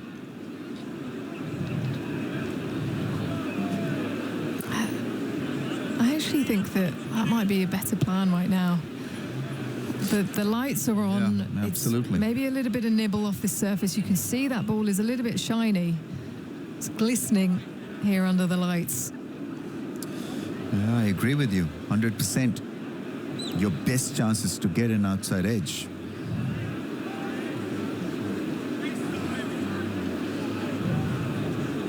There we go then, final ball of the over. Muhammad Ali past the stumps to Lawrence, who drives ferociously between the fielders out to the boundary. There was a lot of audacity in that shot as he moves to 49, 307 for 4, and a lead of 136. Some words from you, Ramiz, and then we'll be hearing the voice of Simon Mann. Yeah, classical cover drive to end the session. We have drinks on the field, but England powering away. Another great partnership, and Lawrence now run away from a 50. That's not his natural shot. He's very much an onside player, but that was a classical cover drive, a little bit of width, and it went. Trouble for Pakistan. Yeah, England really on top here, and power to add, and big pressure for Pakistan when it comes to their second innings. Bags of time left in the game. Good one to win from here if you're Pakistan, I think it's fair to say. England are totally dominant over the first 2 days of this test match. So players taking drinks. The fourth umpire's come out. I desperately hope he hasn't brought his light meters out. Let's hope not anyway. The lights are on here. It is overcast. There's some brightness away to the west, but whether that's enough to just sort of help the natural light remains to be seen. Anyway, the umpires are keeping them out there at the moment. England has scored 68 in this session already in 13 overs. Play can go on until 7:30 tonight. Different conditions tonight. We'll do well to get there, I think. Last night we had sunshine pretty much until 7:30. Even then, it was kind of like a grey sunshine by the end. So we'll see where we get to. And I think actually we probably had a bit more play today than we might have expected when we saw the weather forecast, saw the rain earlier. We started at 2:45. And how many overs have we had in all today? Is it 42 overs so far? It is. 42 overs and 195 runs for 2 wickets. So England's still scoring at nearly 5 and over. You talk about a kind of a reset and they're playing a different way. It hasn't felt like they've been ultra aggressive, but they scored fluently. Too many bad balls there. Match position as well. In terms of psychological balance of the game, one team feels on top of the other, and there's some natural aggressors. I'm just doing your job actually here, Alex, aren't I? Really, just summarising. Well, I was about to say, I agree with everything you've just said, Simon. I think the difference between if England were playing in Australia and scoring at 5 and over, Australia are consistently going to hit their lines and lengths, but as you say, there's been too many bad balls. They've been able to get away. They've been erring down the leg side. Then the spinners bowled that short, wide one that's been slashed through the offside. So it's the lack of discipline for Pakistan that has enabled England to be able to score at such a high run rate.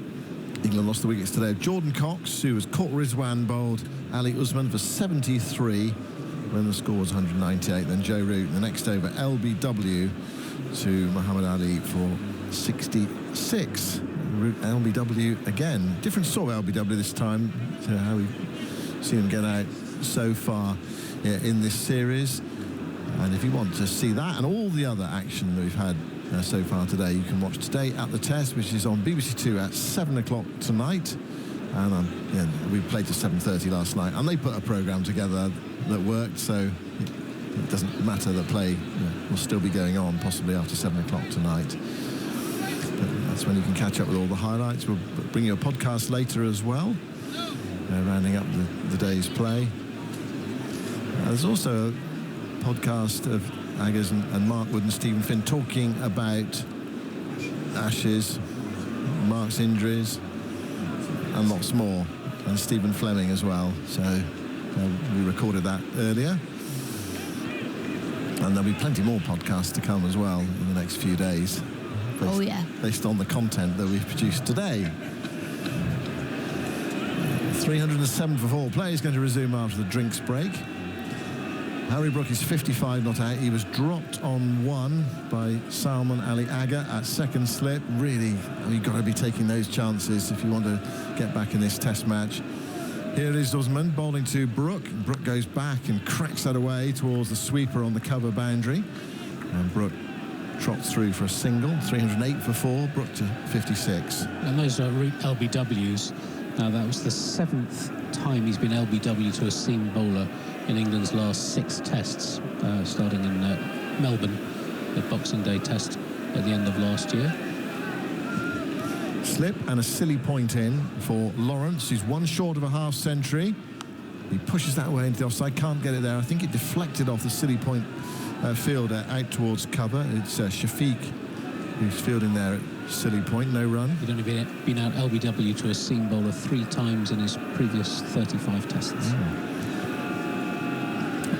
Usman bowls, slow left arm. Lawrence guides it up towards long off, doesn't quite squeeze it through. The bowler had a go at it, couldn't stop it, and it was backed up by fielder running around from extra cover, who did stop it. Just an extra bit of power in that shot, and it would have been a single up to long off for Lawrence and his 50th run. 308 for 4. He's faced 74 balls for those 49 runs. Usman bowls to Lawrence, goes back and guides it into the onside. This time picks out mid-wicket. And there's no run again. Lawrence being made to wait for a half century. He's been there before in Test cricket, but it's nice to make a 50 on your return. Very good form in red ball cricket early this summer. Here's Usman bowling to him. And Lawrence gets his half century off a thick inside edge down towards backward point. Not his most convincing shot, but nevertheless a satisfying single to bring up Dan Lawrence's half century. Back in the team. And so far so good. 50 off 76 balls, 9 fours. And I reckon that's his 5th half century in Test cricket. It is in his 15th test, yet to make 100. I scored 91. Brook on strike on 56. 309 for 4. Usman bowls. Is defended by Brook back up the pitch. The bowler bends down to pick up. It's the end of the over. 309 for 4. Both these two past the 50 mark now. Lawrence 50, Brook 56. And all 4 half centuries have contained a lot of boundaries. 10 in Cox's, 8 for Root and Brook when they reached 59 for Lawrence, which I think tells quite a lot about how England have played, sort of positively, but waiting for the right balls to attack. And yes, England's 3, 4, 5 and 6 have all made 50. Just the 9th time in England's Test history that has happened. The last time was in the Old Trafford Ashes Test 3 summers ago. And in the 4th time, England have had their numbers 3, 4, 5 and 6 all make 50 in the same innings in a home Test match. So that one at Old Trafford, that was a kind of riotous afternoon, wasn't it? When England was just smashing everything against Australia at Old Trafford. Didn't know what happened with the rain. But that was the game in which, I mean, Australia said, oh, England didn't play baseball against us, whatever, in that series. But they absolutely did. I mean, that afternoon, Pat Cummins, he had nowhere to go. The ball was being flogged to the boundary with great regularity. That was when Zach Crawley made 190, wasn't it? He made 189 batting number 1. England 592 all out at 5.5 and over. Yeah. Here's Khurram going into bowl to Lawrence. And Lawrence plays that in a crab-like style away into the onside. Plenty of bottom hand towards wide mid-on. 310 for 4. Single to him there. Lawrence to 51. On that occasion, Moeen Ali at 3 made 54. Joe Root 84. Brooks 61. And Stokes 51. And then Bairstow at 7 made 99. 99 not out, wasn't he? Yeah. Everyone was saying, that's right, I remember that. Everyone was saying England, they need to declare because the rain's coming, but they batted on, got a big lead. Australia, I think, batted about 70 overs in all, something like that, but made a reasonable fist of it. 71 overs, was it? 214 for 5. Khurram bowls. Brook with only a bottom hand forces that up towards mid-on. Picked up by Mohammed Abbas. And there's no run. That really was the one that got away, that test match, I think, as far as England concerned. They left over 20 overs unbowled due to slow over rates in that game as well.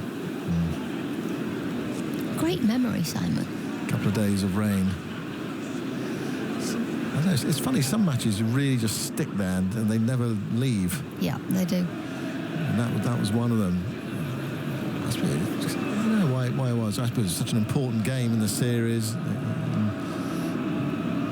So much was going on in that game as well. Khurram into bowl, and that's forced away in rather unconventional fashion by Brook.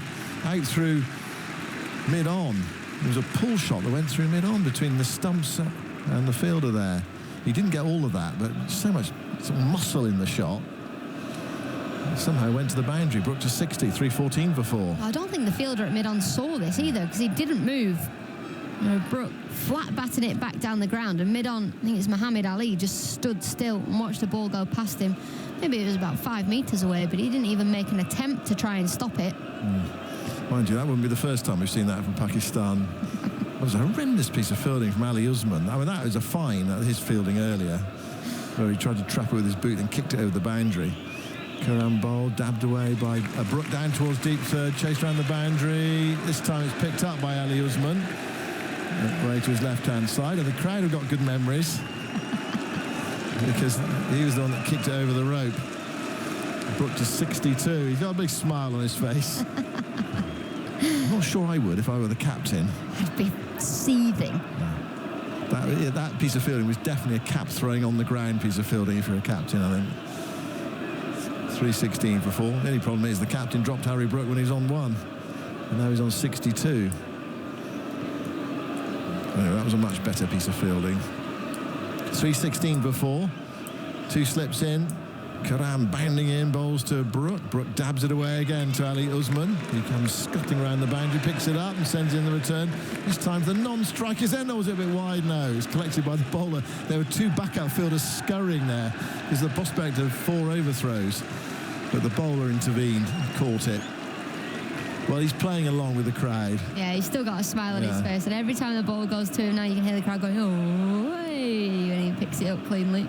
Well, I suppose that's the best way to play it in a way, isn't it? Just kind of play along with the crowd. Yeah, and you also, even though you're behind the game, you do have to try and find ways of enjoying it. Yeah.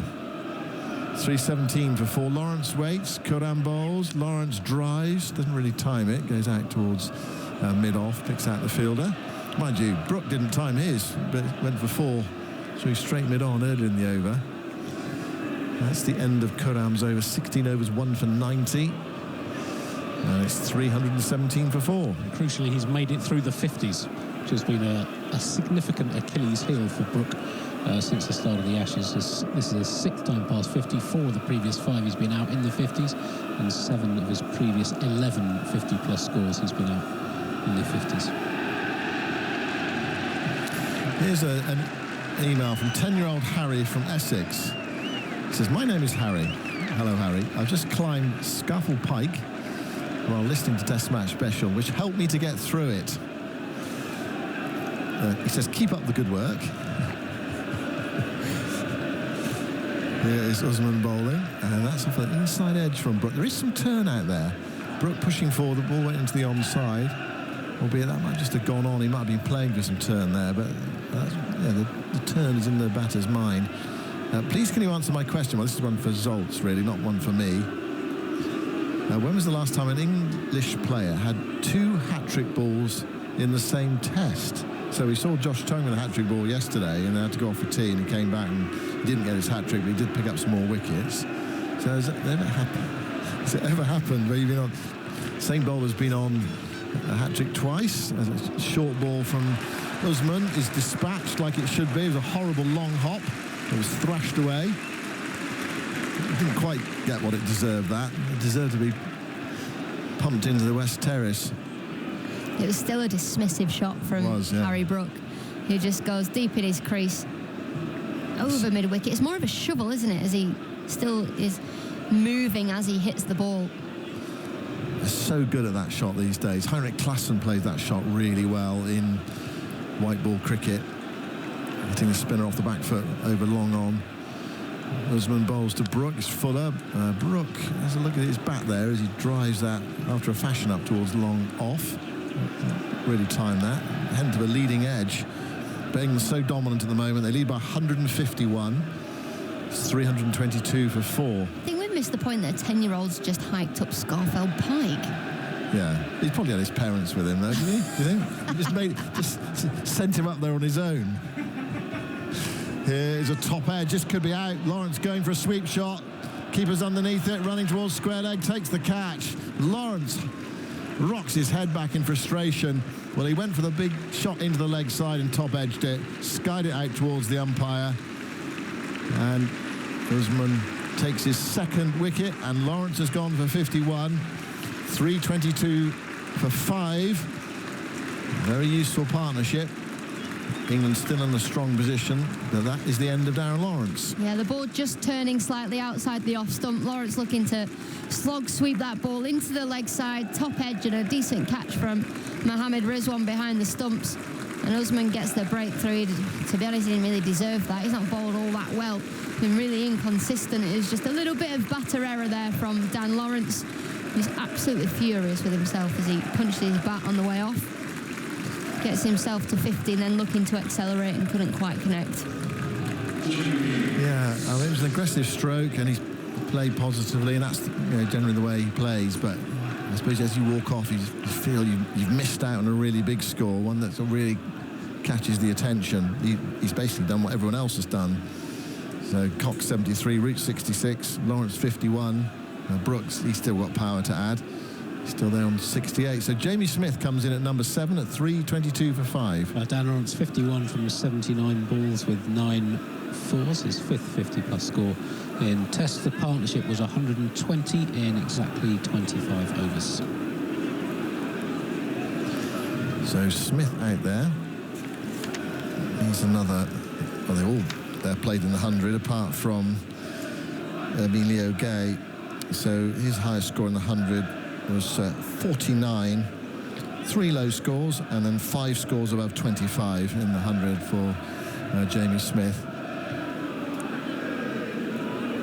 Last Test innings, he played well at Trent Bridge on that final day, and he played in a much more restrained way as well. So I think his innings, the way he's going to play here, is going to be fascinating to watch, because generally in his career he's just gone after it. Yeah. But he's played in a different way this summer for Surrey, batting at number 3. Giving himself some time. Usman bowls to him. It's a full ball which is driven away into the offside towards extra cover, and there is no run. Yeah, I think he came away from the Ashes and did some technical work as well. Didn't have the Ashes he would have liked. Any of the England players did, to be fair. Usman bowls to him, and Smith blocks it into the offside, and there's no run. I mean, he's only out at Trent Bridge in the end, because he was belting it towards the end. I think when England were losing the wickets, I think he was caught long on, wasn't he, at Trent Bridge. He was playing a few shots towards the end of that Test match, but he battled away, looked quite secure on that final day. I mean, people were kind of talking about his place, but I thought he did play really well. He's such a talented player. You feel, you want to give him more chances, not say, all right, just take him out of the team, because he's definitely got something to offer. He burst onto the scene and scored mountains of runs, didn't he? Yeah. My memory of him was those innings he played at Edgbaston last summer against India, and you think, well, a player that talented, you want to encourage him rather than discourage him, if you see what I mean. Yeah, absolutely. Right, here's Khurram moving into bowl, and Brook defends into the offside, and there is no run. Brook on 68. And I suppose the way he plays, if we do play to 7:30 tonight, he's just got half a chance of 100 tonight in front of a biggish crowd. Not everyone's turned up today, I don't think. 1 or 2 have left. It's quite chilly out there. And that bright patch away to our right-hand side is just beginning to affect the natural light, isn't it? It's just pepping it up a bit. So we may be fortunate. looks okay at the moment. The light at nearly 20 to 7. 3:22 for 5. Khurram bowls to Brook. Brook gets a thick edge on that. Goes backwards square on the onside. He's going to nip back for 2 as well. Between 2 fielders. Abbas throws it into Rizwan. So Brook's on to 70. Pakistan and their supporters must be absolutely sick of the sight of Harry Brook. So good against Pakistan, isn't he? I also want a counter for every time Salman Ali Agha has his hands on his head, like, oh gosh, what do we do next? Every single time the camera pans to him, it's almost like he's got his hands on his head. Not a happy captain. No. Brook just got the bat down in time on that one. Thickish edge to a straight ball. 3:24 for 5. Khurram bowls. Brook lets it go. Outside the off stump. Collected by Rizwan. So the game moving on. England have a lead of 153. They might have a reasonable expectation here of a first innings lead of, say, 230, something like that. Possibly more. I suppose it depends on this partnership between Brook and Smith. Depends on this partnership and depends how England decide how they want to play tomorrow. Yeah. So only in the 3rd day tomorrow. Well, Pakistan will be under pressure in their second innings. That was a shout for LBW. I really wanted there, the bowler and the keeper and slip fielder. It just looked a fraction high, but they might have a look at this. The ball went away into the offside. I think they've decided against. The bowler's turned his back on his wicket-keeper. And they are not going to review it. Pakistan only have 1 left. England have burnt theirs off already. They decide against that. It's given not out by the umpire Palakar. Just didn't feel out, did it? The ball did nip back in towards Harry Brook, but as you say, high. Yeah, high, wasn't it? It's quite straight. Well, it was straight. Brook hit above the back pad on the thigh. So that normally tells you it's going over, and technology says it was going over as well. It was over the top of middle and off stumps. 3:24 for 5. Khurram from the football stand end bowls to Brook. He dabs it away. Backward square on the offside for a single. Usman, more straightforward piece of fielding that time. Lobs it in. 1 more. Brook to 71. 3:25 for 5. The umpire's got the bowler's jumper at the back of his sort of trousers. It looks like a tail. He's just realised it, hasn't he? He's like hanging down like a tail, right down to the ground. And I think he nearly tripped over there as he walked back. 1 ball left in the over. I'd be tempted to put it on in this weather. Yeah, it's cool. He's still got his gloves on. I think he has, hasn't he, the umpire? Last ball of the over. Smith on strike. Khurram bowls to Smith. Smith nearly plays on. Playing at a ball away from his body, looking to run it away. Inside edge, just past the off stump. He survives. End of the over. 3:25 for 5. Brook 71. Smith 0. On we go. Under grey skies with the floodlights on. More from you, Alex. And then it will be Jonathan Agnew. Yeah, Smith there, as you said, just outside his body, tapping the ball down into the ground, very nearly rolled onto the stumps, and Harry Brook edging towards more runs, another century against Pakistan. As Simon said earlier, Aggers, they will be sick of the sight of Harry Brook. Well, they will. They should have realised and learned how to bowl to him by now. Well, I think every time he's played against them, it's been in different scenarios. Yeah. Different sorts of pitches. He's heading towards his 5th 100 against them now. There's Usman, and the first ball driven crisply by Brook for his 72nd run down to long off. One of those is a triple. I was going to say, does that mean it's heading towards his 8th? Well, he could do that, but the statos don't like that. Andy would hate that, but yes, it is in some ways, isn't it? Multan, crikey, he battered them into the dirt there, didn't he? It was so flat they played on the same pitch the next game, didn't they? 3:26 for 5. And Usman bowls, and on the back foot goes Smith, looking for his first run, but it's not there. Played out to extra cover. Well, the determined crowd have stayed, many of them anyway. they've done well today. It's not been the ideal conditions for watching cricket. In fact, Joe Root's got a hoodie on. I can see sitting on the balcony. The next one's tucked out to mid-wicket. That will be Smith's first run. And they're going to go to 327 for 5. Now, after all the amazing weather we've had, it looks rather bleak. It's almost get your winter coat back out from under the bed weather. It is. It is. I think probably it's half full now, isn't it? Usman swings his arm, trots in and bowls, and that's just fiddled away down to third man. No one there. Clever shot from Brook. Saw the length of that very quickly and a little bit of width. And with a flick, he sent the ball past slip and down to the boundary. 4 more, 76 now. It's really nicely played, but again, it's just too short. Yeah. It sits up so nicely outside the off stump. If I was silly point here, I'd be furious with the bowler. Keep bowling these short deliveries. If you're at silly point and you're a left-arm spinner, you want the batter on the front foot. He's coming out now. Time, he would score 1 million runs. He's not done anything reckless, has he? I mean, he was lucky. He was dropped on 1. Yeah, so 2 slips. He was dropped on 1, but he just played sensibly. He was pushing forward. He's got so many shots. He can just score all around the wicket. 331 for 5. 76 not out from 80 balls, so he's rattling on as well. Usman swings his arm, bowls left arm round the wicket again, and Brook just blocks it. Quite content for Smith to be on strike for the start of the next over, which is number 73, so it might not thrill Muhammad Ali too much at the thought of having a new ball first thing tomorrow, or maybe last thing tonight. But that will be the situation. How many overs has Muhammad Abbas bowled today? Today he's bowled 8. Doesn't seem very many, does it? 2 since the 38th over, so we're now it's the 73rd. We bowled the 51st and 53rd just before tea.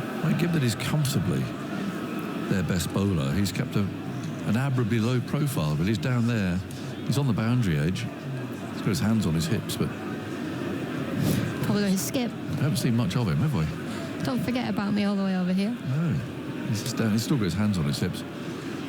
As Curran was taken 1 for 93 bowls, he's drilled through the covers. And that's Jamie Smith getting in on the act. Hit very hard.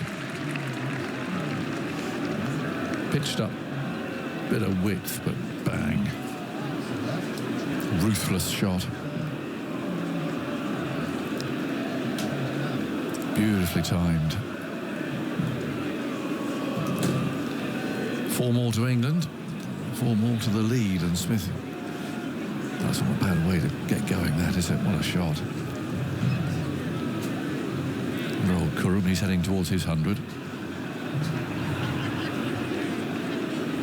Still running in, though. Here he comes, up the hill, bowls to Smith on the leg stump this time.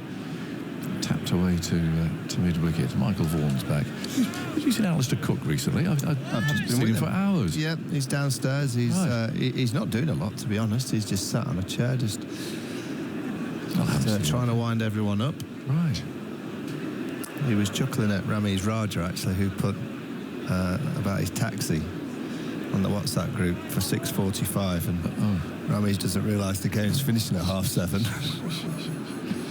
Ram's had a long day.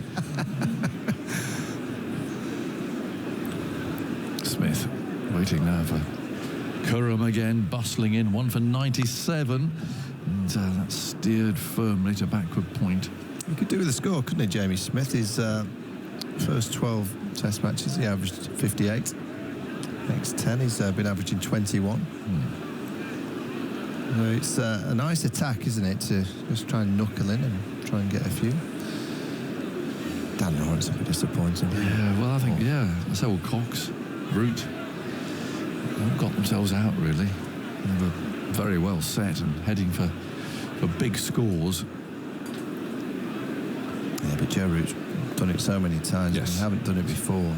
This is the attack that you can really go big against. Curran bowls, and that's hit hard to mid-on there. Another stinger for the fielder there. That's not the captain, that's Muhammad Ali. By the way he looked at his hand there, I thought maybe it was the captain, but I can see him, he's still hit his fingers there. Well, mid-off.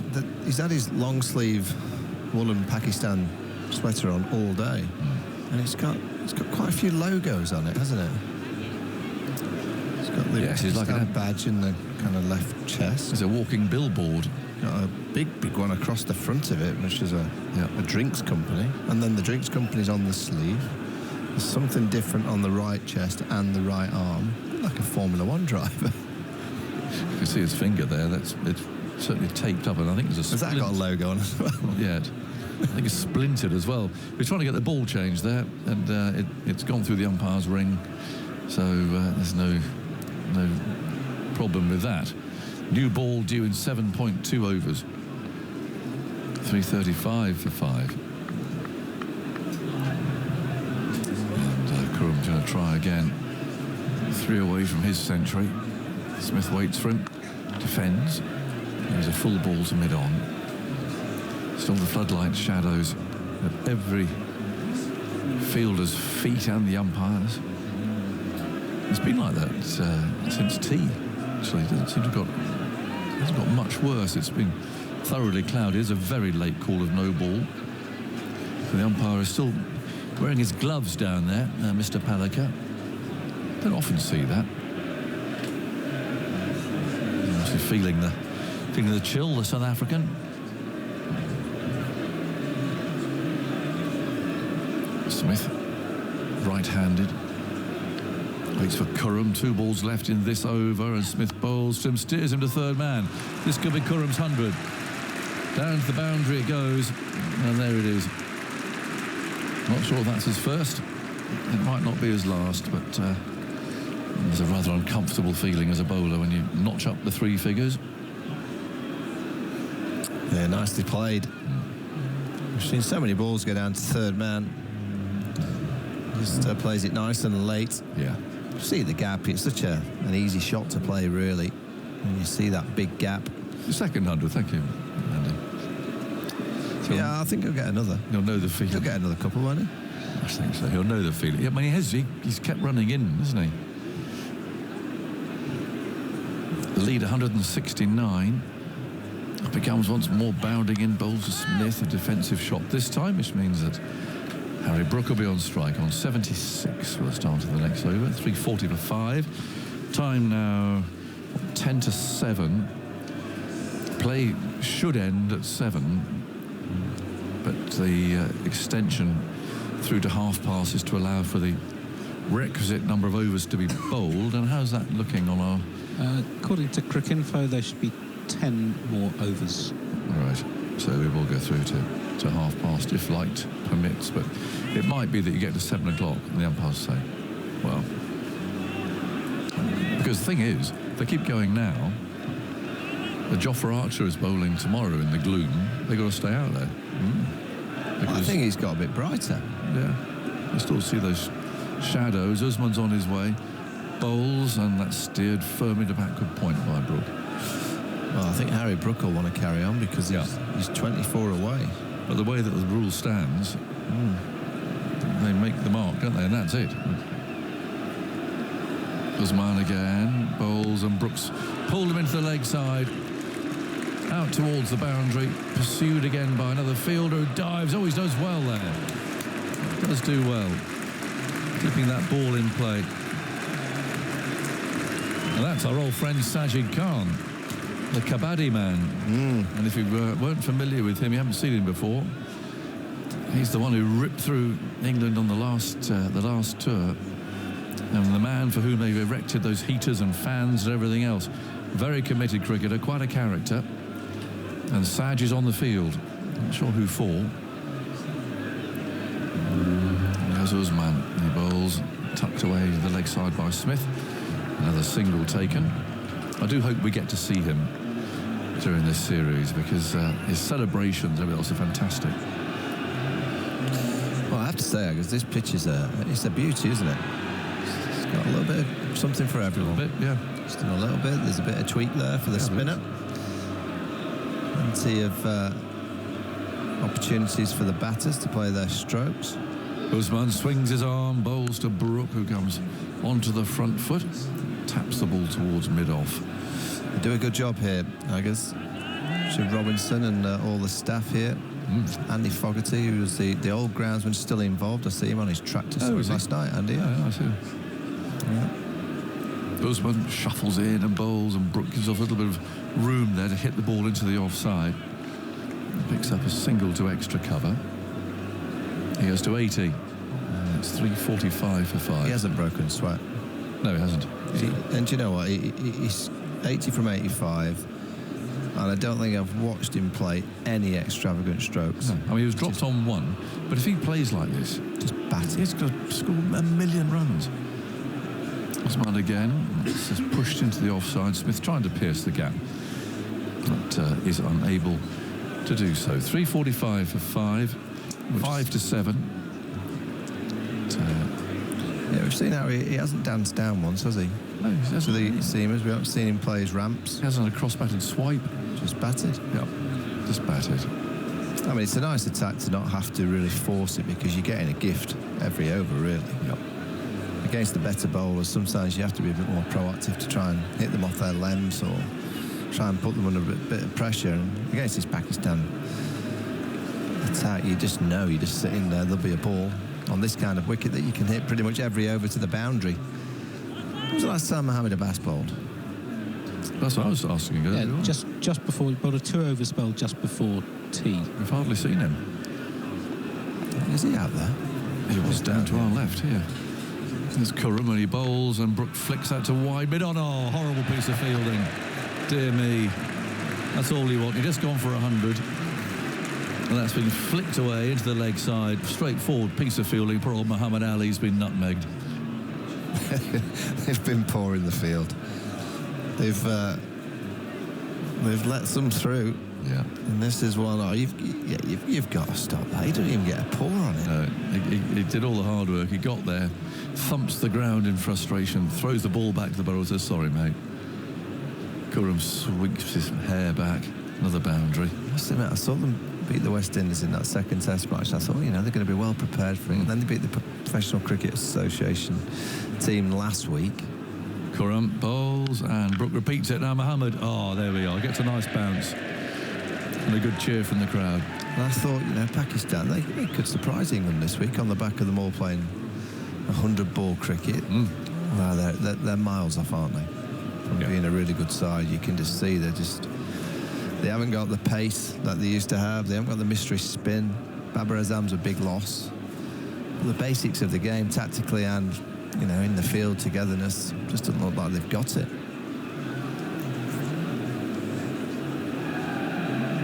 Brook on 84 now. Khurram bowls in from wide of the crease, so he's steered that away very fine, down to third man. They'll try and push for 2 here.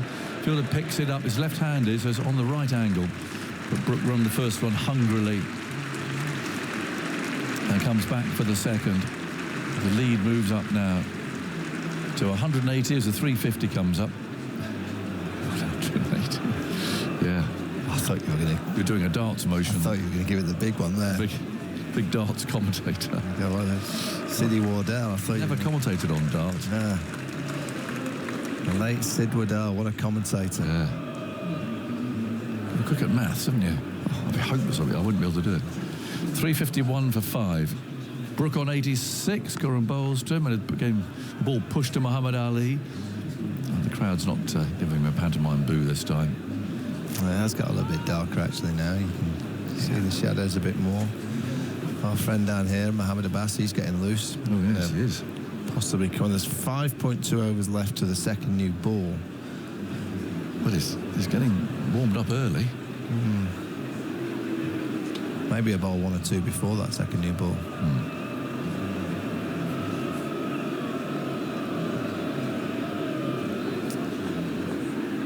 So Brook waits for Khurram. Here he comes and bowls into the leg side. It goes another chase for Muhammad Ali. Off he goes, running out towards deep mid-wicket, but then he actually allows that and leaves it for the man sweeping round from the deep. on a couple of runs. 353 for 5. Brook now 88.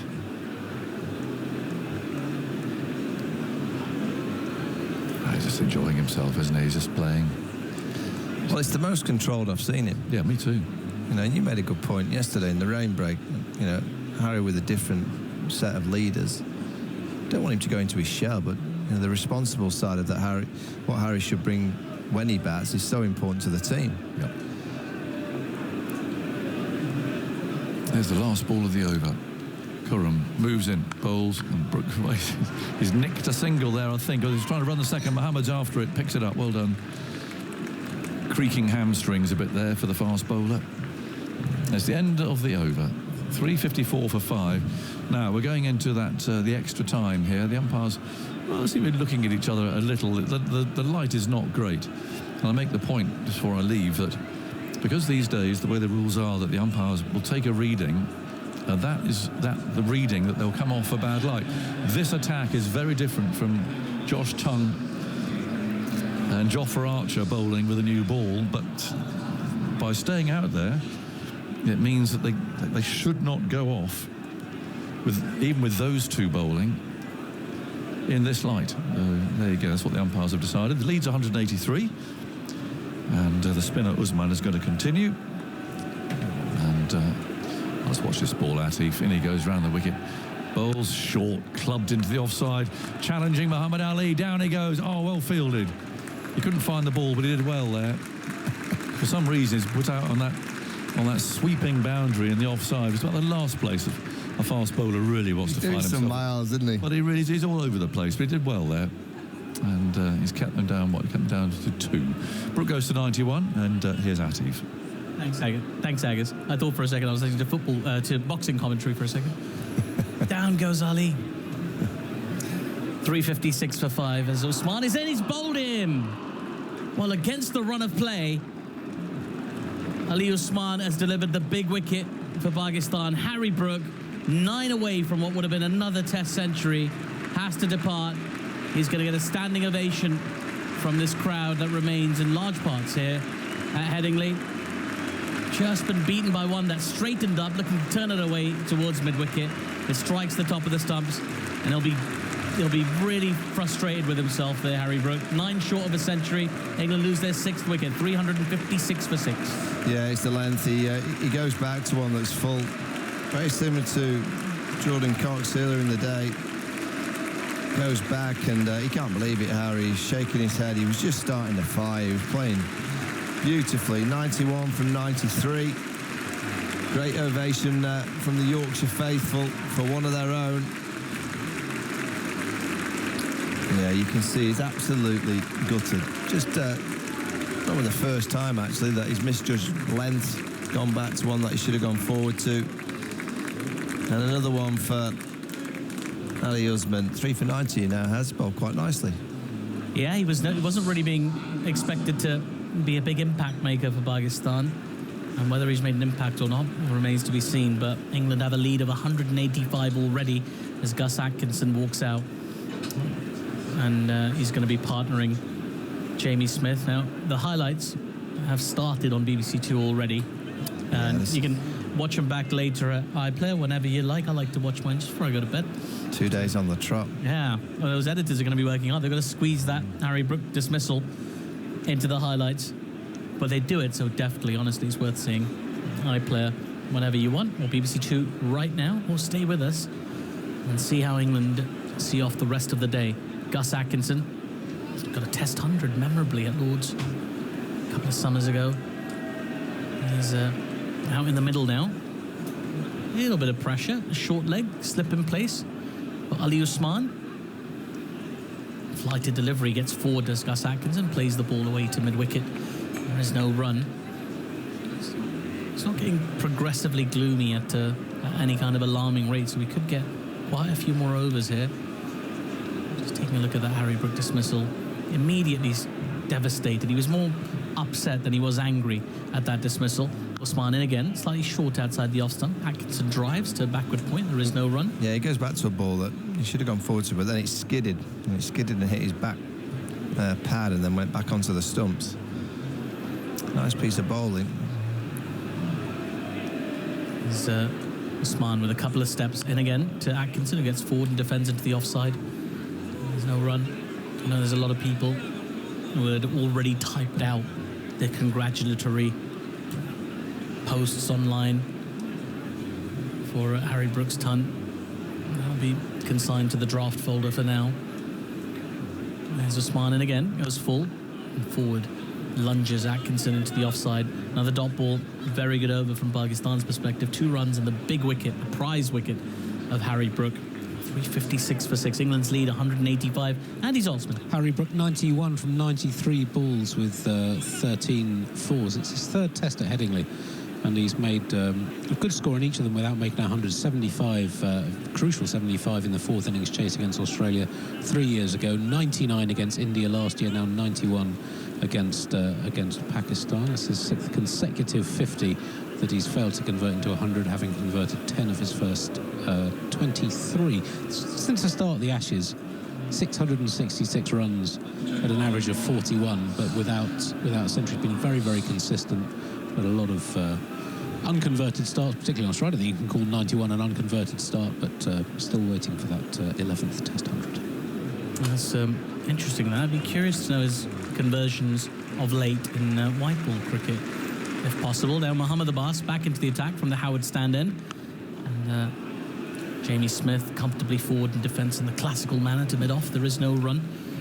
Just wonder, being an all-format player, if that has any impact in how often you convert, the switch-in mentality. It's a quick turnaround as well from the 100. He wasn't featuring on well, I think England have coped with that short turnaround incredibly well. Bowlers yesterday, the batters have played with control. They certainly, they've not played, scored quite quickly. Do you think it helps that they only had to bowl for 48 points? Yeah, of course it does. So it's the batting tempo that's sometimes quite hard to get back into. And there's a Abbas into Smith, who gets a leading edge, just behind square on the offside. They'll get a single out to deep backward point. And they've played with sense. They've run hard between the wickets. They've hit the bad ball. They've had plenty of bad balls to hit. But it's never been reckless. Yeah, I fear that they haven't been tested in a way that might have genuinely exposed if there was a knock-on effect from fatigue in the 100 or anything like that. But Pakistan have looked quite tired themselves, and their 3 seamers being rotated, their spinner being used liberally. How many overs has Ali Usman? 20 overs he's bowled today, and he was introduced pretty quickly inside 20 overs of play today. So I feel like stiffer challenges to come for England in the future for sure. Abbas in again, angles that in towards Atkinson, who flicks it away off his pads out towards mid-wicket. Chase on here. And the fielder will get there and get the throw back. A couple of runs for Gus Atkinson to get off the mark. In fact, 3 to get off the mark. 360 for 6, 189 the lead. Yeah, you're right. I mean, at 97 for 2 yesterday afternoon, a better side would certainly not be bowled out for 171, and England would have probably had to field for 80, 90 overs, 300, 320. And as we've seen today, I mean, Pakistan have created a few chances. They've dropped, 2 or 3? Yeah.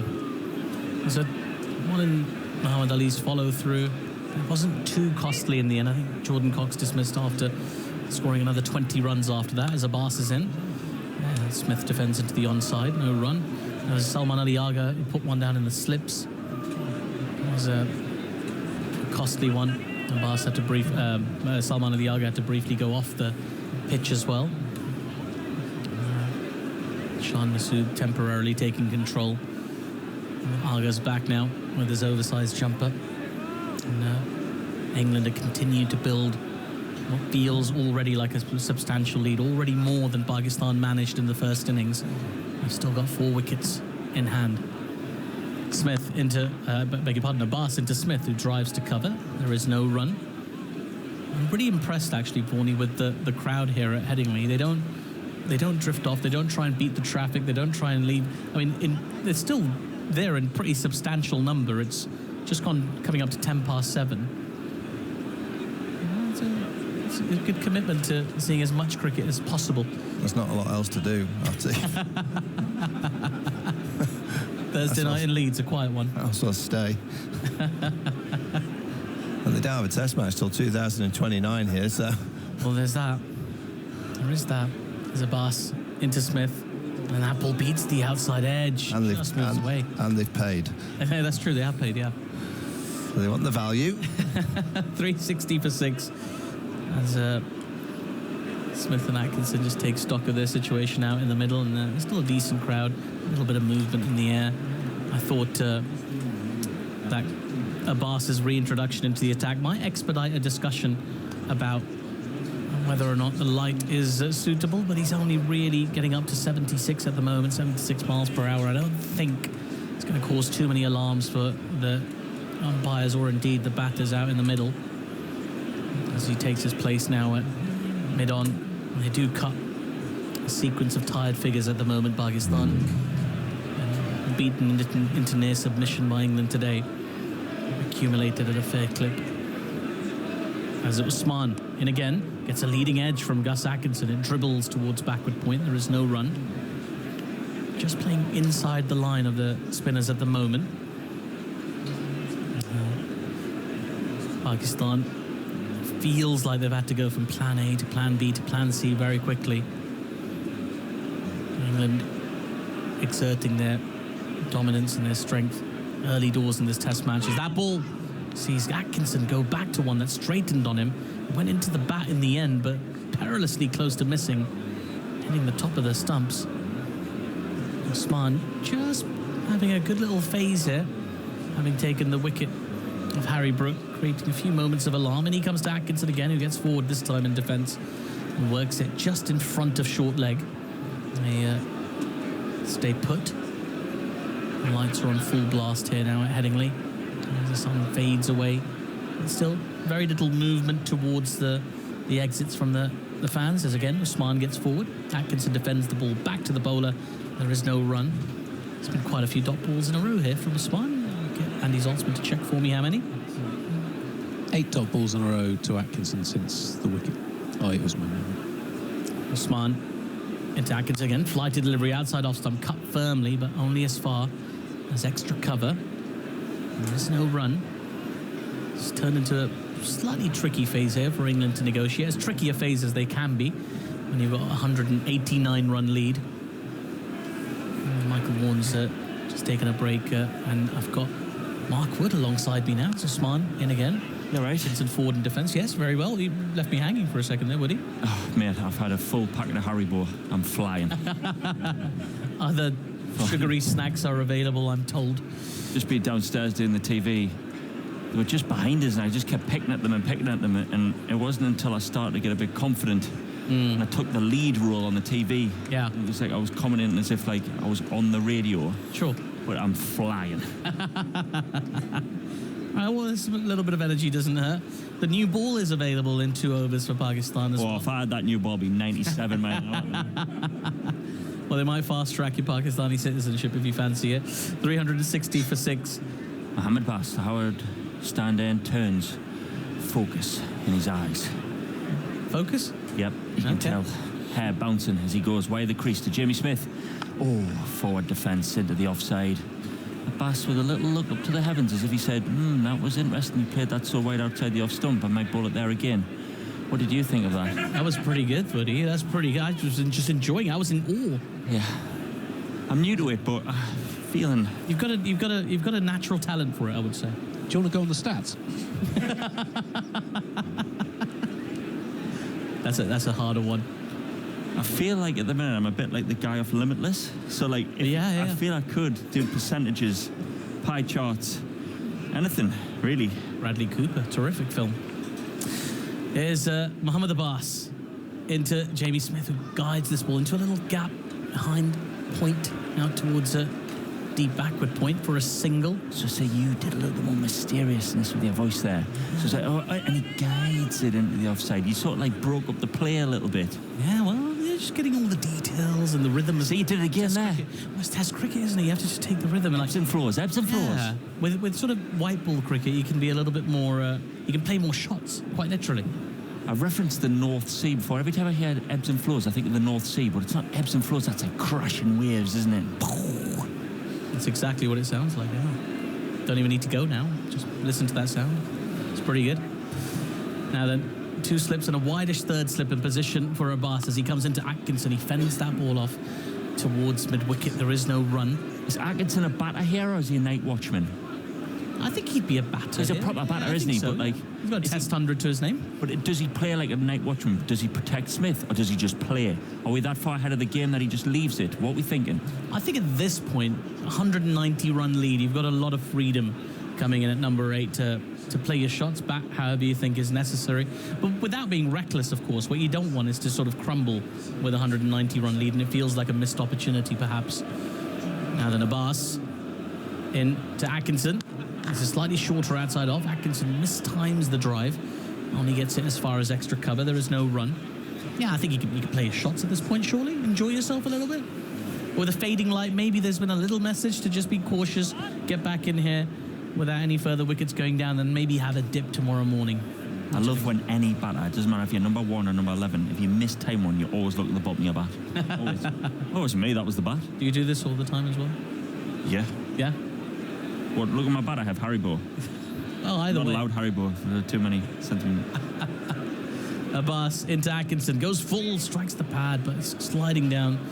So no semblance of an appeal. In fact, they get through for a leg by to a short fine leg region. Mohammad Rizwan backtracked to field that one. Can we talk about the umpire's gloves?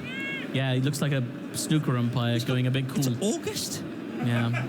He's got gloves on. It's chilly out there in the middle. You get a few fluttery shirts going during the course of the day. I mean, if he's wearing gloves in August, could you imagine him in Newcastle in January? Yeah, it might be a challenge. Might need thicker gloves, or a few more layers, maybe. January Newcastle's can be a test. Abbas rhythmically in again to Smith, who plays that one well. He kept a bit low. He managed to just squirt it away into the onside behind square. They'll pick up a single. Completes another over of Abbas. He's bowled 20 of them in this innings. 1 for 60 his figures. England just continuing to press that advantage. 363 for 6, a lead of 192 runs now. Andy Zaltzman's got something. Just a little thing on Ali Usman, who's bowled 20 over spell. Bowled 1 over yesterday. Bowled 20 overs, taken 3 for 82 today. But that previous over was his first maiden. That's unusual, isn't it, for a spinner? Go 20 overs waiting for a maiden over. It speaks to the positivity with which England have batted, but also perhaps slightly uneven execution from the young spinner, only playing his third match. He's given massive confidence getting Harry Brook out. Yeah, that's a prize wicket, and he enjoyed it. Big celebration as well. And he comes to Jamie Smith, slightly shortened. Smith rocks back in his crease, punches to cover. There is no run. What did you think of the Brook one? Did you think it just skidded through him a bit quick, or do you think he should have tried to play it straighter because he tried to whip it through mid-wicket? Should he try to play with a straight bat, or do you think it's just done him where it's zooted through him a little bit quicker than you think? We rushed onto him a little bit more than he was thinking, perhaps, as Usman in again gets forward to Smith into the offside, no run. Well, Michael Warne, who was on commentary at the time, suggested that perhaps he did misjudge the pace of the ball. It did skip on a bit, and he went back to it when he would have been better placed going forward to it, perhaps. But see, that's a problem when you're a proper batter. You've got too many shots, too many places to play it. If you've only got 1 or 2 and you're limited like me, it's a bit easier. Usman in full delivery, driven nicely by Smith along the surface all the way down to long, off for a single. Very quietly, Smith has made his way to 14 here. England just building that lead 1 run at a time at the moment. 193 it is standing it right now. We've got about 11-12 minutes left to play today. And trying to keep things quiet at the moment. Pakistan looking for maybe 1 more wicket before the close of play. Usman flights one in. Big appeal for LBW, and the umpire's finger goes up. I wonder if Gus Atkinson will review this. He's walking at the moment. Might have a cursory chat with Jamie Smith at the non-striker's end, but England don't have a review, so he can't review. And hence Gus Atkinson is going to have to walk off. Ali Usman does deliver that wicket for Pakistan. A 4th for him. Figures a 4 for 91. And England now 364 for 7 with the lead at 193. We were just talking about the dismissal of Harry Brook, and this seemed to skid on again. It thudded into his pad before that bat's in front. Sort of gone the old traditional way of having your bat and pad together. Not this time. He's gone with the bat in front of the pad. But before he's even got his bat out there, it's thudded into his front leg. And I think for Ali Usman, I think quite clearly with 4 for 9, he's been the pick of the bowlers. But he's also, you asked for more consistency, that was the line and length. He's gone 4 defence, and then that one, instead of a little bit of turn, it just zooted through and continued to go on straight with the arm, and that would have surely hit leg stump. Yeah, it's a good piece of bowling from Ali Usman, great skill, as Ollie Robinson makes his way out to the middle. Salts, how old's Ali Usman? 33. 33. I think his 3rd test match here, isn't he? Yeah, had a slow burn of a first-class career. Had a huge season in the most recent Pakistan domestic season, got over 70 wickets in 12 games. That got him into the squad for the West Indies. Played 2 tests, both tests there. Didn't bowl much in the first, but took 2 wickets in the first innings of the second and 4 for 39 in the second innings as Pakistan won that game by 8 wickets. He's bowled well for his 3rd test. Yeah. Shown a lot of composure. He's been picked ahead of Sajid Khan as well, who's the more experienced spinner in the Pakistan squad. But I think the thinking was that more right-handers in this England side, you want the ball going away from the batter, so you go with your slow left armer, and he has done quite well. It's intriguing, isn't it? The whole build-up was about seam bowlers and seam bowling conditions for Pakistan. It's the spinner who's done the damage. And he's now got another new batter to bowl at. Ollie Robinson facing up to Usman as that ball clips the off stump. It's 2-2 for Ali Usman. He's taken a 5-wicket haul. That's the 3rd 5-wicket haul of this test match. The first one for Pakistan, and I dare say the first major milestone for Pakistan to celebrate in this game. 2-2 towards the back end of this game, this day's play for Ali Usman. England 364 for 8, the lead at 193. And generous applause from the crowd here at Headingley as well for Ali Usman. Emotional moment for him as well. He prostrated on the ground. You often see players from Pakistan do when they make major achievements, but what a delivery that is, Woody. Just angled in, pitched in front of off and straightened past the outside edge of Ollie Robinson's bat. Beautiful. Any bowler will tell you they don't care how the wicket comes to get 5 wickets, but what I will say is that is an absolute beauty. It is, for the ball before, if that's just gone straight with the arm, this one is held and turned and clipped the top of Ollie Robinson's off stump. That's a, you know, he can walk off and be fairly content. He hasn't done a lot wrong. He's played the line. He's seen the ball before go dead straight. So he's played the line of the ball, but this one's turned past the edge and clipped the top of the stumps. And for someone, you know, that we're just talking about consistency there, that is a magnificent piece of bowling and well-deserved, sir. 5 wickets, you should be proud of yourself. Well bowled. And he's got a chance to add to this. He's got a hat-trick bowl to bowl. Now, this can't be fun for Jofra Archer. He's walking out to bat at 7:24. And he also does know what to expect. 2 balls ago, the ball's gone dead straight and skidded on. That one has turned. So does he play for the spin or does he play for the straight one? Especially on a hat-trick when you're a bit nervy playing in front of that front pad. If he can ask another question here and it's on the money, I think he's got a fairly decent chance here. Well, the 33-year-old from Vihadi in Punjab in Pakistan finds himself on a hat-trick here at Headingley. It's been completely against the run of play. Can he salvage something fun for Pakistan here? He's got 2 slips, a leg slip and a short leg in place. In comes Ali Usman into Jofra Archer, who gets a comfortable forward defence away to cover. It's cheered by the crowd as well, and that will be the end of the day's play, I think. I'm not quite sure. I think they're going to continue. They're going to continue for a bit. The new ball is available to Pakistan as well now. 364 for 8. Andy Zaltzman, give us a few thoughts, and then Simon Mann's going to take up commentary. Yeah, Ali Usman's maiden test 5 as you mentioned, just his 3rd test. He's the first visiting spinner to take a 5-wicket haul at Headingley since Ashley Mallett of Australia in 1972. Before that, Lance Gibbs in 1966 for West Indies. And you've got to go back to 1955 before that. So, yeah, the first visiting fifer by a spinner on this ground, an away spinner in 54 years. Well, I mean, we talked, didn't we, early in the test match about Pakistan lacking a false seamer.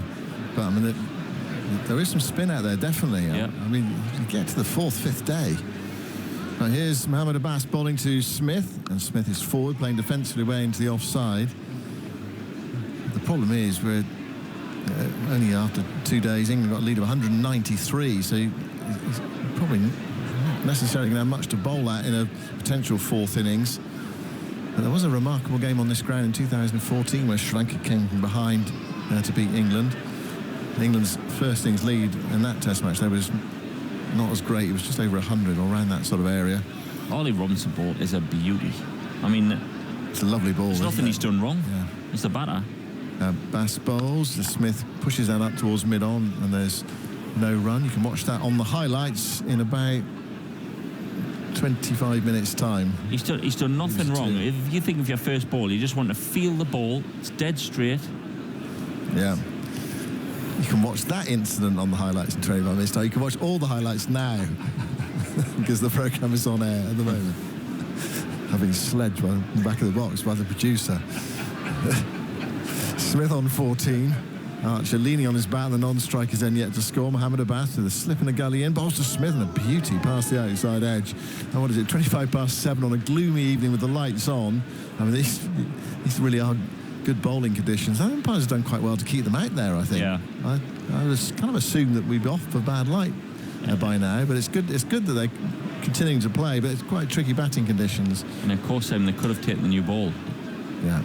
And they've chose not to do that.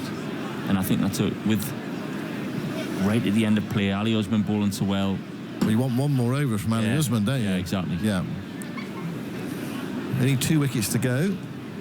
193 the lead. Smith on 14. Abbas wide of the crease. Bowls to Smith. Hits that through wide mid-on for 1. I don't think they'll come back for a second. They don't. They can't. Wasn't that well timed by Jamie Smith. More of a push drive. Kuram went to his right-hand side at mid-on to pick up. So one more run to Smith. He's on 15. He's in danger here of being left high and dry. You've got Archer, of course, can bat. And Josh Tongue to come as well. 365 for 8. And the lead is 194. There are 2 balls left in the over. And then, well, Usman would like another over. I mean, look at this surface. You kind of wanted 4 seamers for yesterday and earlier today, and then the spinner, of course, you want as well. Can you get that combination into your team? Abbas bowls, Archer is forward, playing it back to the bowler who picks up, and there's no run. That's the problem England have got, really. They can't fit. It's hard to fit everyone in that you want, i.e. a frontline spinner plus 4 pace bowlers. I mean, generally speaking, the pressure brought to bear by 4 pace bowlers in England is quite relentless, isn't it? Well, in other countries as well. Well, speaking of Ramiz before, I almost can't believe that, Naseem Shah's injured. Shaheen Shah, you just think these guys, the top international players, it's almost like looking at the seam attack, that they're missing one of those big guys, one of the top end seamers. Abbas bowls to Archer. Archer is beaten. Ball outside the off stump goes through low to Mohammad Rizwan. That is the end of the over. Abbas gives Archer a smile. He's chewing on his gum furiously as well, the bowler. Archer has survived. And Mohammad Abbas, 1 for 61 from, how many overs has he bowled, Dazzle? 21. 21 overs. It's been the most economical, it feels, of the Pakistan bowlers. Is that correct statistically as well? Yes, by quite a considerable margin. Muhammad Ali has 19 overs for 89, so 4.5 an over, and Kuram Shazad 19 overs for 111, so over 5.5 an over. The spinner Ali Usman 5 for 91 from 22, so gone over 4 and over, but picked up that fifer. The first fifer by visiting left-arm spinner anywhere in England since Shakib Al Hassan at Old Trafford in 2010. Yeah, and he's got a chance of more. He's going to go in and bowl to Jamie Smith.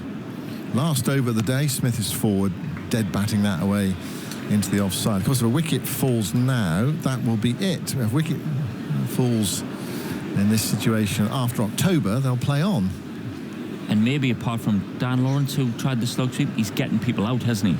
It's not just been slogging it up in the air. Usman bowls to Smith, gives that one a bit of air, and Smith checks the shot, pushes it back to the bowler. He's caught behind Cox, and then we had bowled Brook, LBW, Atkinson, bowled Robinson, and so those 4 dismissals are, very good dismissals. The ball has spun just enough for him. It's dry pitch. He doesn't bowl there from the full distance. I think he's just behind the line. Smith played defensively back into the onside. He went across to pick up, and there is a no run. So it says 29-23 on my clock. Still 3 balls left in the over, so I think this will definitely be the last over of the day. And here is Usman bowling to Smith, and Smith is forward, playing that back up the offside of the pitch. And again, there is no run. Smith just looking to play out this final over. He's been there for 33 balls.